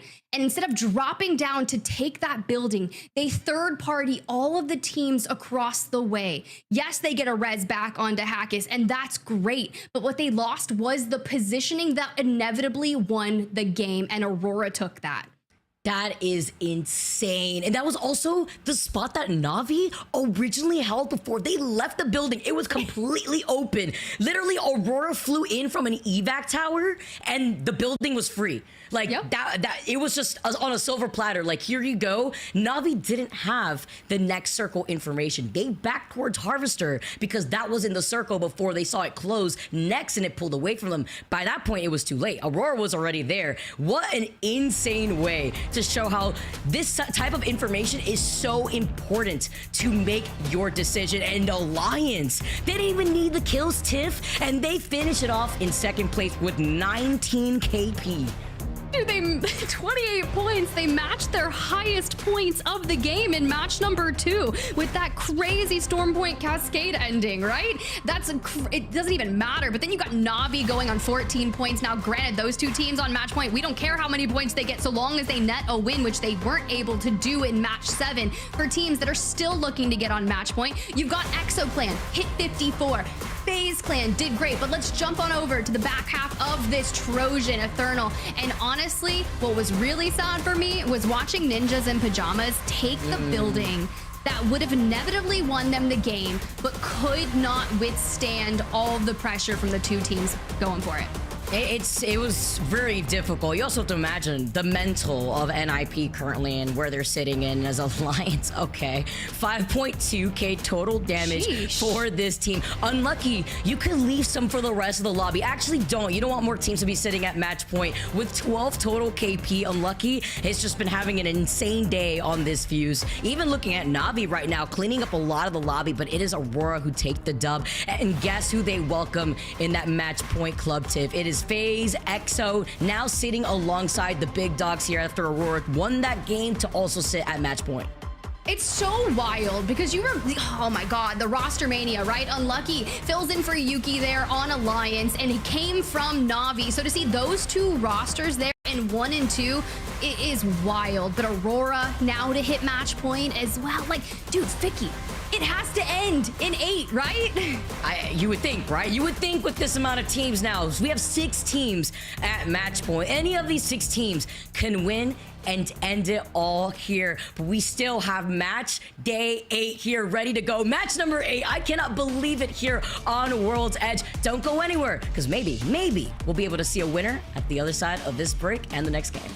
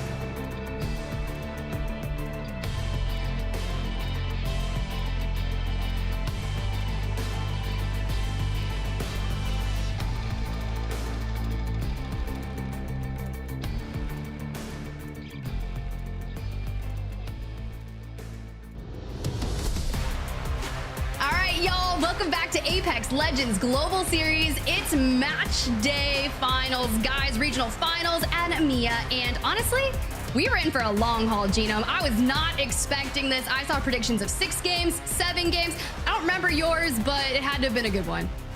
Well, look, with how Alliance were playing in that last game, I don't know how much longer we've got left. Like, surely at some point, they just have to do it, right? Like, they have this feeling that, like, no one can stop them. There's just this feeling of invincibility about them. And, you know, right at the post, they get pipped this time. But I don't know how much longer the rest of the lobby can withstand their might. I honestly don't know either as we look back at some of our previous match highlights from match 7, and this was wild. And y'all were sitting there just kind of watching this, and who would have thought that Na'Vi kind of jumps off this, but they look for the only cover that they could play behind those boxes, right? Which puts them into an engagement with Alliance, and both of them take down so much health off each other that Aurora just has to wait, hide in smokes, and then hit the cleanup crew wrap for what is quite possibly the Hail Mary play that Graceful was talking about. If they don't win there, they don't get to live that dream to potentially go to Germany. Yeah, look, I mean, I think those teams need to look back at that fight and analyze every single second that they could have kept a smoke for, or, you know, put it out a little bit late, a little bit further.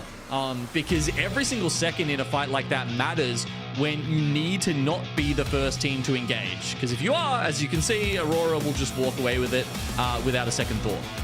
Honestly, big shouts to Kazakh kind of coming in here after that prior match day and stepping in for the regional finals and picking up the lifeline as well. You think back to Kazakh's days on Red Dragon and Players, and you oftentimes see him play, whether it's Bangalore or even Caustic, but I hadn't really seen too much of that stepping into the lifeline role, which is very vastly different, right? Because you have to be so much more cautious playing lifeline and being that support for your team versus being the aggressor. But you can see that they're stepping in, they're doing what they need to do, and honestly, trying to keep it together coming from that Skyhook East, knowing that they can still win a relatively southern zone there, Genome. Do we bounce back and see another one pull to the north now?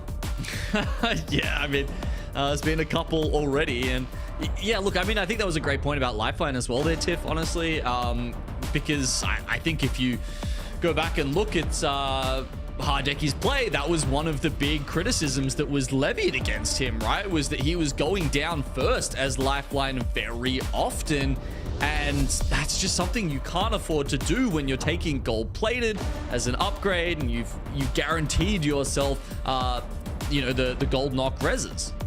I mean, that's very valuable, right? Like, we just have to see what that can look like for Kazakh. You got to keep on going, and it would be really cool to see Aurora yet again on land. It's also weird seeing them in this situation where it is must win for that roster, considering that they were at the top of our picks to lock in Split 1 playoffs, be that fan favorite winner. But now to even get to that threshold again for Split 2 playoffs, you've got to win regional finals. But at the top of the show, Genome, I said I haven't cast regional finals in a minute, and the last time I did it, it was the Fire Beavers who won. Oidrain and Impulse playing alongside Taskmaster were that, but it was 5 games, and it ended on Storm Point. So maybe we just change a little bit of the script here, and we make it 8 on World's Edge? Ooh, well, okay, sorry, I'm just having a look at some of these picks, and Aurora going straight for Alliance down here in Skyhook. Okay, they are definitely trying to make this as spicy as possible. Look, I mean, they've been doing that on Storm Point, right? We've kind of considerably seen them move into the launch pad area. And if you're willing to split Skyhook, knowing that the other match point team is in Skyhook West, you full send it, because they have not done this throughout any of World's Edge. And it matters now because you know that loot path for Alliance includes someone solo doing trials and someone else looking for the Evo cache in the north. They are so split, and if Aurora decides to move in on the remainder of Alliance, that would end it as they know. Yeah, you got to keep your wits about you. It's an omnipresent threat, and a lot of it comes down to oftentimes, you know, players from Skyhook West having that sort of aura about them. When you think about teams like Falcons that have been playing there from the longest time, you know, you're a little bit scared of them. But I mean, who's Aurora scared of, really? Like, nobody. Not with the way they approach things. They just have that aura about them, plus 500. But honestly, we'll just have to see. I wouldn't be surprised if they went for banner immediately and try very hardly to get their player back in. But honestly, I'm gonna have to crank my volume up because I think we're ratting. Is this where we're quiet now? Do we just whisper? Yeah, I didn't see a lot of movement out of these guys. Oh, okay. I don't know if Aurora, just having a look at them, sorry, looking at Alliance on the map, they're not that close. So maybe they got a whiff of this.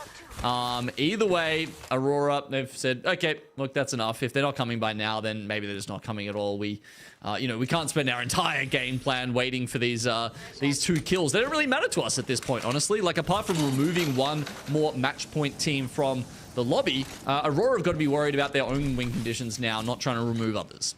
No, but what they did was they denied them the ability to get the banner back on a Lucky, who has just been having one of the most star-studded days of his career. And you don't give them the ring console capability because they don't get the ring master perk, and Pathfinder on Hackett had already locked in the survey beacon. You know what? I wonder if they actually timed that, because like, obviously, you know, you can kill someone, there's a certain amount of time you have to come back and get the banner. I wonder if Aurora know that exact timing and they literally just waited until that time had passed and said, okay, cool, job done, let's keep going. That's respectable.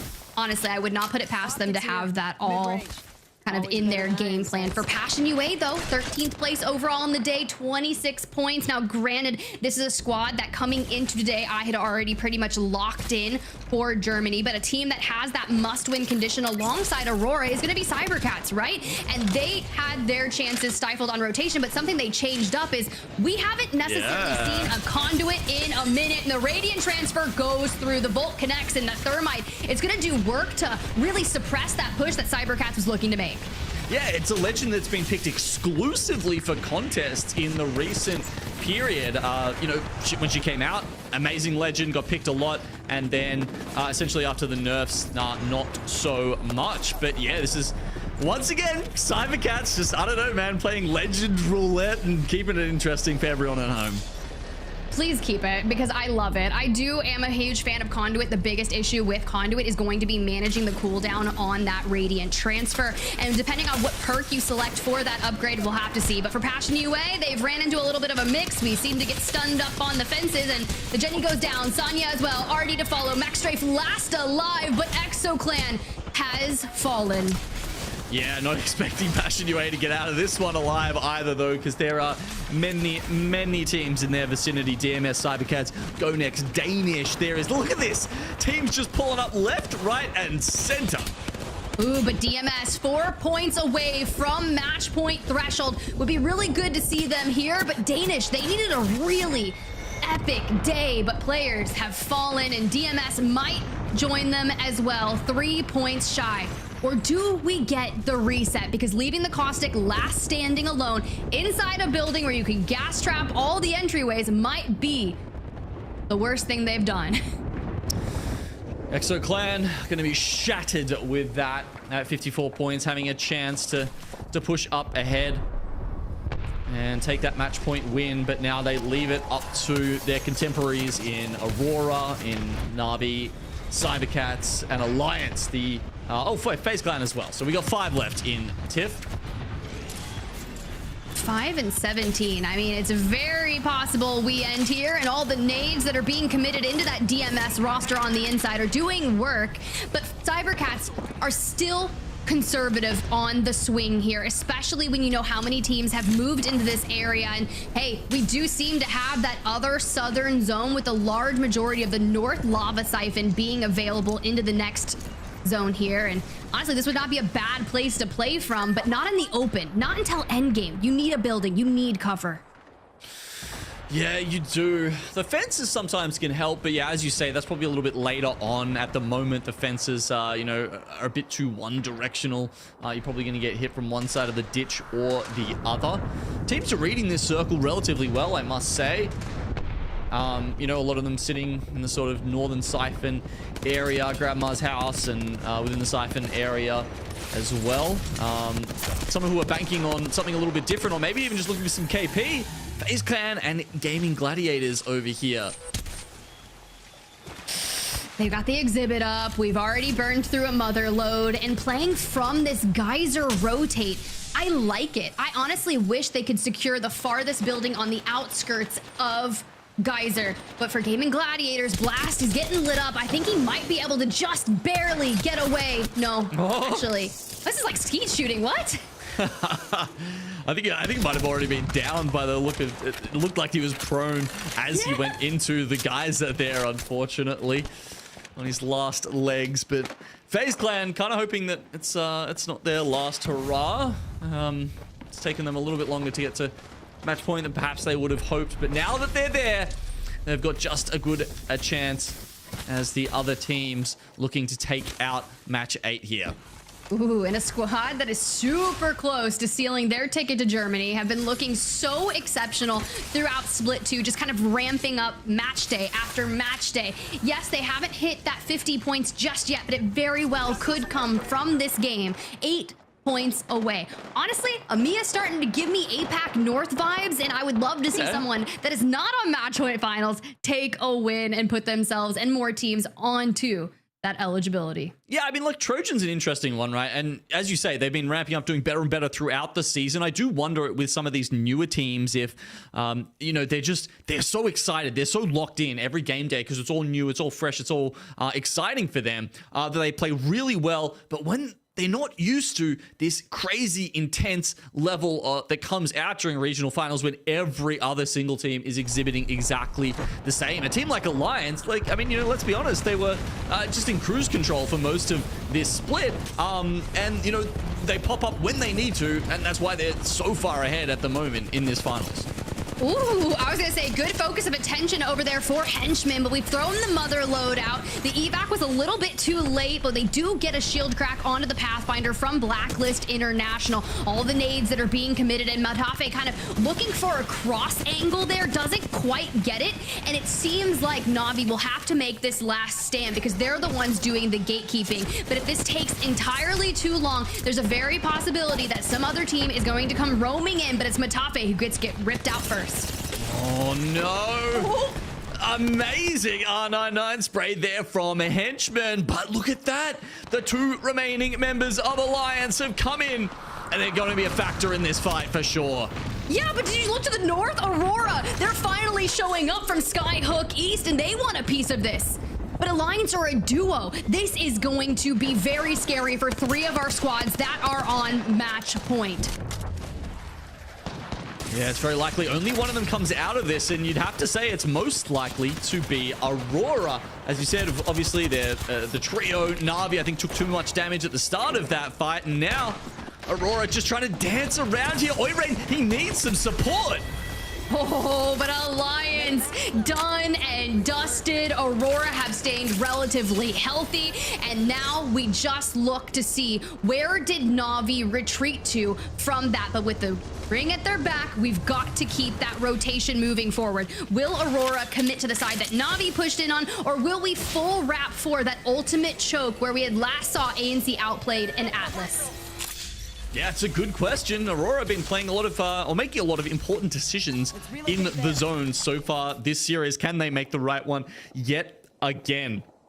2 of our match point teams here, Aurora and Cybercats, as we've noted, they need the first place. They can't both make it. Could be a really crucial fight at some point here if they push in towards them.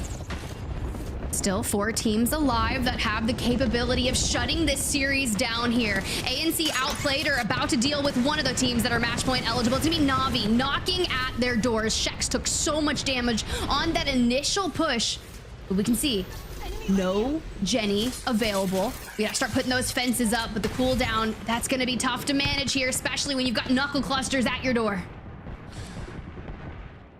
Okay, the 2 remaining members of Na'Vi just trying to keep it together here. Aurora have gone back towards the Harvester side and are just moving into the zone now. Na'Vi, oh no, I think kind of got caught by that focus of attention. And that's Atlas in the building ahead of them there.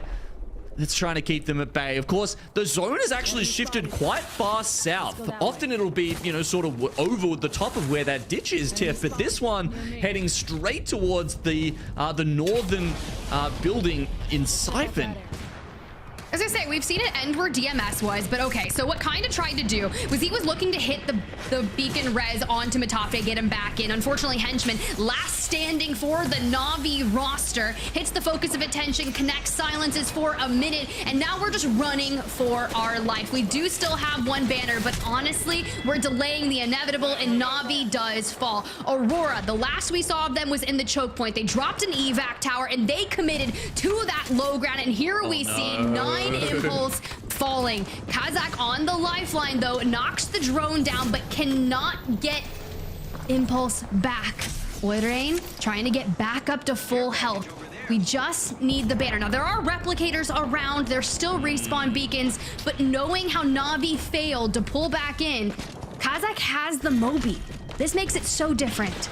Okay, they've got the Moby. Yeah, as you said, those replicators not really in a position that you could get to them, I don't think. But, I mean, the first problem is even getting the banner. And as you can see, they are wedged in a corner with an Arc Star right next to them. That's a tough spot to play from. Cybercats, the other match point team we haven't talked a lot about so far this game. They're in a much better position than these other teams. You can see here Aurora just getting full sent on, and Kazakh does not win that skirmish against Danish. Cybercats move closer and closer to the ring. If they can take a spot away from, say, Ninjas in Pajamas or Ethernal in the main Siphon building, they might be the ones pulling off the unthinkable.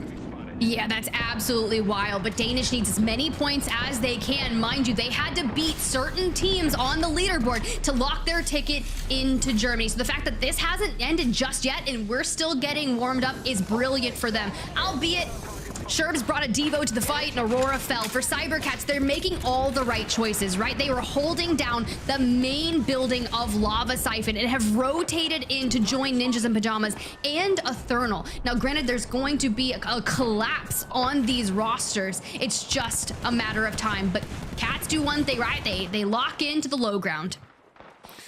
Okay. Sharing the building now with 2 other teams. We've got...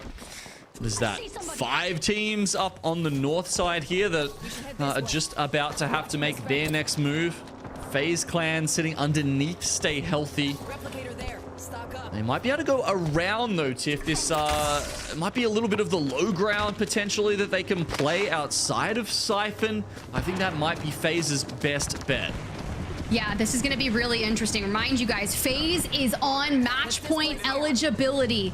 And with 10 squads remaining, there were only 2 teams that have the power to stop this series. And now, like you called it, they've got the low ground rotation. We've got to see if they're going to be able to get it. Obviously, we are found out. We have knuckle clusters coming our way and Arctic kind of stapling alongside with the fences. People doing crazy Cirque du Soleil stuff off the evac towers, but it's fine. FaZe Clan obviously been practicing their tracking, hitting a couple of those shots. Incredible. Now they've got the Watson to play down the bottom there. Having a look up the top, we're going to FA Kids and Go Next Esports. They occupy the buildings that will have some presence in the next zone. Synectic, yeah, he's just trying to put down those smokes up the top just to give them a little bit of space as they fight down the bottom here versus Danish. Okay, Sherbert, use that Devo to your ability to rip down more members standing in your way. You are the catalyst to our match point teams, but however, Synetic stops the bleeding, stops Danish, and now grabs both of those banners. The question is, can we get our team back to a full 3-stack? You might have a little bit of time. It depends how this team Stay Healthy above him decides to play aggressively. Do they, have the scan? They have enough information to make that sort of push? Only time will tell. Cybercats, of course, the other remaining match point team eligible in this lobby. They make a really quick move here. Free agent kids, they were in this building, but they gave it up to try and put some pressure on the other teams. I don't know if that's been a great move as they kind of hermit crab in there and grab their spot. Hear me out though, cats, they're rogue. They've got wild-like instincts, and the moment you leave your home, they are going to step in with massive murderous intent. So FA kids need to watch out for the Cyber Cats. FaZe, however, get a full reset onto their roster, and here comes FA kids looking to make a play again. 6 squads left. The FA kids are going up against Cybercats. This is such an important fight. FaZe are down the bottom here, but they are in a really tough spot. As you can see, they have to just stick to this corner. That fight that's happening up the top, very, very important here. Okay, the Cats, have they managed to repel FA kids? They still seem to be locked into a battle with each other.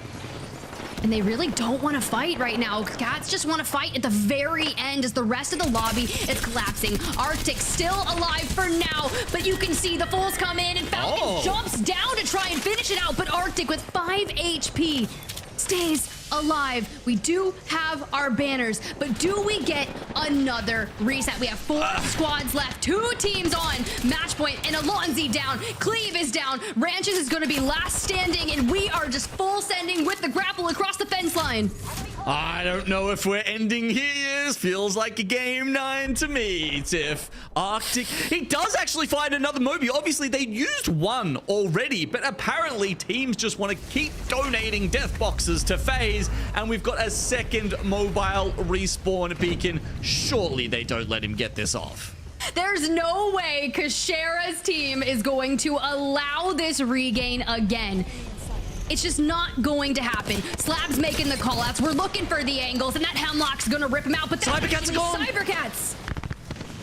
They do go next in this great position up top. 1 bullet left in the Kraber. Trying to focus down this evac tower. They do destroy it. That's important. They don't want teams from the low ground to be able to decide to come up and contest against them. Go next have found match point now, but obviously it doesn't come into play until next game. They actually got it. FaZe gets another free reset. This is not real. This is not real. And you know FA kids are going to send the position that Go Next is on. This is crazy. I mean, if FaZe come out of this with... how many respawns have they had this series in total, honestly? This is just getting ridiculous by this point.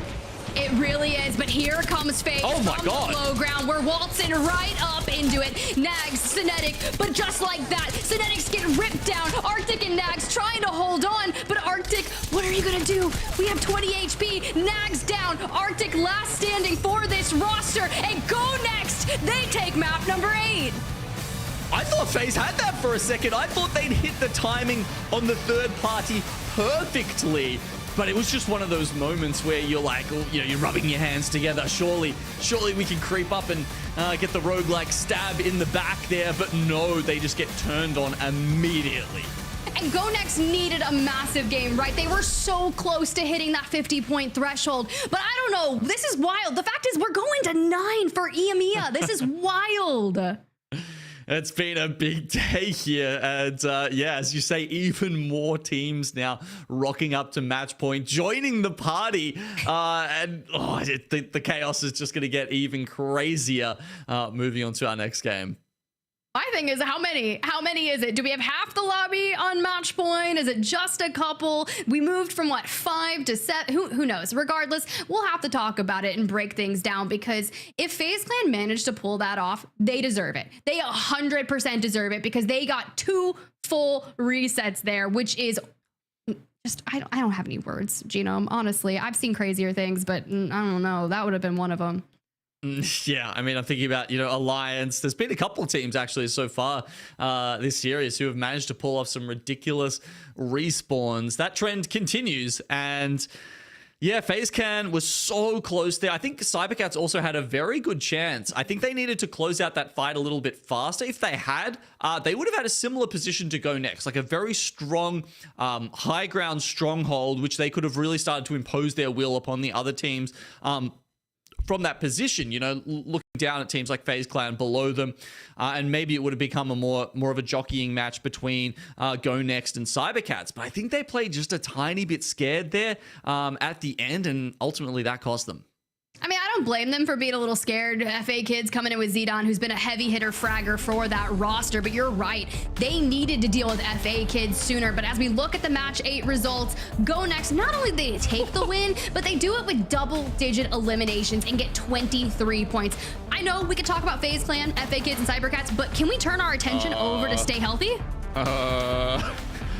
What's that 16 doing down halfway down the scoreboard there? You don't see that every day, Tiff. What they doing over there? I don't know, but 20 points is massive. And honestly, they were one of the teams that was kind of outside the running. So that had to have done wonders for their ability to hit match point. But Aurora fell in 12th, Navi in 13th, Alliance in 16th. That was tough, right? Because they all kind of hail from the same area on World's Edge in regards to their POI drops. So of course, going down towards the south, they're going to have a lot of those same rotations. And obviously, they just kind of took each other out. Yeah, Alliance got to be really watching for that push early on next time. Having a look at our top 3 teams from that last game. Go Next pop off. Kashira on the crypto, the one putting the damage in. That's an interesting stat line. That is massive. Farming the EMPs for sure. But let's go ahead and pull up the series results and see just what we're looking at before match number 9. We have 8 teams on match point. Oh my glob. It's not even that many, Tiff. What do you mean? We had 16 in APAC North. We're only halfway there. Who knows how many matches we've got left?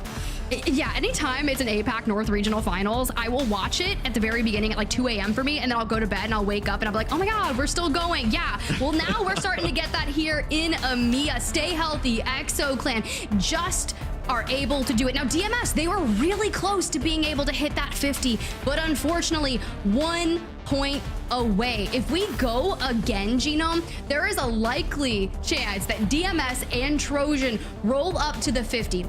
But the biggest issue with the fact that this is taking so long are the teams that were on the fringe, that were so close to making it to Germany, to Split 2 playoffs, without actually needing to win this. They're kind of getting hung up in this long series.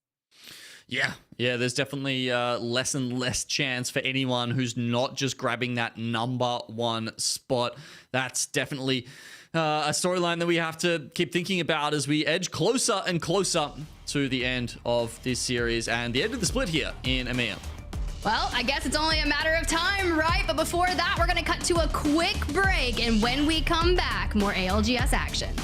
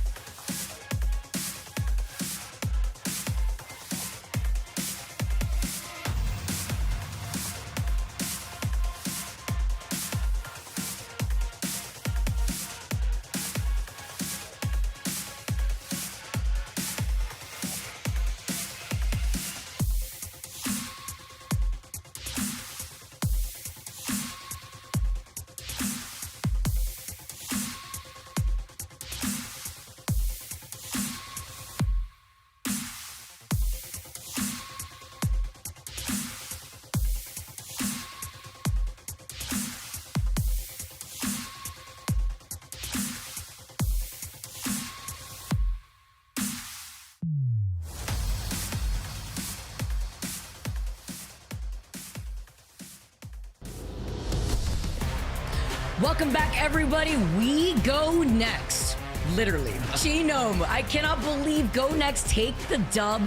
FaZe with 2 reses on the low ground cannot clutch it out. It was a really difficult situation, but to see Alliance go out early like that with what happened to Na'Vi, I mean, we have 8 teams now sitting at match point, and we are moving right back over to Storm Point. Yeah, look, I don't know how many chances, how many lives that FaZe Clan need, but apparently, what was it, like 7 or something was not enough. I can't. Yeah, look, that was a nuts result. I'm surprised that you know, there was that many Mobies around. I'm surprised that people let them get away with it that many times. There's a lot of surprising things happening at the end of that game, but I am. If I am surprised, I'm happy that we're going to yet another game where it just gets so exciting at this end of a match point series because there's so many teams that can walk away with it.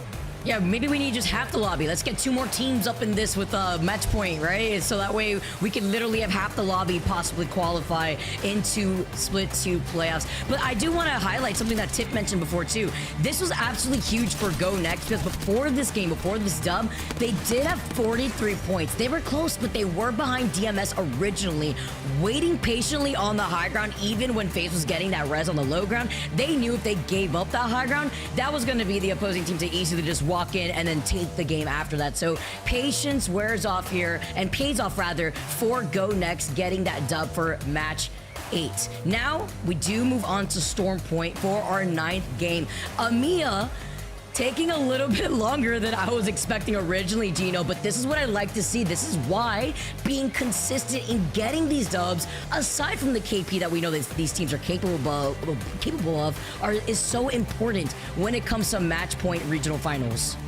Oh yeah, I mean, the 16 from Stay Healthy in the last game. I mean, yeah, look, there's still there's quite a big gap between the top 10 and the bottom 10 at the moment, though, because I think, talking about 16, I think it's a 16-point jump from 11th place to getting up to 50, sitting at 34 at the moment. So there's still plenty of teams down the bottom that could play spoiler here, that could keep going. I mean, there was some people on Reddit trying to do the calculations of what is like the theoretical maximum of how long a match point series can go in the ALGS, and it's very high. I can tell you, right? I mean, you know, obviously very unrealistic conditions, but like you can have like 60 games. It's possible, Vicky. Hold on here. Before I sit on the edge of my seat, 60 games, you say, would you ready? I mean, we got all the time in the world. I'm always ready for some more Apex Legends, especially when the competition is as tight as we're currently seeing it right now in EMEA. I really like the point that you just brought up, too, with the big gap there is with the bottom-end teams. You're thinking about maybe even Danish here with 34 points, right behind Trojan, who have 43 points. So that 10-point gap means that, hey, there's all these chances to get as many points as possible so that way you can at least stay in the top 8. So now that opportunity being presented to you, you got another game to go, and that gap is slowly starting to close for the teams that love to play for End Circle like Go Next. Yeah, I mean, look, talking about gaps, the one between the first place team and the second place team overall, Alliance and Gaming Gladiators, is pretty stark right now, Vicky. I mean, Alliance is sitting up at 94 points, and Gaming Gladiators, who a lot of the other talent actually picked as the potential winners for today, are sitting down with 15 points only. That's a crazy difference between those two. And yeah, I mean, you know, we've seen a team, I think, going all the way back to one of the lands where we've seen a team get like over 100 points and not walk away as the winner of a match point series. I'm thinking of when NRG came second with Sweet on it at one point, and I think old DZ stole it away. And Alliance are slowly approaching that threshold too, right? With 94 total points, they hit match point earlier on. I believe it was right after Cybercats. So now looking at where the circle is pulling, very similar look, but slightly different. It's not going to be pulling hard north of Pylon, maybe possibly out by the choke, but this benefits the likes of FaZe, which Pylon is their POI because they have a ring console right there on top of it all. Yeah, do we see this one, you know, maybe even go further out towards launch pad? FaZe Clan certainly seem to think so, or at least they're, you know, potentially even just hedging their bets, sitting on that sort of area, that fence line as you move out from pylon towards launch pad. You know, they're not sitting on the high ground like they did last time when we saw that initial pylon circle today, Vicky. Yeah, oh, and actually making the call to rotate by bridge side instead, closer to Devastated Coast. They're predicting this circle to pull by the outskirts north side of Devastated Coast like we've actually seen before in the past. Nags took a little bit of damage, though, on that rotate from the evac tower, but they have been able to find some space to coexist on the high ground here. Okay, yeah, getting into it very early. The Cybercats with only the white armors, and you can see there's still some damage away from that. Playing this fight slowly, perhaps even just, you know, getting some chip damage in could be to their advantage. If they can do that in a way that allows them to tick up to blue armor before they fully commit, this might be a lot better for them. And considering the fact that Cybercats are by Echo HQ, Aurora by Devastated Coast, FaZe already made their rotate here. We have so many of our match point teams already waiting to see where the circle is going to be pulling. You know that Kashiro's around the corner with that drone. Noting that here too, because they made their rotate from launch pad. So many squads have already made that early positioning play in holding underneath these bridges, or at least coexisting by north side of Devastated. Lots of teams definitely thinking along those lines. And as you can see, the conduit still in play. We've got the energy barricade out there. We've got a drone flying around too. It's a nice little showcase of some legend abilities going on down here at Devastated Coast. Especially with the amount of Watsons that we usually see here too. Go next. Get the finisher though on Oi Rain. That's something to keep your eye on to see if maybe Aurora could get Oi Rain back, but it's gonna be very difficult with the amount of teams already here. Khalif taking a good amount of pressure now from the fused knuckle clusters, forcing him to get out of position. Right back to the safety of both Ranches and Alonso. You know he was clenching right there too. At least we're able to get the reset here. Oh, I hate this for Cybercats. I mean, yeah. They've been putting themselves in some very good positions so far today, Vicky, but I don't know about this one. This one looks like it's going to be very tough to play as FaZe eliminate Aurora, who have come so close a couple of times to taking out this series, but they won't be doing it in match 9. Nice decision to fully send it on to the last member of Aurora too, right? Because Aurora essentially suffer from the same issues that Cybercat suffers from, which in this case, Cybercats being the only conduit, Aurora having the only lifeline, but now FaZe losing out on a member while DMS also are feeling some pressure from afar. It looks like Navi's also shooting at them from the distance, and FaZe seeing if maybe they can reset here. Cinetic losing out on his life. They get the dirty on him too. Can they get the banner is the question. That's a good question. They've had a lot of practice already in this series at doing just that, Vicky. So if anyone can, it's going to be FaZe Clan. Alliance taking some notes here too, right? To see how many reses we can try to get in our regional finals. We're trying to break records out here with the amount of Mobies that have been spawned in from EMEA. While Prestis is still on the low ground, Arctic is trying to take a different angle here while still trying to remain out of the line of sight of Navi, who are looking at them from those crates that you currently see on the left hand of your screen. Here comes the Moby. Prestis having to back away. The Motherload putting in some pressure here while Nags is giving him suppressed fire. Cybercats down now in 6th place. That actually surprises me. You know, they had a couple of good games, but incredible how so many other teams have been so consistent to be able to reel them in and actually get ahead. I guess we are into match 9. There's been quite a few winners so far. FaZe Clan still trying to make this respawn happen, and there we go. Cinetic is back in. They are in such a good spot too. The least contested spot, because it's going to be one of the hardest spots unless you have a team flying in with a Hail Mary or evac to really contest them in their position. That's why it was really good for them to make that rotation very early on from Pylon. When we take a look at the teams that are going to be rotating from the Echo HQ side of things, Danish, fighting off, I believe, against Gaming Gladiators, FA Kids, and there was a survey beacon by Echo too, so and a ring beacon. So that was for all that information. Well, kinda, and only 2 members left here from Na'Vi. They got the resonance in the tappy. He's gonna be able to pop the syringe in time. It's gonna be just that early circle damage to deal with, but it's gonna have to allow Na'Vi to now reposition out in the open. Okay, yeah, Na'Vi trying to move north as the circle goes east. Very much moving over the top of launch pad. So yeah, really all the teams reading that correctly. They either, you know, decided to stay on the south side, hanging around near Devo and Echo HQ, or you've got them sitting up towards launch pad. Ninjas in pajamas actually in a fairly good spot towards the main building in north pad. They've been, of course, struggling so far today. I guess it must be hard when you've got so much pressure on you to do well, and then you don't start the day well. Like the pressure just compounds from there. Yeah, it makes it harder too, especially with the type of comps that they've been trying to rock here, and on Storm Point where they found the success. Talking about Cybercats and the Gibby, it's difficult here to try to keep that up. Look at that evac tower into the combo on the mother load, letting everybody know who's around, but nobody's gonna be here in this corner while Blast is getting blasted over to the other side. He's trying to avoid feeling that pressure. Gaming Gladiators, once again, in a lot of trouble too, leaving Blast the last one alive.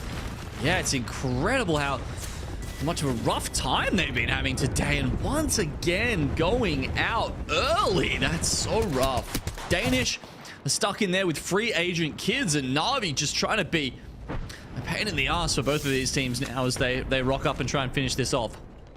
It's going to be definitely difficult here, at least with Matafi going to be able to try to get that Bangalore ult to create that space, kind of get scanned. He sends out that nade up into the air. You hear the action going on right above them here, and they pull off the res right in front of their eyes for free here. Now Na'Vi are going to get aggressive. This is just getting silly at this point, honestly. I mean, there's no way Na'Vi lose this fight now. I think the remaining 2 members looking at kinda respawning just for some extra KP, essentially. As you can see, getting bodied as soon as he falls out. Actually finds his nice little spot on the silo there, but then realizes he's gonna have to get out sooner or later, and he goes down sooner. They unfortunately could not even have a chance to reset there. It is Na'Vi who fight for that south side. Now nobody's going to be contesting them from the direction of Echo HQ, and they have a ring console too on top of it all, as Alliance with full red evos trying to find that last straggler as La Vista 2 blacklist. 13 squads left. Alliance still alive in this lobby as they are looking to claim even more players here, with Na'Vi 2 to join them up. So many other teams sitting at match point that are still alive. Round 2 closing, and Alliance are on full reds. That is a scary prospect for ANC Outplayed, who are pulling up just to the east of them, as well as players who are down there. You can see Shroomf having a look-see from a little bit lower. But yeah, look, Alliance, they're closing in on 100 points now, Vicky. Of course, this match series has gone longer than usual, so it's, you know, maybe not quite as impressive as 100 you pull out in a 6-game series during Pro League, but it's certainly nothing to sneeze at. These guys have been rolling today, and, well, I wouldn't be surprised if they continued that sort of form and took it out here in Game 9. Yeah, that's to put into perspective, by the way, that I believe Unlucky has had a total of 29 kills over the course of today's games. That is literally more than all the total kills that every squad has gotten, minus Na'Vi and FaZe. So just to put that into perspective, that's how crazy Unlucky has been going for Alliance. But they have to get that dub. Shroom is creeping up from right behind Alliance, trying to stay alive in this case. Maybe trying to see if he can get a different angle with the rest of players who are holding the building over to their south side. And, you know, like, he had such massive shoes to fill with coming in. You know, Yuki had been such a long-time stalwart of the Alliance team, and for Unlucky to come in and prove his worth like this must be so gratifying to a player who gets picked up by, you know, what has been the best team in the EMEA region for quite some time. And he's really proved his worth today. Those couple of clutches, honestly, worth it just for that. Let's see if he's feeling himself right now and go into a listen in. There's a team on the rocks, we send them, okay? Okay. You ready? Yeah. Putting up, let's go. Oh, what the fuck? I can grapple. One tree. I don't see, I think they went around storm, bro. Okay, Take zip just all the way, rocks take zip all the way. again. Yeah, Take the rocks, they zipped on the main building, we're chilling. Okay. No one here. Okay, take the rocks, take the rocks, take the rocks. When you gotta watch out, They died, yeah. Okay, They give me died. this. Yeah. We can fuck the team on the right, push it. Hide. Yeah, they are. Okay, be careful your back. Can we take, is there anyone catwalk or not? Okay. Yes. What the fuck is this guy doing? Ash 80. Okay, I'm going back. I'm watching back. Yeah, watch your back. Alright, so 2 teams We're still in here. Okay. Yeah, 2 teams building, guys. Okay. Team catwalk. Car? They're driving it open. Yeah, car behind. They're playing the spot. How much I think we fight this team. I think we fight this team, guys. Okay, you're on with Yeah, let's turn around. Turn around. Okay. Listen, I'm gonna go far right. They're getting bullied in the spot. They're getting bullied. Yeah, one on ping. I can go around. I can go around and shoot them in the back, and you guys play forward on the tunnel. Okay. Just careful the fucking catwalk. Careful. They might be I'm coming to you. pushing They them might be back coming to you. They're coming to you. Your direction. Yeah, Bangalore there. One guy was close to you. Back again, though. One guy playing bins. One guy Choose on the back. bins. Grappling back. 2 guys grappling back. 2 guys there. Yeah, I'm just holding the side. I got You got nothing to smoke. I bangled it. Listen, Go back a little bit. we listen. Building is not in, by the way. We can just 3P outside too. We can play on where you guys are. Yeah. I bangled this team, by the way. I'm Just play the finger. Yeah, just play the finger. I'm coming back to you guys. Finger? I have a sip too. I have a sip as well. I'm gonna play the rocks for now here. In fact, I'll do. We have to watch Wait. the fucking. Yeah, I'm going back there. Team in the middle finger, by the way. Yeah, I'm just holding left for now, okay? Yeah. Catwalk team is in. I'm watching right here. We're a little bit fucked here. We gotta kill back. Oh, How many? Do it, I'm netting. Yeah, I'm netting. Under me. 30. Follow me. Holy fuck. One. Blood. Watch for 3P. You have Mobby? You do. Yeah, I do. But they're pushing, I think. Yeah, close to me. Look at me. I'm peeking. I'll try to. Go on in. Back on, let you on. Make one, I'm pushing. Okay, I'm grabbing in. Off to the back, wait. All you. Fuse one. I'm stepping out. Shield one. No, I'm good. Chill. Rest. I can't. Okay. Go back. Call Mobby and take banner. I'm trying 1 second batting.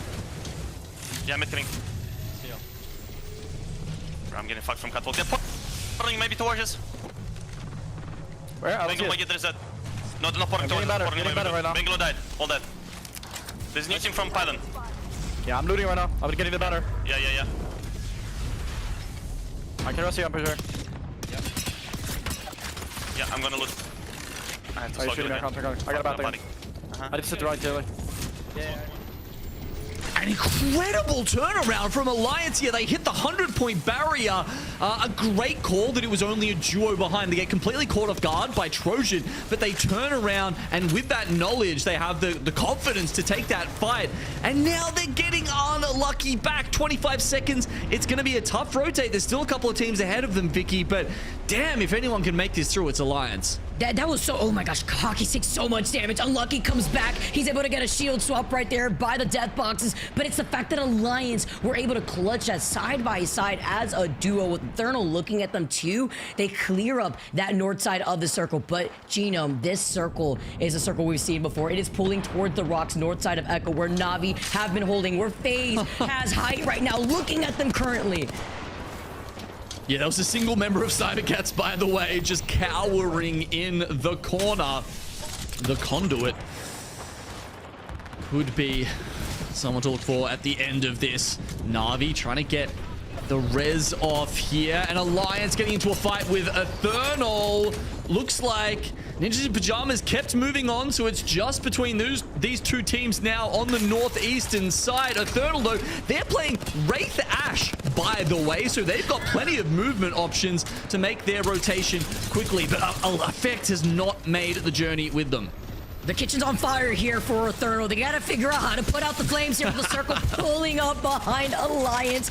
This is insane. With 8 squads left, Go Next still alive, and Hockey's being the last one alive for Alliance. Cannot keep the dream up here for the rest of the teams. 6 squads left, and the teams at match point that are still alive: Go Next, Na'Vi, FaZe, EXO, and the teams that could stop them. You got NIP. I'm thinking Eternal. Those last 2 teams could try to make some magic happen here.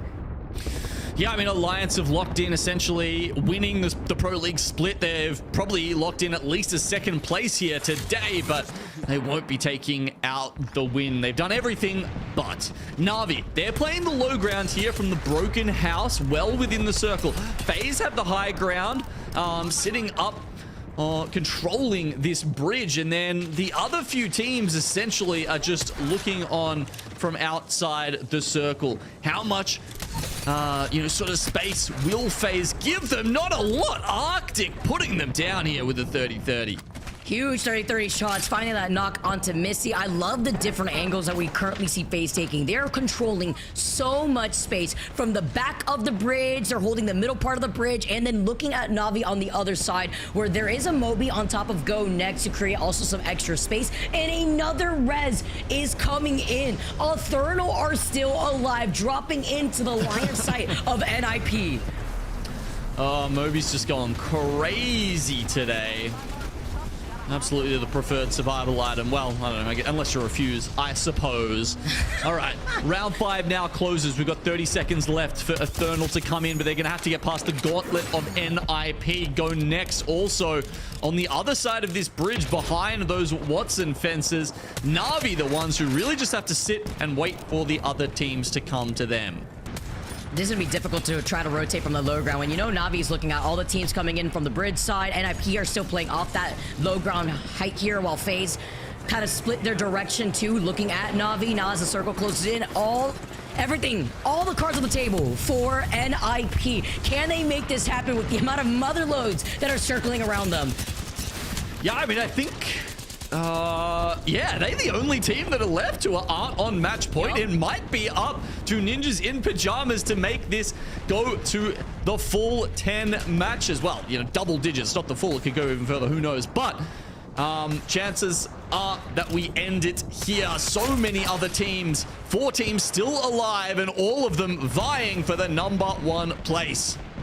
This is such a tough spot to even rotate from. If you're NIP, you have everybody looking at you. Go next is over to your side. Zane's about to be met with a little surprise. Na'Vi on the other side here too, but they have Amphi being on this here, giving them the information that they need with the heartbeat sensor. You smoke out the high ground here for FaZe, who were looking at them originally, but do you take this zip? Do you try to commit? Oh, Na'Vi is trying to commit onto FaZe on the high ground? Are you kidding me? This is so good for NIP. They just get to take over the building. All of a sudden, they've had a lot of space cleared for them by that move. Na'Vi are locked into this now with NIP trying to get the shots through the building. Just want to hit that one pixel on the foot. Wow, the moving from the building in this case. Right early on as ExoCloud now moved into NIP, have a squad coming up from right behind him. Exo in the line of sight though of NIP. FaZe get the follow-up here too as they still hold on to the high ground. Na'Vi with that move. They go down here possibly. Go next. Exo meet their demise and NIP is still alive. They're going for the res. This is desperate. They need it with the other person full killed. FaZe trying to get the information out there with focus of attention. They hit that. So many ultimates going down right now. FaZe clan, they're on top and they're in control. They even get the opening onto Na'Vi. Oh, they try to get the follow-up here too, but Synthetic does not want to overextend. He holds onto the height. FaZe clan now. Arctic drops down. He sees the fighting happening right in front of him. Na'Vi fully send it onto NIP. This is FaZe to third party as Na'Vi is eliminated. They're fully up. They've got all 3 members. FaZe clan win the EMEA Regional Finals. Bask in it. FaZe clan. It took 9 games to crown a winner within EMEA, and FaZe with the patience waiting on the high ground after Na'Vi made their move. FaZe wins game 9. They win the regional finals. I can't make this up. Can you imagine a world where NIP was healthy after Na'Vi fully sent it to them? I mean, you've got to remember that FaZe got a respawn at the start of that game as well. The mobile respawn beacon is their best friend. They got so close in those last couple of games, but then, wow. I mean, yeah, they played that one so well, just really holding on to that high ground. And every time someone chose an angle that even remotely threatened them, they were the ones out trading them, making them stay away. Yeah, it was a masterclass in controlling space there from FaZe clan. That was amazing performance there too. One of the teams rocking the catalyst and holding their position on that height. That is also to highlight the fact that they went for an early rotate off the rip. We talked about it before when that game 9 had started, where they land over by pylon. They took an evac tower. Like a lot of other teams within the vicinity, they wanted to be able to find space on that bridge. This time it was FaZe that found it on the high ground, and they held it even after getting that res on top of it because nobody else was there to contest them. Yeah, that was a nuts ending there, and FaZe. Yeah, well, look, FaZe in 9. That's the ending here for EMEA. We can't do this alone though, Gino. While breaking down the action to the very end, I want to bring Rende back in because 9 games it took for FaZe to take the dub. So many teams hitting match point. Yeah, I mean, that's all. Just 9 games. FaZe, they had it in. They were unfazed. They knew it was going to them in that final zone. We tried to build the story of NIP, and I know you guys can't hear me. Stream can, and I'm just letting you guys know you can't hear me, but Stream could. So I was doing that for your own. So, you know, when I was screaming while you guys were casting, you couldn't hear me on Discord. But FaZe, they do it. They were unfazed, and they were so excited to obviously grab this. It's a well-deserving thing coming off, I think, a storied performance at LAN that put them on the map, traveling across Europe, having their family members join, seeing Synetic's parents, I think siblings in the crowd in Los Angeles, kind of a surreal experience. Now seeing it translate to the FaZe pickup and then heading into Split 2, winning regional finals. You know, Genome, there's really nothing more than you would want for a team like this to have a trajectory, especially at the start from Split 1 to Split 2 heading into playoffs now. Yeah, and the way they played in LA really felt to me like a team who could go further, right? It wasn't a team who, you know, overperformed or something like that. To me, it looked like a team who was on their way to the top. And they certainly stay there. A big win. They were, interestingly enough, in 3rd place coming into this, and they were 15 points behind Gaming Gladiators, but I think that 3rd will not be where they end. It could be something even better than that, considering Gaming Gladiators Day, which I'm sure they will want to forget as soon as possible. FaZe Clan, though, with 23 points and the win in regional finals. That's what they were hoping for. It means no dream for Cybercats, who find themselves in 9th place in this final game. NIP, they came close. They really did, guys, but it was too late and too little. With Not a Spinseer, ExoClan go next, rounding out the top 5. If it wasn't them, it was ending, and it certainly did end. Our final 10 teams in this final lobby of our EMEA regional finals. We'll show you in just a moment here as we move to our 10 to 20. And those teams, obviously, well, they'll be wanting a little bit more after this. What to take away, if you are making it into Germany, what do you build off of here? Because ultimately, there's nothing in Apex that gets lifted. There's no prize money that gets shared that doesn't allow these teams to do it without figuring out how to thrive in a match point scenario. So if there was something wanting, how do you figure it out? Those are questions maybe some of these teams will be answering as you take a look at it here. Vicky, your first reaction. Alliance, they will win the day overall, but we all know that #1 position in terms of our regional finals winner will go to FaZe Clan. Talking about DMS, stay healthy. Cybercats safe out here too after the series results for today was actually insane. Can we talk about Alliance with the triple digits, 103, failing to get the dub after hitting match point. But looking all the way down where we saw a lot of teams really making the come up. You mentioned NIP. Unfortunately, it took 9 games for them to really show up at the very end. They were able to get 21 KP, but those placement points are so important, and unfortunately the rotations were just not really working out for them. Even the decision making and trying to take some fights. But then you look at the other side, ExoClan, we saw highlights from Exo, Aurora, pinpointing Alliance back on World's Edge, making small plays like this to really alter the way that this overall standings of today may affect the overall standings of the entire region. Well, speaking of the overall standings of the entire region, the questions that we've been asking, well, we have the answers here very soon. Who is going to Mannheim? In just about a month, we're going to find out who will be on stage competing and representing EMEA. Here it comes. It is ExoClan, Trojan, Passion. Nation UA, Go Next Esports, Not as Finseer, Gaming Gladiators, FaZe Clan with their win will move into second place overall in Split 2 and EMEA, and Alliance will take the overall Split 2 Pro League win. DMS, FA Kids just missing out, but Genome, it seems like, looking at this, we probably got the teams that deserve to be there from EMEA.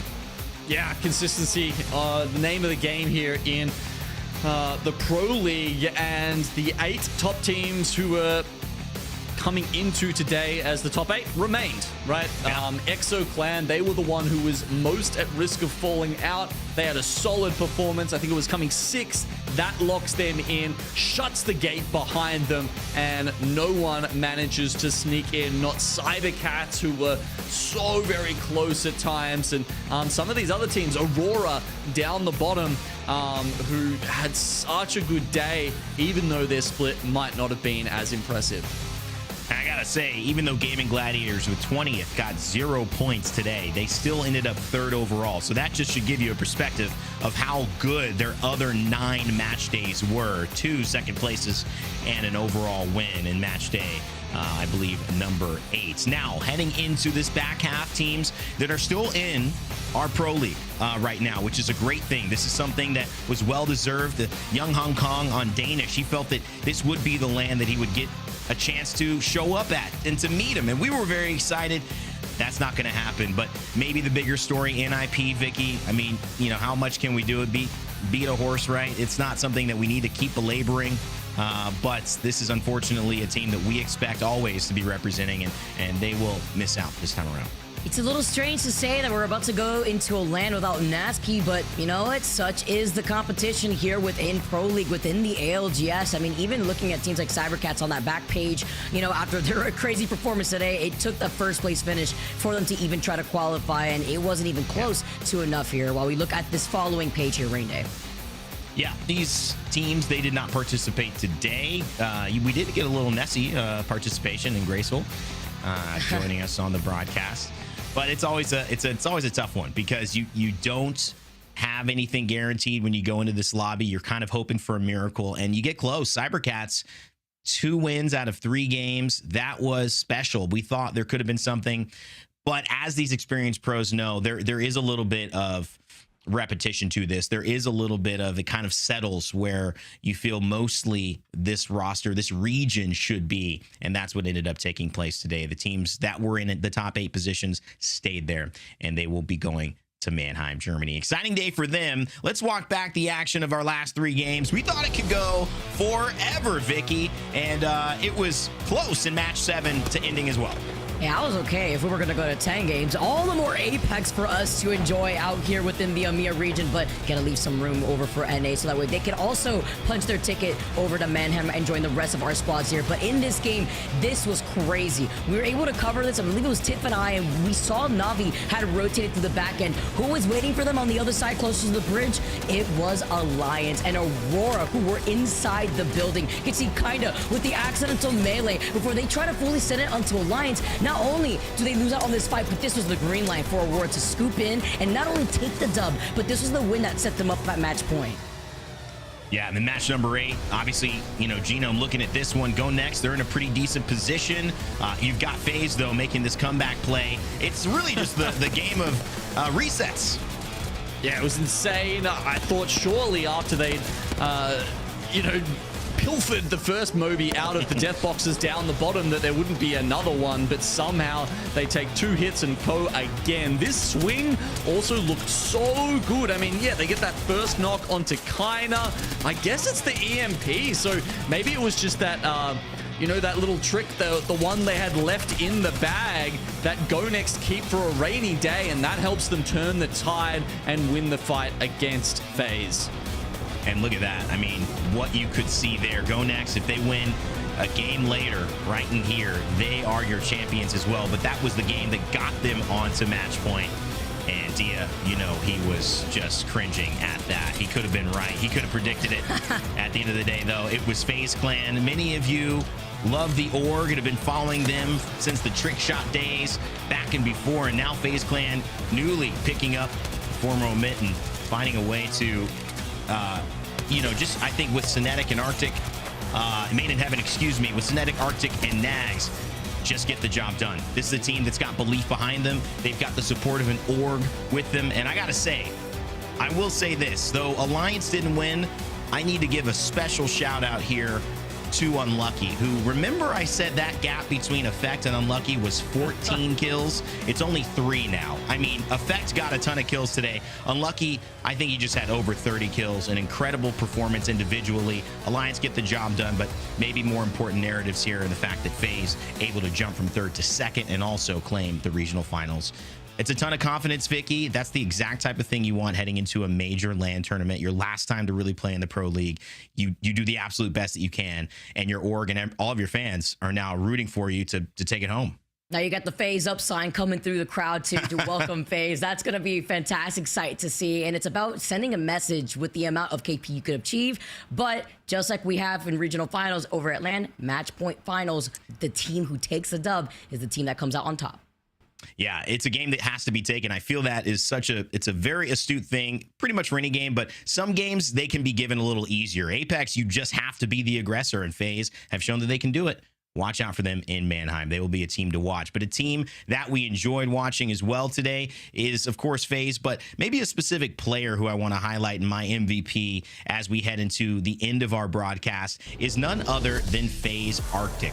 And I think this was just an amazing showcase from a player who brought not just the damage, because when you look at the stats and you go at, he's one of the top kill leaders overall in this lobby today, and definitely the top kill leader overall for FaZe. But when you go even farther than that, you start to compare damage. He's only a few behind Cinetic with 8,000 damage. And this is the big thing for me. He plays the characters that make a difference and that change up your roster. Whether it's the Watson that we saw on World's Edge, or whether it's the Catalyst here, the flexibility and the responsibility to have to make good decisions in moments like this. The small things like setting up the areas with the piercing spikes on the left side, knowing that you can swing right and push with Nags to go ahead and clean this up and get the final kill to put your team on the top of the podium. A huge moment for Arctic, a player that we haven't highlighted as much as maybe we should, or certainly now will in the future. 18 kills, 8 assists, 8,000 damage as well. It's a game of 8s for FaZe Clan's MVP as he takes it home after a great performance. And I know that we have got an interview here with our winners as well.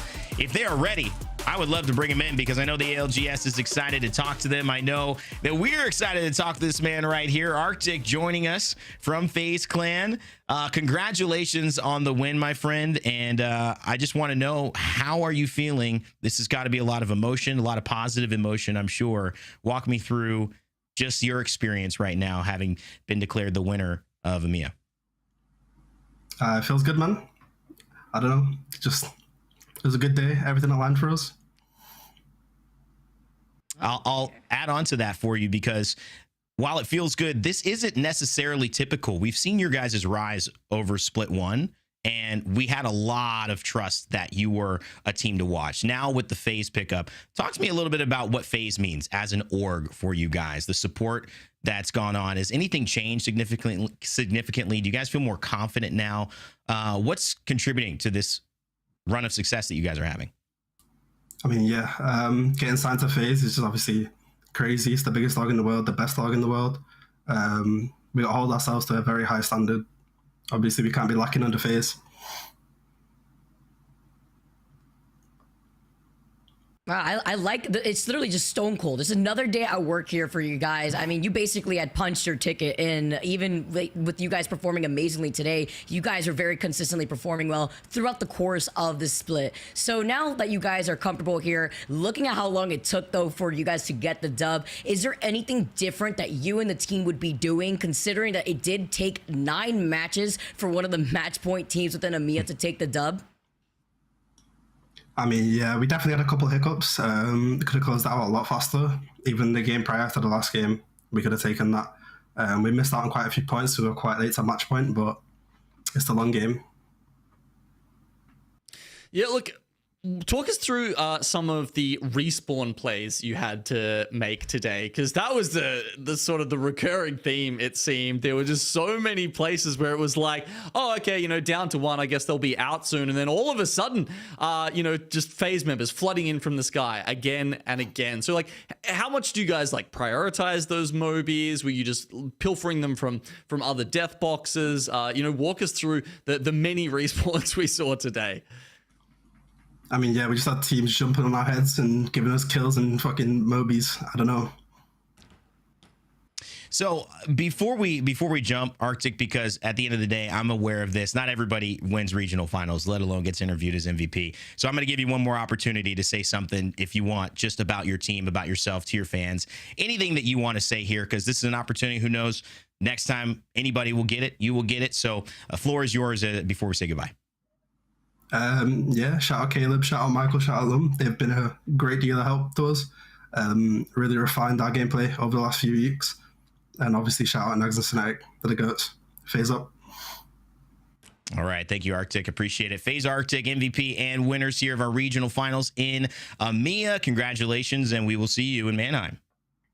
Thank you. Man, a few words there, Vicky, but obviously locked in. Yeah, again, he just looked like he was here ready to perform. They knew that they were going to be able to come out on top, and if anything, they could at least iron out what they had issues with. It sounds like that they had already discussed it, which is a great case here when you know that you've made it into Mannheim, Germany. You're going to be competing in Split 2, where finding out what those mistakes are early on is more important now more than ever when it comes to competing against the best of the best in every region around the world. Genome. Yeah, look, you know, if you want to be the best in Apex, like, you can't have any passengers, right? You need three amazing players. And Nags, we've seen that from him in the past. Cinetic, I think, has actually had some, you know, some focus on him with how amazing some of the plays he's made have been. And now for Arctic to get the MVP as well today, I think that just shows you how well-rounded this FaZe Clan team is. And that is something that could see them go very far when they get to Mannheim. All right, well, you know, we have another show coming in just a few hours. So while I might give you more final thought moments for that one, I want to save your energy because we've got something right around the corner. So thank you, Vicky and Genome. We'll let you go for now. We'll see you very soon. And Tiff as well. Thank you so much for all the efforts in EMEA. We'll see you shortly. Coming up, where we will see them, and myself included, is the NA Regional Finals. 7 p.m. Eastern Time, 4 p.m. Pacific Time. If you're tracking your clocks, that's in about an hour and 6 minutes as I have it, wherever you are. So check it out. Maybe go grab some food, grab a beverage, go on a walk, and get ready to do it, because guess what? We've got our 8 teams in EMEA going to Split 2. We're finding 12 in North America, and we're finding you, thousands of you, hopefully, who are going to be joining us in Mannheim, Germany. Shaheen was joking about it. He said the Euros really gave us a preview this month of what the big event is going to be, which is in August. Of course, that's us he's referring to. Yes, we are bigger than the Euros for sure. Go to algs.ea.com and book your ticket to what will be the most exciting event in Germany of the year. We guarantee it. All right, we don't guarantee it, but you know it is going to be a great time. And you know you should be there. It's going to be a blast as well. Make sure you keep in touch with everything we're doing on Apex Legends. If you missed the time, we've got Play Apex Esports on Twitter, which will keep you posted on when we go live and all the match day highlights to see who qualified and things like that. Also, make sure to follow twitch.tv/PlayApex if you're watching now, or Play Apex Esports on YouTube as well. Big shout out to EA. Go download and play Apex during the break if you can, and all of our production team at Esports Engine for helping us put it together. From Tiff, Vicky, Genome, and myself, Rene, we wish you a great little break. And as always, remember to never give up, never stop gaming, and we will see you in an hour for North America.